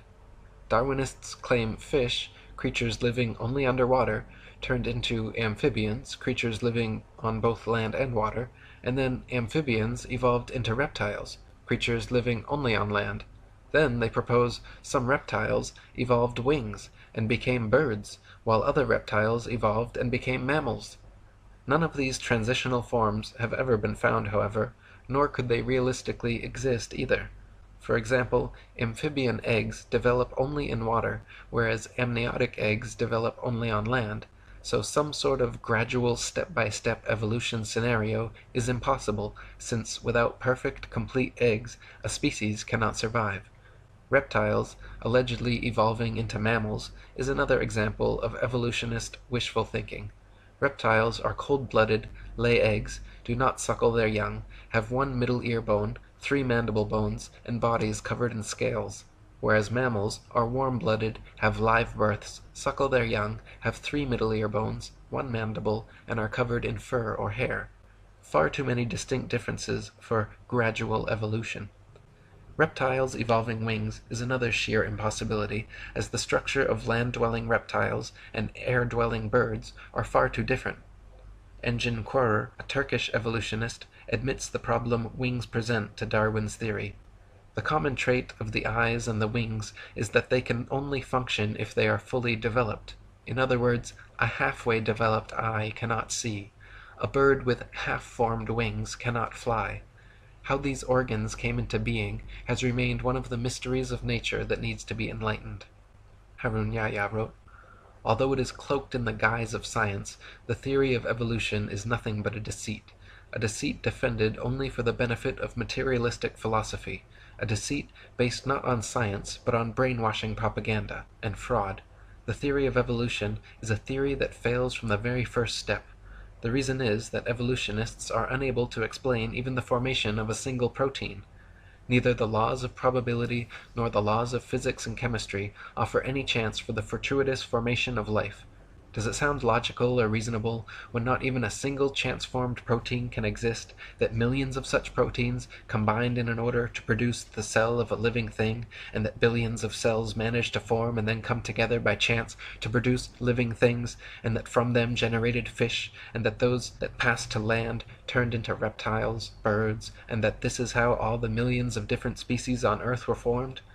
They have never found a single transitional form, such as a half-fish, half-reptile, or half-reptile, half-bird, nor have they been able to prove that a protein, or even a single amino acid molecule composing a protein, could have formed under what they call primordial Earth conditions. Not even in their elaborately equipped laboratories have they succeeded in doing that. Darwin's theory is a concept that concerns not only biology, chemistry, astronomy, and metaphysics, but actually formed the basis for a new political outlook as well. Within a very short time, this new progressive political attitude was redefined as social Darwinism, and as many historians have suggested, social Darwinism became the ideological basis of fascism, communism, and eugenics. Darwin's idea of natural selection and survival of the fittest were central to the insane ideologies of many of the 20th century's worst mass murderers, including Mao, Stalin, Lenin, Trotsky, Marx, and Pol Pot. Charles Darwin himself was a blatant racist who elucidated in his book The Descent of Man how blacks and aborigines, due to their inferiority to Caucasians, would be done away with by the civilized races in time. Freemasonic records state that Charles Darwin's grandfather, Erasmus Darwin, was a philosopher, scientist, and physician who advanced ideas on evolution back in the 18th century. Before coming to Derby in 1788, Dr. Darwin had been made a mason in the famous time-immemorial lodge of Canongate Kilwinning No. 2 of Scotland. He also maintained close connections to the Jacobin Masons in France and Adam Weishaupt's Illuminati. Sir Francis Darwin and Reginald Darwin, 2 of his sons, were also made Masons in Tyrian Lodge No. 253 at Derby. Charles Darwin does not appear on the rolls of the lodge, but it is most likely that he, like his grandfather, his sons, and his bulldog, T.H. Huxley, was a Mason. Charles wrote that he used to listen to his grandfather's ideas of evolution and was greatly influenced by them. Erasmus was the first man to put forward the notion of evolution in England. He was known as a respected person, but he had a very dark private life, and at least 2 illegitimate children. Charles himself would go on to marry his first cousin and have 3 children die due to complications from inbreeding. Harun Yahya wrote, Masons, thinking that Darwinism could serve their goals, played a great role in its dissemination among the masses. As soon as Darwin's theory was published, a group of volunteer propagandists formed around it, the most famous of whom was Thomas Huxley, who was called Darwin's bulldog. Huxley, whose ardent advocacy of Darwinism was the single factor most responsible for its rapid acceptance, brought the world's attention to the theory of evolution in the debate at the Oxford University Museum, in which he entered into on June 30th, 1860, with the Bishop of Oxford, Samuel Wilberforce. Huxley's great dedication to spreading the idea of evolution, together with his establishment connections, is brought into further light according to the following fact. Huxley was a member of the Royal Society, one of England's most prestigious scientific institutions, and, like nearly all the other members of this institution, was a senior Mason. Other members of the Royal Society lent Darwin significant support. In short, Darwin wasn't acting alone. From the moment his theory was proposed, he received the support that came from the social classes and groups whose nucleus was made up of Masons. An important example which proves the fact that Darwinism is one of the biggest deceptions of atheistic Freemasonry is a resolution carried in a Mason meeting. The 33rd Degree Supreme Council of Mizraim Freemasonry at Paris reveals in its minutes its promotion of evolution as science, while they themselves scoffed at the theory. The minutes read as follows. It is with this object in view, the scientific theory of evolution, that we are constantly, by means of our press, arousing a blind confidence in these theories. The intellectuals will puff themselves up with their knowledge, and without any logical verification of them, will put into effect all the information available from science, which our agentur specialists have cunningly pieced together for the purpose of educating their minds in the direction we want. Do not suppose for a moment that these statements are empty words. Think carefully of the successes we arranged for Darwinism. Atheistic Freemasonry in the United States has picked up the resolution of Mizraim before long. New Age magazine in its March 1922 issue stated that the kingdom of atheistic Freemasonry will be established by evolution and the development of man himself. As seen above, the false scientific image of evolution is a deception set in the 33rd degree atheist Masonic lodges. Atheist Masons openly admit that they will use the scientists and media which are under their control to present this deception as scientific, which even they find funny. The Mimar Sinan Journal, published by the Turkish Great Freemasonry Lodge, has openly discussed their mission to use Darwinism to overthrow religion and belief in God. One article mentioned, "Today, the only valid scientific theory accepted both by most civilized countries and underdeveloped ones remains to be Darwinism. However, neither the Church nor other religions have collapsed yet. The legend of Adam and Eve is still being taught as religious teaching in holy books." In other words, it seems that one of the main goals of modern Masons, besides convincing people of the Ball Earth and Big Bang, is to abolish creationism and replace it with their godless myth of blind chance evolution. Just like Copernicus never claimed to have any new or special evidence for his heliocentric theory, Darwin never claimed to have any verifiable scientific evidence proving his evolution theory. Yet here we are 150 years later, no closer to a proof of either, but with the vast majority of indoctrinated sheeple convinced they are monkey men hanging from a spinning ball. Harun Yahya wrote, "When we look at the Western media carefully, we frequently come across news dwelling on the theory of evolution. Leading media organizations and well-known and respectable magazines periodically bring this subject up. When their approach is examined, one gets the impression that this theory is an absolutely proven fact, leaving no room for discussion. Ordinary people reading this kind of news naturally start to think that the theory of evolution is a fact, as certain as any law of mathematics. They print headlines in big fonts. 'According to Time magazine, a new fossil that completes the gap in the fossil chain has been found,' or nature indicates that scientists have shed light on the final issues of evolutionary theory. The finding of the last missing link of the evolution chain means nothing because there is not a single thing proven about evolution. In short, both the media and academic circles, which are at the disposal of anti-religionist power centers, maintain an entirely evolutionist view, and they impose this on society. This imposition is so effective that it has in time turned evolution into an idea that is never to be rejected. Denying evolution is seen as being contradictory to science and fundamental realities. The information we have considered throughout this book has shown us that the theory of evolution has no scientific basis, and that, on the contrary, evolutionist claims conflict with scientific facts. In other words, the force that keeps evolution alive is not science. The theory of evolution is maintained by some scientists, but behind it there is another influence at work. This other influence is materialist philosophy. Materialist philosophy is one of the oldest beliefs in the world, and assumes the existence of matter as its basic principle. According to this view, matter has always existed, and everything that exists consists of matter. This makes belief in a creator impossible, of course, because if matter has always existed, and if everything consists of matter, then there can be no supermaterial creator who created it. The fact of the matter is, evolution is, was, and always has been a foregone conclusion by people looking for any answer other than God. When you metaphysically exclude the existence of an intelligent, creative consciousness behind the creation of the material world, the only answer left is random happenstance. Everything must be the result of coincidence, chance, and circumstance once you have excluded the possibility of a supreme intelligent creator.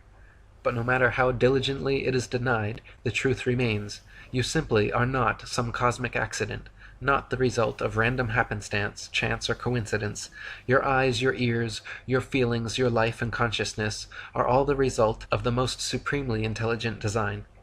My previous book, Spiritual Science, is a 284-page refutation of materialist science and philosophy, which proves far beyond any reasonable doubt that atheistic materialism is an invalid, untenable, destructive philosophy, and that consciousness and intelligence existed before and beyond all space, time, and matter. Malcolm Muggeridge, an atheist philosopher and supporter of evolution for 60 years, finally admitted before his death that I myself am convinced that the theory of evolution, especially the extent to which it's been applied, will be one of the great jokes in the history books in the future. Posterity will marvel that so very flimsy and dubious an hypothesis could be accepted with the incredible credulity that it has. Harun Yahya wrote, according to these professors, a number of simple chemical substances first came together and formed a protein, which is no more possible than a randomly scattered collection of letters coming together to form a poem. Then, other coincidences led to the emergence of other proteins. These then also combined by chance in an organized manner, not just proteins, but DNA, RNA, enzymes, hormones, and cell organelles, all of which are very complex structures within the cell, coincidentally happen to emerge and come together. As a result of these billions of coincidences, the first cell came into being. If you put a carved stone or wooden idol in front of these people and told them, look, this idol created this room and everything in it, they would say that was utterly stupid and refuse to believe it. Yet, despite that, they declare the nonsense that the unconscious process known as chance gradually brought this world and all the billions of wonderful living things in it into being, to be the greatest scientific explanation. In short, these people regard chance as a god and claim that it is intelligent, conscious, and powerful enough to create living things and all the sensitive balances in the universe. One of the first frauds in the history of Darwinism, known as recapitulation theory and heralded as undeniable proof of evolution, was an idea proposed and propagated by a racist eugenicist professor named Ernest Haeckel in the late 19th century. A contemporary and friend of Charles Darwin, and Thomas Bulldog Huxley, Haeckel postulated that human and other animal embryos experience a miniature form of the entire evolutionary impulse during their development in the womb, displaying first characteristics of fish, then reptile, and lastly mammalian or human. It has long been eliminated from scientific literature, but many people and popular sources still unknowingly quote and believe in Haeckel's fraudulent work. Several popular magazines and school textbooks, as recently as the 1990s, over a century after being exposed, were still publishing Haeckel's hoaxed pictures and recapitulation theory as science fact. Harun Yahya wrote, "It has since been proven that this theory is completely bogus.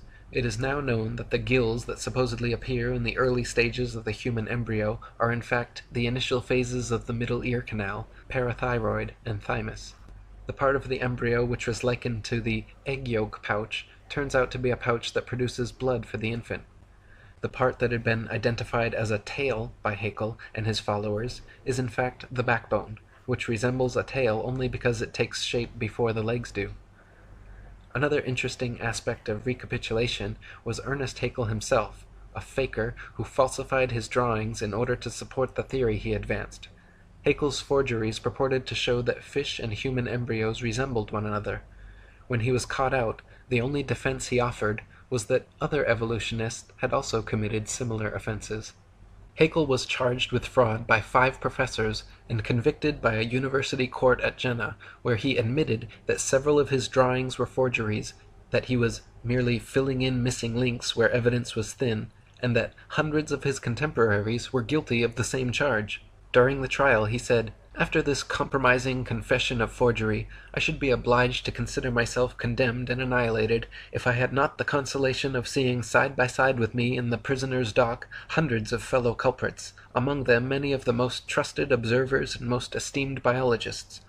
The great majority of all the diagrams in the best biological textbooks, treatises, and journals would incur in the same degree the charge of forgery, for all of them are inexact and are more or less doctored, schematized, and constructed." What an admission! Not only did Haeckel confess his own forgeries, but he admitted that there were hundreds of other scientific fraudsters similarly doctoring findings in the best biological textbooks, treatises, and journals, several of which will be examined in this chapter. As it turns out, Haeckel had simply copied and printed the same human embryo pictures several times over, claiming each were various other animal embryos with exact parallels, when in fact the parallels do not exist, and the pictures were copies he knowingly and intentionally made to suit his recapitulation idea. Malcolm Bowden wrote, "To support his theory, Haeckel, whose knowledge of embryology was self-taught, faked some of his evidence. He not only altered his illustrations of embryos, but also printed the same plate of an embryo 3 times, and labeled one a human, the second a dog, and the third a rabbit, to show their similarity." Dr. Michael Richardson wrote, "This is one of the worst cases of scientific fraud. It's shocking to find that somebody one thought was a great scientist was deliberately misleading. It makes me angry. What Haeckel did was to take a human embryo and copy it, pretending that the salamander and the pig and all the others look the same at the same stage of development. They don't. These are fakes." For the past 150 years, evolutionist scientists have been working diligently to propagandize the public into believing that modern humans are descended from ancient apes. The final and most difficult theoretical leap for the theory of evolution is this supposed million-year transition from ape to human. The utter impossibility of evolving abilities like bipedality, erect spinal columns, and complex linguistic skills has been debated since the theory was first presented, but such obstacles will never stop die-hard evolutionists set on discovering, or inventing, a believable monkey-man transitional species. The first of these convenient evolutionary discoveries was the Neanderthal man, found in the Neander Valley of Germany in 1856. Just in time for the release of Darwin's Origin of Species. To this day, reconstructed drawings of hairy ape-like Neanderthal men are depicted in scholarly journals and school textbooks, and claim to be a missing evolutionary link. The fact is, however, that all so-called Neanderthal remains have never been shown to be any more different from modern humans than an Asian from a Caucasian, or an Inuit from an Aborigine. Also, the skull size shows its brain was actually 13% larger than the average brain of modern man, making it impossible to be an intermediary between man and ape.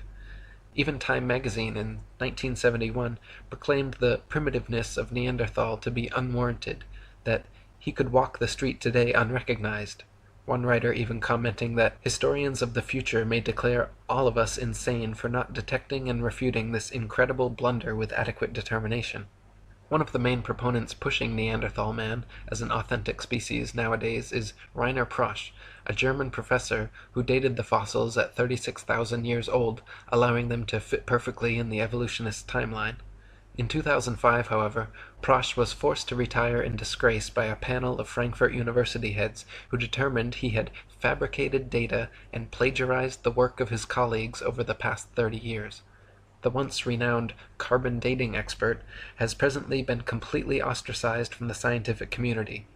It has since been determined that all Neanderthal skeletal remains are no more than a few thousand years old, some only a few hundred. They have also found modern human DNA in the bones, that their brain capacity was 13% larger than the modern average, their height 5'9", comparable to our average, and they had advanced tools, buried their dead, and enjoyed art. University of Berlin professor Rudolf Virchow, Ernest Haeckel's former professor and the father of modern pathology, back in 1872 concluded the original Neanderthal remains were simply that of an unfortunate Homo sapiens who had suffered childhood rickets, adult arthritis, and was victim to several damaging blows to the head. Eric Trinkaus, a paleoanthropologist from New Mexico University, concluded his examination stating, "Detailed comparisons of Neanderthal skeletal remains with those of modern human have shown that there is nothing in Neanderthal anatomy that conclusively indicates locomotor, manipulative, intellectual, or linguistic abilities inferior to those of modern humans." In 1891, the next ape-man discovery was found in Java, Indonesia, by Eugene Dubois, who coincidentally happened to be a student and apprentice of evolutionist hoaxer Ernest Haeckel. Dubois found a skull cap, a leg bone, a jaw fragment, and 3 teeth, from which he reconstructed the ape-like Java man. Within 10 years of its discovery, Java man was the main subject of over 80 evolution books and articles. It was given the scientific name of Anthropopithecus erectus, and later changed to Pithecanthropus erectus, and finally Homo erectus, undoubtedly for super-official pseudoscientific reasons. Hank Hanegraaff wrote, "Java man was discovered by a Dutchman. I'm a little embarrassed by that because I'm a Dutchman myself. His name was Eugene Dubois. The bones were found in 1891 on an Indonesian island of Java in Southeast Asia along the banks of the Solo River. And there was an interesting assortment. He found a leg bone, a skull cap, a jaw fragment, and 3 teeth. And that's what he concocted Java man from. Interestingly, some of the teeth were old and some young. The bones belonged to ape, female and male. It was an interesting conglomeration, and the reason that people didn't catch on to it is because the find of Dubois was kept from scholars for about 30 years. He also withheld the discovery of modern human remains, which were found in the same stratum as Java man. Of course, that would have ruined his claims that Java man was the ancestor of modern-day humans. Finally, enough pressure was placed on him that the actual bones were allowed to be examined and the discrepancies were found, and eventually enlightened America, as well as the world, found out that this was a hoax. Unfortunately, hoaxes die hard. Recently, Time magazine ran a cover story entitled "How Man Became Man," and starts off ridiculing Christians and creationists, then goes on to present Java man as though it were a fact. Java man's teeth were found to be of different ages, and the bones a mixture of human and ape, with a giant gibbon skull. Rudolf Virchow, Haeckel's own professor and the foremost pathology expert of his time, stated, "In my opinion, this creature was an animal, a giant gibbon in fact, and the thigh bone has not the slightest connection with the skull." He and many others have concluded the thigh bone is quite clearly human, while the skull cap and teeth belong to a primate. In 1912, a doctor and paleoanthropologist named Charles Dawson claimed to have found a jawbone and cranial fragment of an ape-man transitional form in a pit in Piltdown, England. It was alleged to be 500,000 years old, and was displayed as absolute proof of human evolution in museums across the world. For the next 40 years, scores of scientific articles, artist reconstructions, and over 500 doctoral theses were written about Piltdown Man.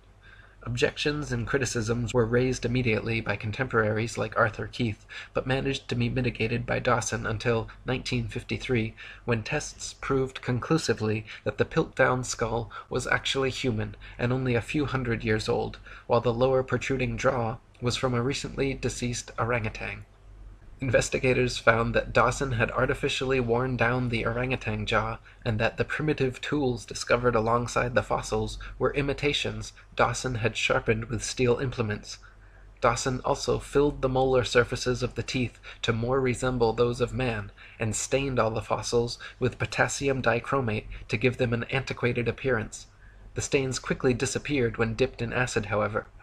Wilfrid LeGras-Clark, a member of Joseph Weiner's team who uncovered the forgery, stated that the evidences of artificial abrasion immediately sprang to the eye. Indeed, so obvious did they seem that it may well be asked, how was it that they had escaped notice before? Within days, Piltdown Man was removed from the British Museum where it had been on display for 4 decades. Since conclusively being proven a hoax in 1953, many of Dawson's other paleontological finds have also proven to be fakes or planted. In 2003, Dr. Miles Russell of Bournemouth University published the results of an investigation into Dawson's antiquarian collection, concluding that at least 38 specimens were clear fakes, noting that Dawson's entire academic career appears to have been built upon deceit, sleight of hand, fraud, and deception, the ultimate gain being international recognition.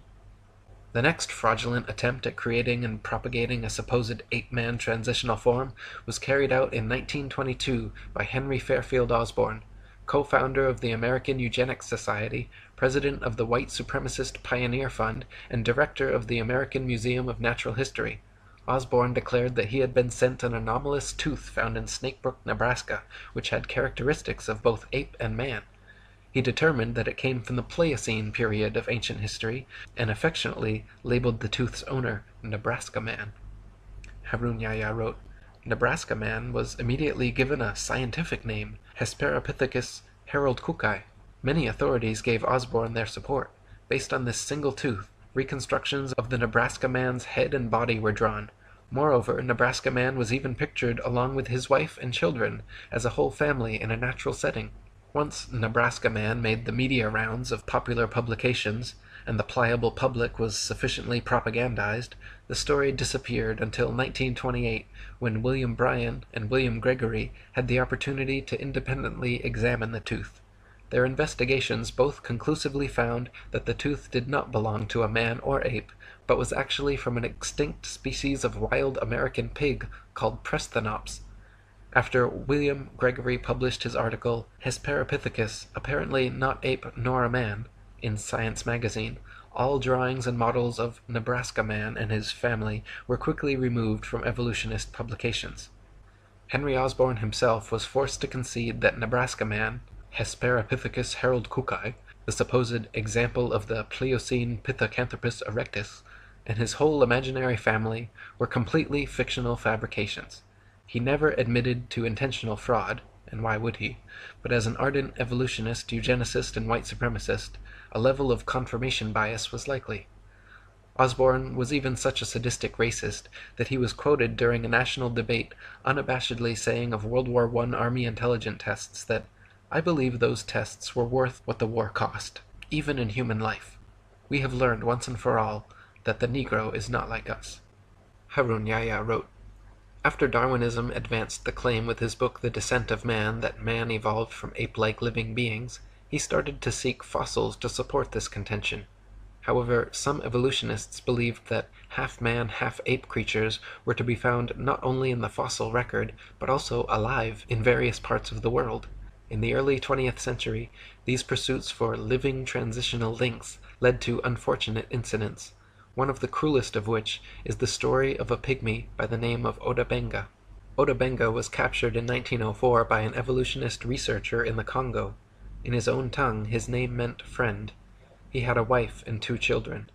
Chained and caged like an animal, he was taken to the USA, where evolutionist scientists displayed him to the public in the St. Louis World Fair along with other ape species and introduced him as the closest transitional link to man. 2 years later, they took him to the Bronx Zoo in New York, and there they exhibited him under the denomination of Ancient Ancestors of Man, along with a few chimpanzee, a gorilla named Dina, and an orangutan called Duhong. Dr. William Hornaday, the zoo's evolutionist director, gave long speeches on how proud he was to have this exceptional transitional form in his zoo, and treated caged Otabenga as if he were an ordinary animal. Unable to bear the treatment he was subjected to, Otabenga eventually committed suicide. Piltdown Man, Nebraska Man, Otabenga.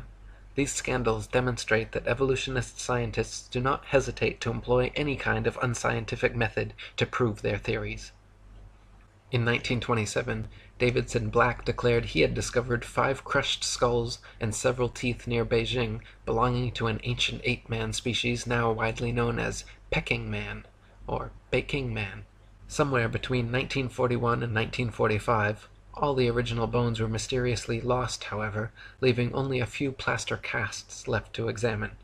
At the same site where this supposed missing link was found, there were also found the remains of 10 fully human skeletons who quarried nearby limestone, built fires, and left behind a variety of tools. Many scientists now believe the tools were used on Peking Man rather than by them. The back of the skulls were all bashed in, and in that part of the world, monkey brains are a delicacy, so it is likely that Peking Man were actually Peking apes, and they were man's meal, not man's ancient ancestor. In 1974, Donald Johanson discovered Lucy, a 3-foot-tall, supposedly 3-million-year-old Australopithecine in Ethiopia. Widely publicized as our oldest direct human ancestor, Lucy made the usual rounds of scientific magazine journals and school textbooks. Don Johanson modestly claimed that Lucy was the most important find made by anyone in the history of the entire human race, and the media heralded him a hero. He was promoted from assistant professor to receiving his own Institute for Human Biology at Berkeley. During all this time, he never allowed scientists to examine Lucy's bones until 1982, 8 years later. Since then, and as more Australopithecine skeletons have been found and examined, however, many leading evolutionists agree that Lucy is simply an extinct type of ape, similar to modern pygmy chimpanzees, and nothing more. They may have walked slightly more upright than most apes, but were not bipedal or erect, could not talk, spent most of their time on trees, and walked on all fours. Lord Solly Zuckerman and Professor Charles Oxnard did 15 years of research on Australopithecines along with a team of 5 specialists, coming to the conclusion that all the various specimens of Australopithecus they examined were only an ordinary ape genus and definitely not bipedal. The French Science and Life magazine ran the cover story in May 1999, Goodbye Lucy, writing about how Lucy, the most famous fossil of Australopithecus, was not the root of the human race and needs to be removed from our supposed family tree. However, even now in 2014, a movie named Lucy has just been released by Masonic Universal Pictures, where the Lucy ape-woman fraud is still treated as scientific fact throughout the entire movie. In 1982, a skull fragment found in the Spanish town of Ors was hailed to be the oldest fossilized human remain ever found in Eurasia. Ors Man was supposedly a 17-year-old ape man who lived between 900,000 and 1,600,000 years ago, and was presented to the world with the usual reconstructed drawings showing a young, hairy man-ape teenager. In 1983, however, a team of scientists from France concluded that the skull fragment was actually from a 4-month-old donkey.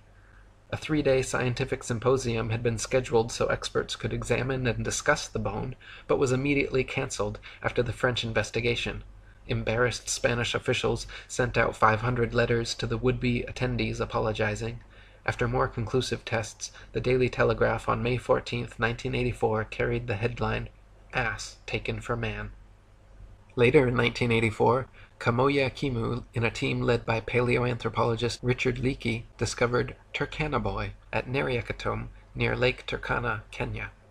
Turkana Boy was proclaimed to be a preteen boy from 1.5 to 1.6 million years ago and is now regarded as the most complete early human skeleton ever found. Much like Neanderthal man, however, Turkana Boy, or Neriakatomi Homo erectus, is no different from modern man.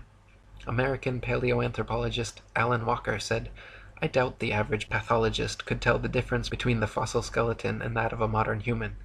He wrote that he laughed upon first seeing it because it looked so much like a Neanderthal. Turkana Boy was bipedal, with arms and legs of human proportions, an upright skeletal structure, comparable in height, cranial size, and development rate of modern humans. Even the discovering team leader Richard Leakey stated that the difference between this specimen of Homo erectus and modern man are no more pronounced than simple racial variances. The shape of the skull, the degree of protrusion of the face, the robustness of the brows, and so on, these differences are probably no more pronounced than we see today between the separate geographical races of modern humans. Such biological variation arises when populations are geographically separated from each other for significant lengths of time. So when seen for what they really are, all the supposed ape-men discoveries and reconstructions are nothing but frauds and fantasies. Neanderthal man was just an ordinary man. Java man and Piltdown man were composed of human and ape bones. Nebraska man was actually a pig. Peking man was actually man's meal. Lucy was just a monkey. Orse man was a donkey. And Turkana Boy was just a boy. Harun Yahya wrote, Reconstruction can be explained as drawing a picture or constructing a model of a living thing based on a single bone, sometimes only a fragment that has been unearthed. The ape-men we see in newspapers, magazines, or films are all reconstructions. The fossils that are claimed to be evidence for the human evolution scenario are in fact products of fraud. For more than 150 years, not even a single fossil to prove evolution has been found. As a matter of fact, the reconstructions, drawings or models, of the fossil remains made by the evolutionists are prepped speculatively precisely to validate the evolutionary thesis. David R. Pilbeam, an anthropologist from Harvard, stresses this fact when he says, "At least in paleoanthropology, data are still so sparse that theory heavily influences interpretations.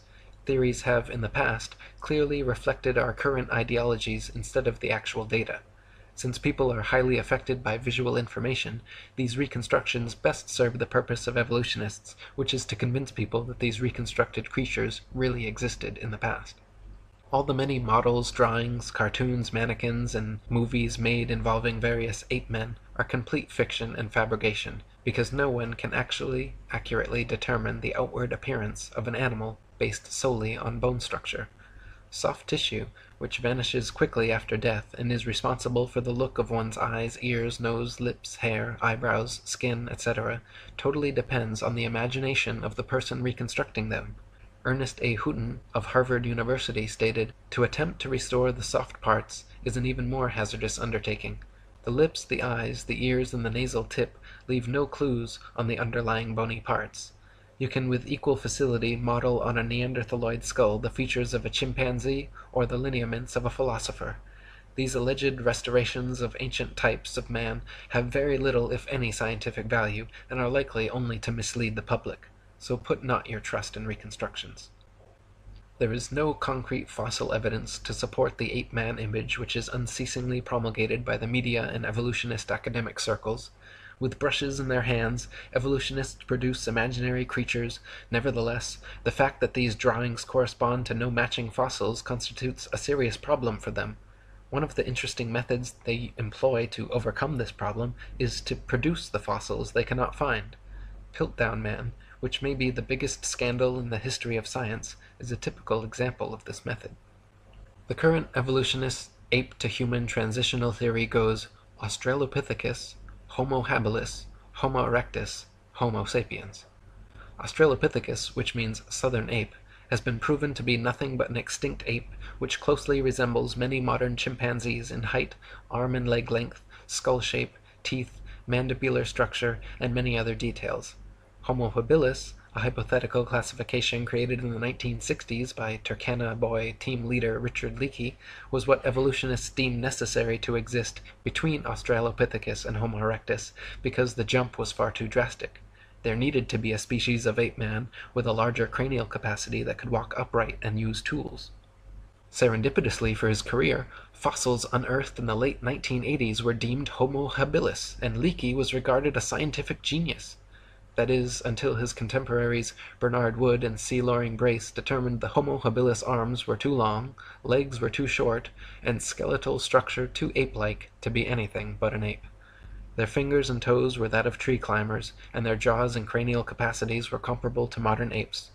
American anthropologist Holly Smith in 1994 concluded Homo habilis was not homo, or human at all, but simply an ape, just like Australopithecus.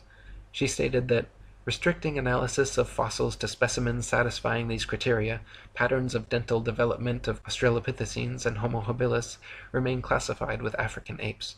Those of Homo erectus and Neanderthals are classified with humans.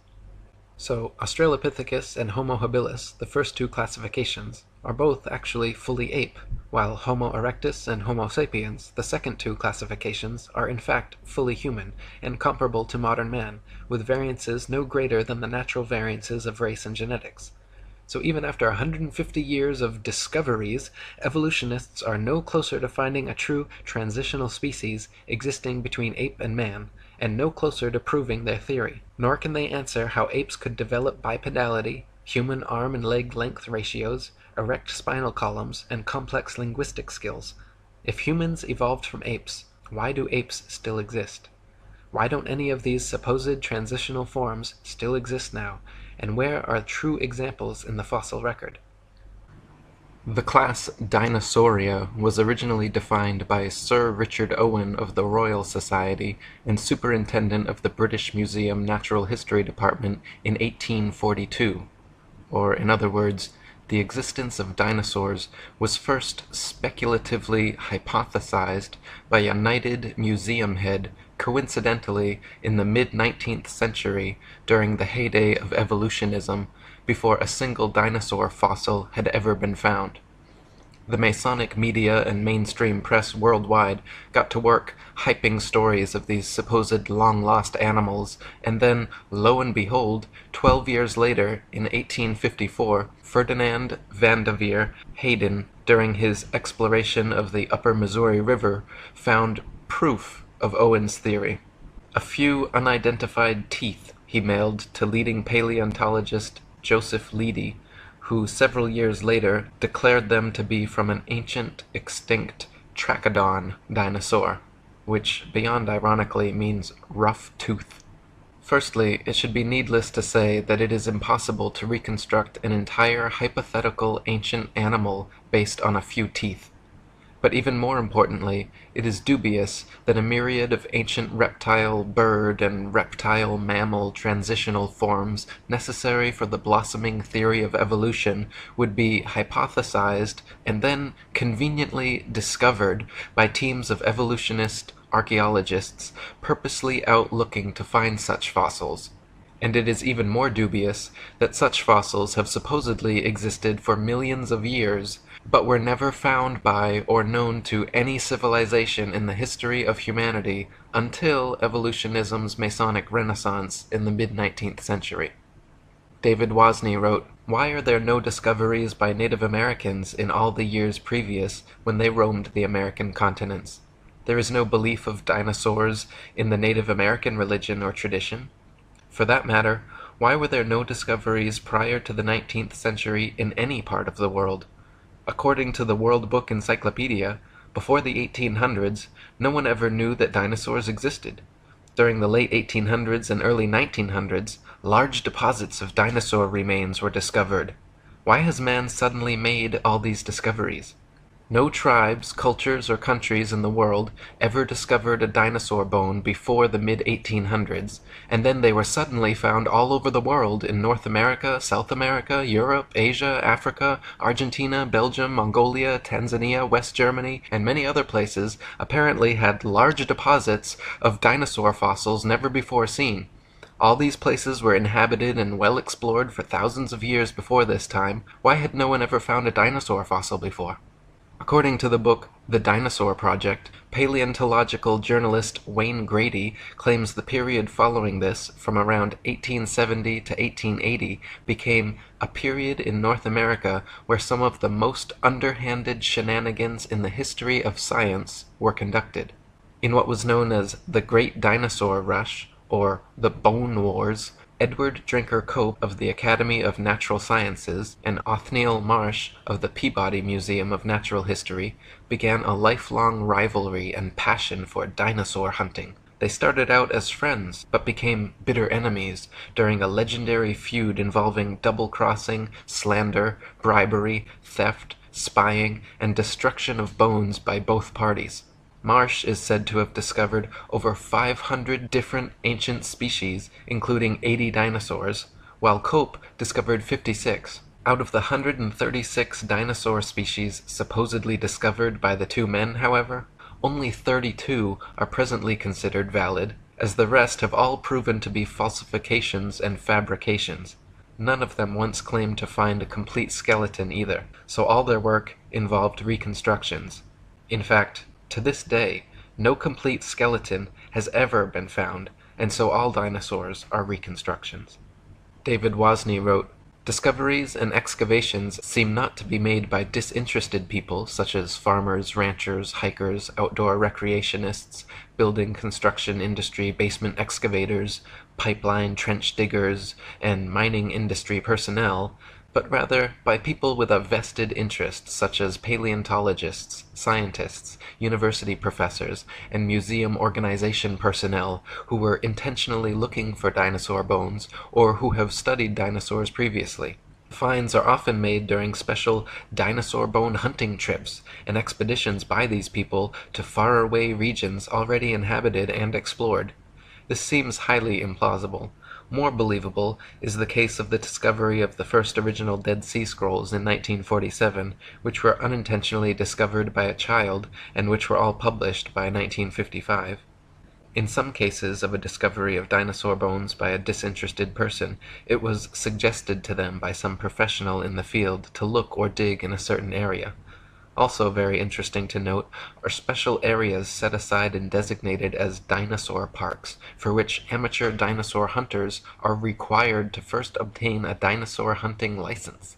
Whatever destination these establishment-funded archaeologists and paleontologists set, it seemed they found incredible numbers of fossils in tiny areas. In one of the largest dinosaur excavation sites, called the Ruth Mason Quarry, over 2,000 fossils were allegedly discovered. Casts and original skeletons assembled from these bones are currently on display in over 60 museums worldwide. Florentino Amagino, head of paleontology at La Plata Museum, is amazingly responsible for 6,000 fossil species supposedly discovered throughout his career, all in Argentina. Dinosaur hunter Earl Douglas sent 350 tons of excavated dinosaur bones to the Carnegie Museum of Natural History throughout his career, all coming from the Dinosaur National Monument in Utah. During an expedition to Patagonia, Dr. Louis Chiappe and Dr. Lowell Dingus supposedly discovered thousands of dinosaur eggs at a site of only a few hundred square yards. Many experts have mentioned how such finds of huge quantities of fossils in one area by just a few highly invested individuals goes against the laws of natural probability and lends credence to the likelihood of forgeries or concentrated planting efforts. David Wozni wrote, "Dinosaur bones sell for a lot of money at auctions. It is a profitable business. There is pressure for academics to publish papers. Museums are in the business of producing displays that are popular and appealing. Movie producers and the media need to produce material to sell to stay in business. The mainstream media loves to hype alleged dinosaur finds. Much is to be gained by converting a bland, non-dinosaur discovery of a bone of modern origin into an impressive dinosaur find and letting artists' interpretations and imaginations take the spotlight rather than the basic, boring, real find. There are people who desire and crave prestige, fame, and attention. There is the bandwagon effect and crowd behavior, and then there are people and entities pursuing political and religious agendas. Highly rewarding financial and economic benefits to museums, educational and research organizations, university departments of paleontology, discoverers and owners of dinosaur bones, and the book, television, movie, and media industries may cause sufficient motivations for ridiculing of open questioning and for suppression of honest investigation. The fact that T-Rex bones have sold at auctions for upward of $12 million shows how lucrative the field of dinosaur hunting can be, and it just happens to be museum officials who serendipitously seem to make the most prolific finds. The first dinosaur to ever be publicly displayed, was the Hadrosaurus fulci at Edward Drinker Cope's Academy of Natural Sciences in Philadelphia.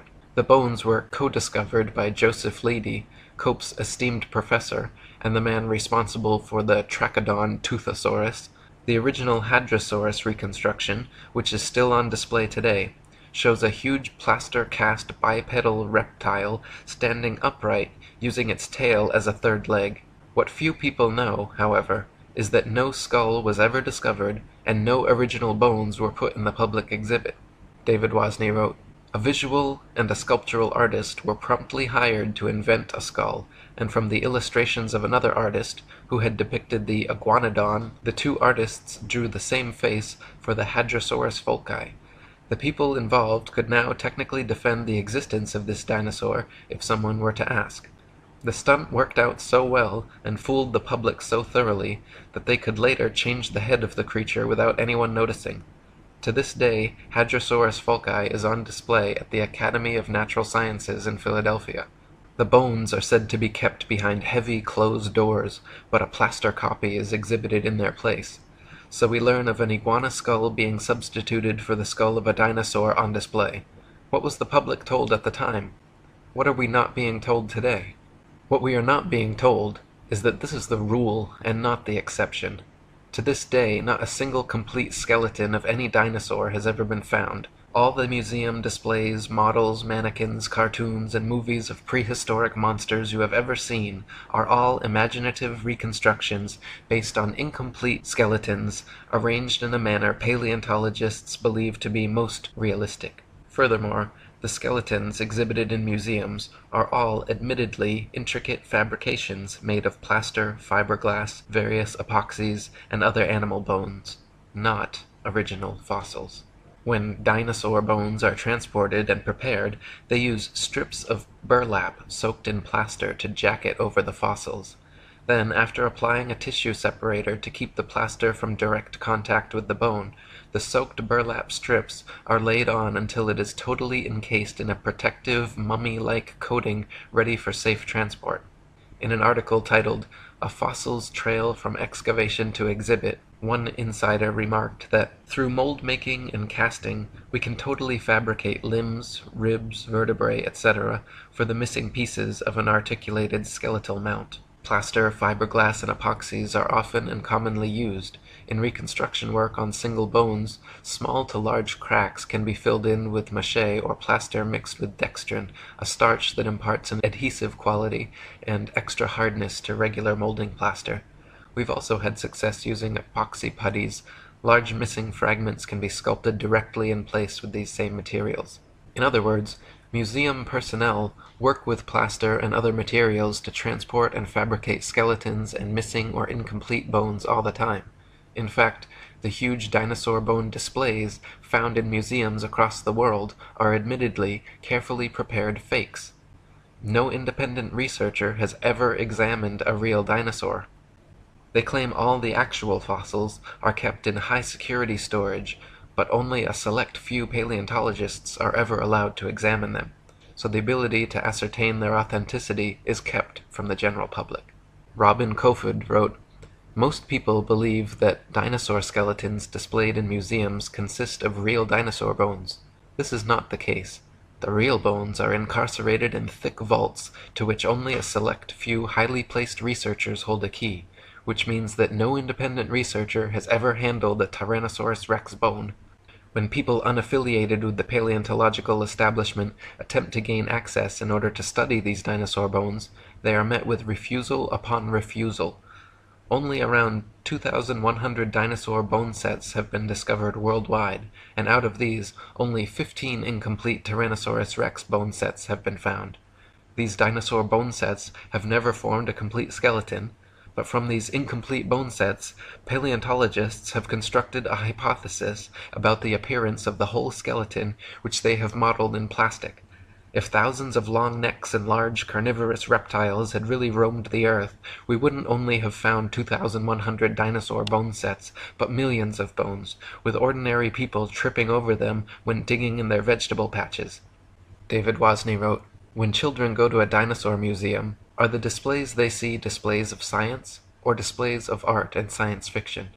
Are we being deceived and brainwashed at an early age into believing a dinosaur myth?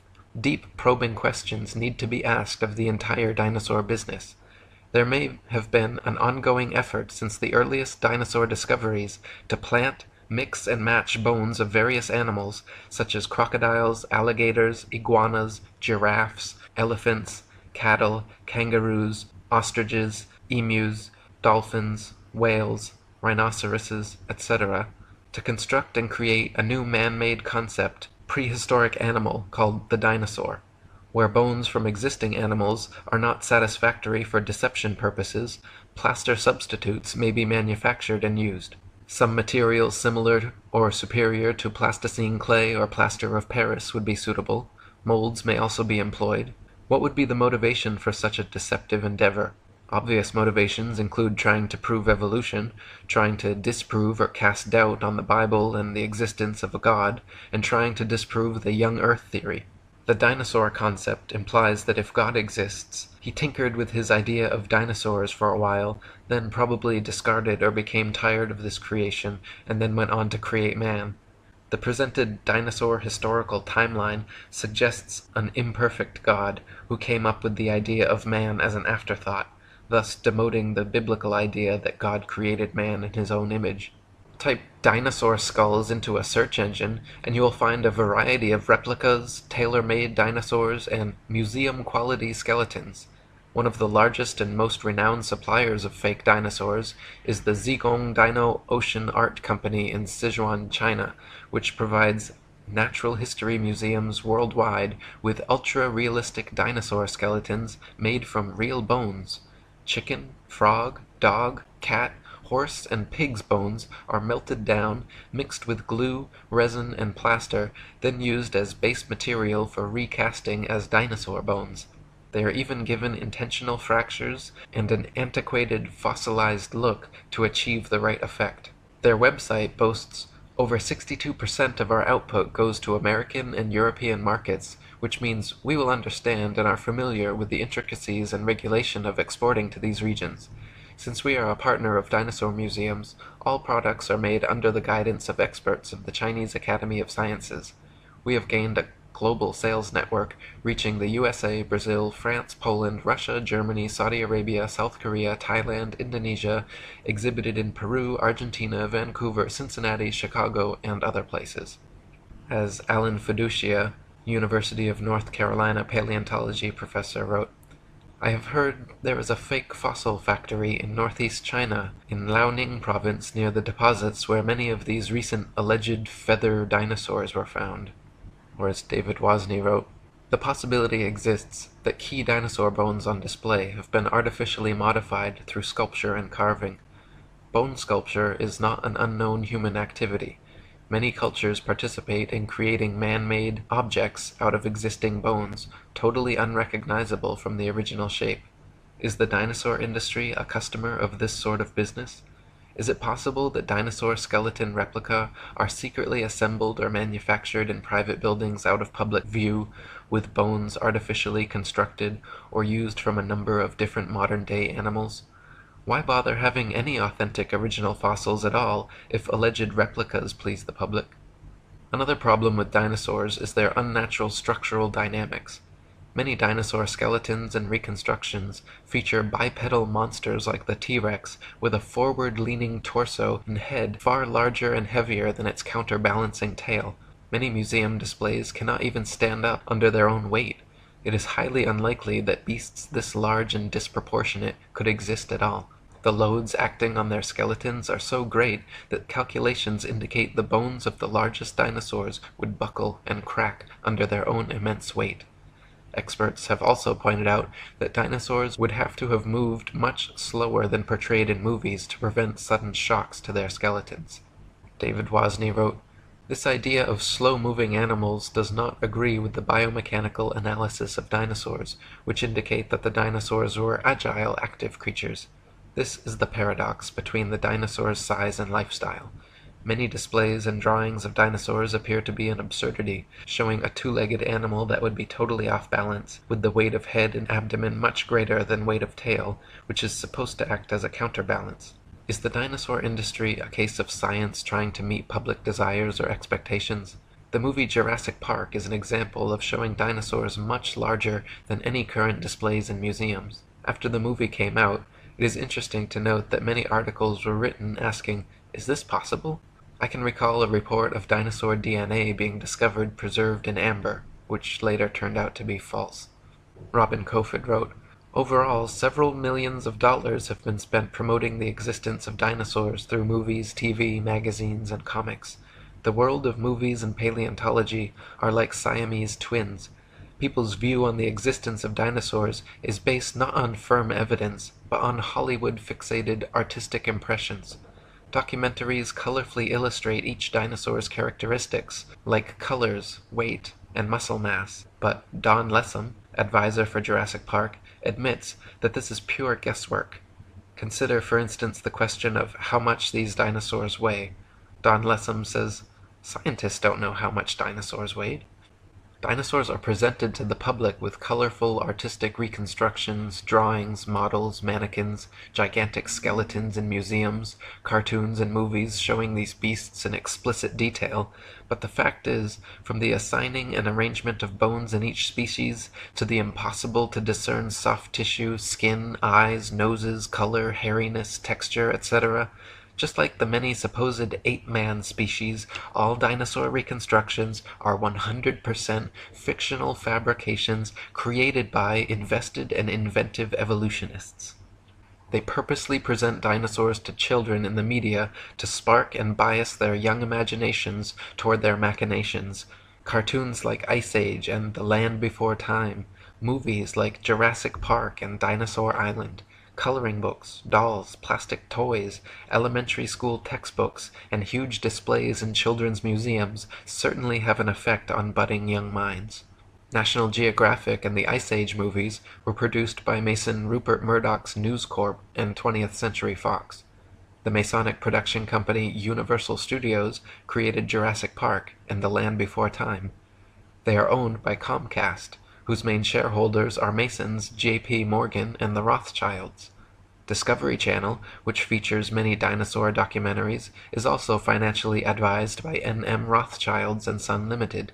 Former paleontology student Michael Forsell claimed on a radio interview with leading paleontologist Jack Horner that he was a total fraud, fabricating evidence and perpetuating the myth of dinosaurs. He continued on saying, "I started my career in the field of paleontology only to leave my studies once I realized the whole thing was a sham. It's nonsense. Most of the so-called skeletons in museums are actually plaster casts. They even do it openly on documentaries now, preserving the bones my ass. I struggled as a student mainly because I could not tell the difference between a fossilized egg and an ordinary rock, and of course there is no difference. I was treated like a leper when I refused to buy into their propaganda and promptly left the course. Dinosaurs never existed. The whole shebang is a freak show.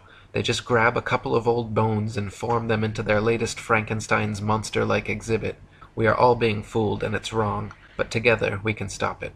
Many claim that since dinosaur fossils have been radiometrically dated to be tens of millions of years old, that their authenticity is thus proven. The fact is, however, that the methods used to date dinosaur fossils involve not measuring the actual fossils, but the rocks near where they are found. Most fossils are found near the surface of the Earth, and if a modern-day animal were to die in the area, paleontologists would be likely to date them the same age. Dr. Margaret Helder, in her book Completing the Picture, a handbook on museums and interpretive centers dealing with fossils, she writes, "Scientists used to be very impressed with the potential of radiometric for coming up with absolutely reliable ages of some kinds of rocks. They do not feel that way anymore. Having had to deal with numerous calculated dates which are too young or too old compared with what they expected, scientists now admit that the process has many more uncertainties than they ever would have supposed in the early years. The public knows almost nothing about uncertainties in the dating of rocks. The impression that most people have received is that many rocks on Earth are extremely old and that the technology exists to make accurate measurements of the ages. Scientists have become more and more aware, however, that the measurements which the machines make may tell us nothing about the actual age of the rock."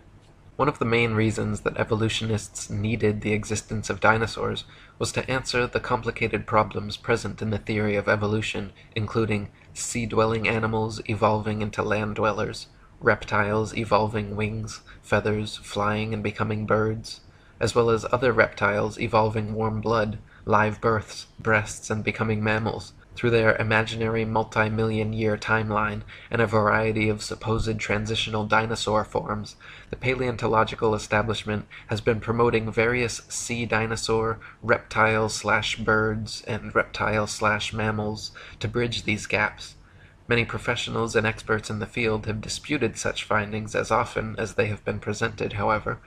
Dr. Storrs Olson, a Smithsonian Institute scientist, wrote, "The idea of feathered dinosaurs and the theropod origin of birds is being actively promulgated by a cadre of zealous scientists acting in concert with certain editors at Nature and National Geographic, who themselves have become outspoken and highly biased proselytizers of the faith. Truth and careful scientific weighing of evidence have been among the first casualties in their program, which is now fast becoming one of the grander scientific hoaxes of our age. No authentic feathers have ever been found with dinosaur fossils, though a few exposed hoaxes certainly attempted to fake it. Dr. Olson called the adding of feathers to their findings hype, wishful thinking, propaganda, nonsense fantasia, and a hoax.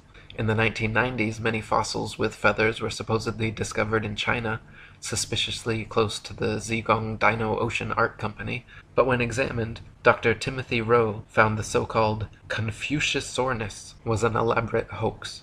He also found the Archaeoraptor, supposedly discovered in the 90s, was composed of bones from 5 different animals.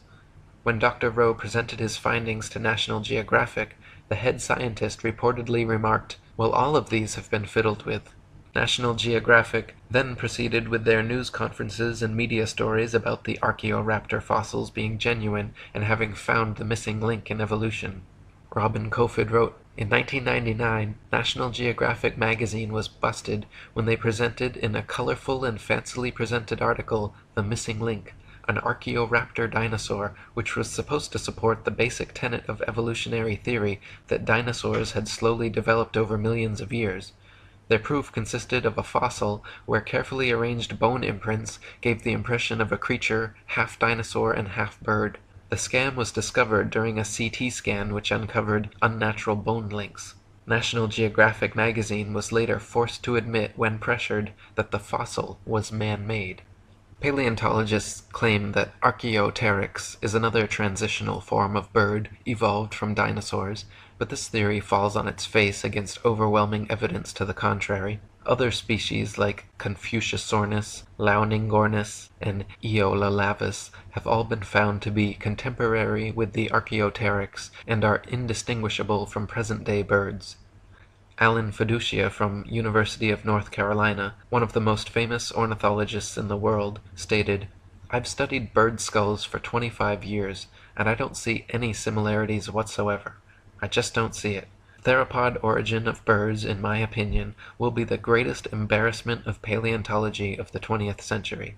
Larry Martin from the University of Kansas, a paleoornithologist, says, "To tell you the truth, if I had to support the dinosaur origin of birds with those characters, I'd be embarrassed every time I had to get up and talk about it. Even if dinosaurs did evolve into birds to fill their evolution gap, it does not explain how something like the common housefly could have evolved. Flies flap their wings simultaneously 500 times per second. Even the slightest dissonance in vibration would cause them to lose balance and fall. But this never happens. How could they evolve such an amazing and specialized ability?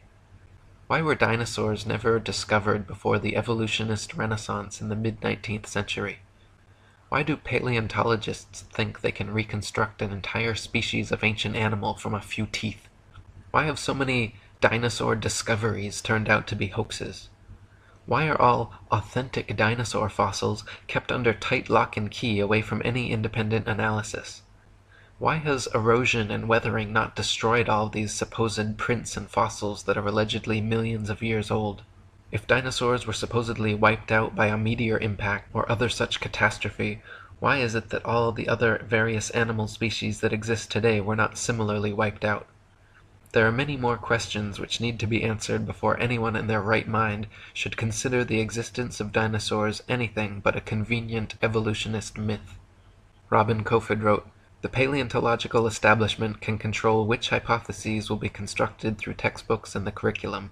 In this way, students are brainwashed into a pseudo-reality controlled by text material and the teacher's authority. A short practical example. A random dental bone is found at an excavation site, and from this dental bone, the rest of the skeleton is guessed at. We are not kidding about this. The entire dinosaurian field of the paleontological program is a sham."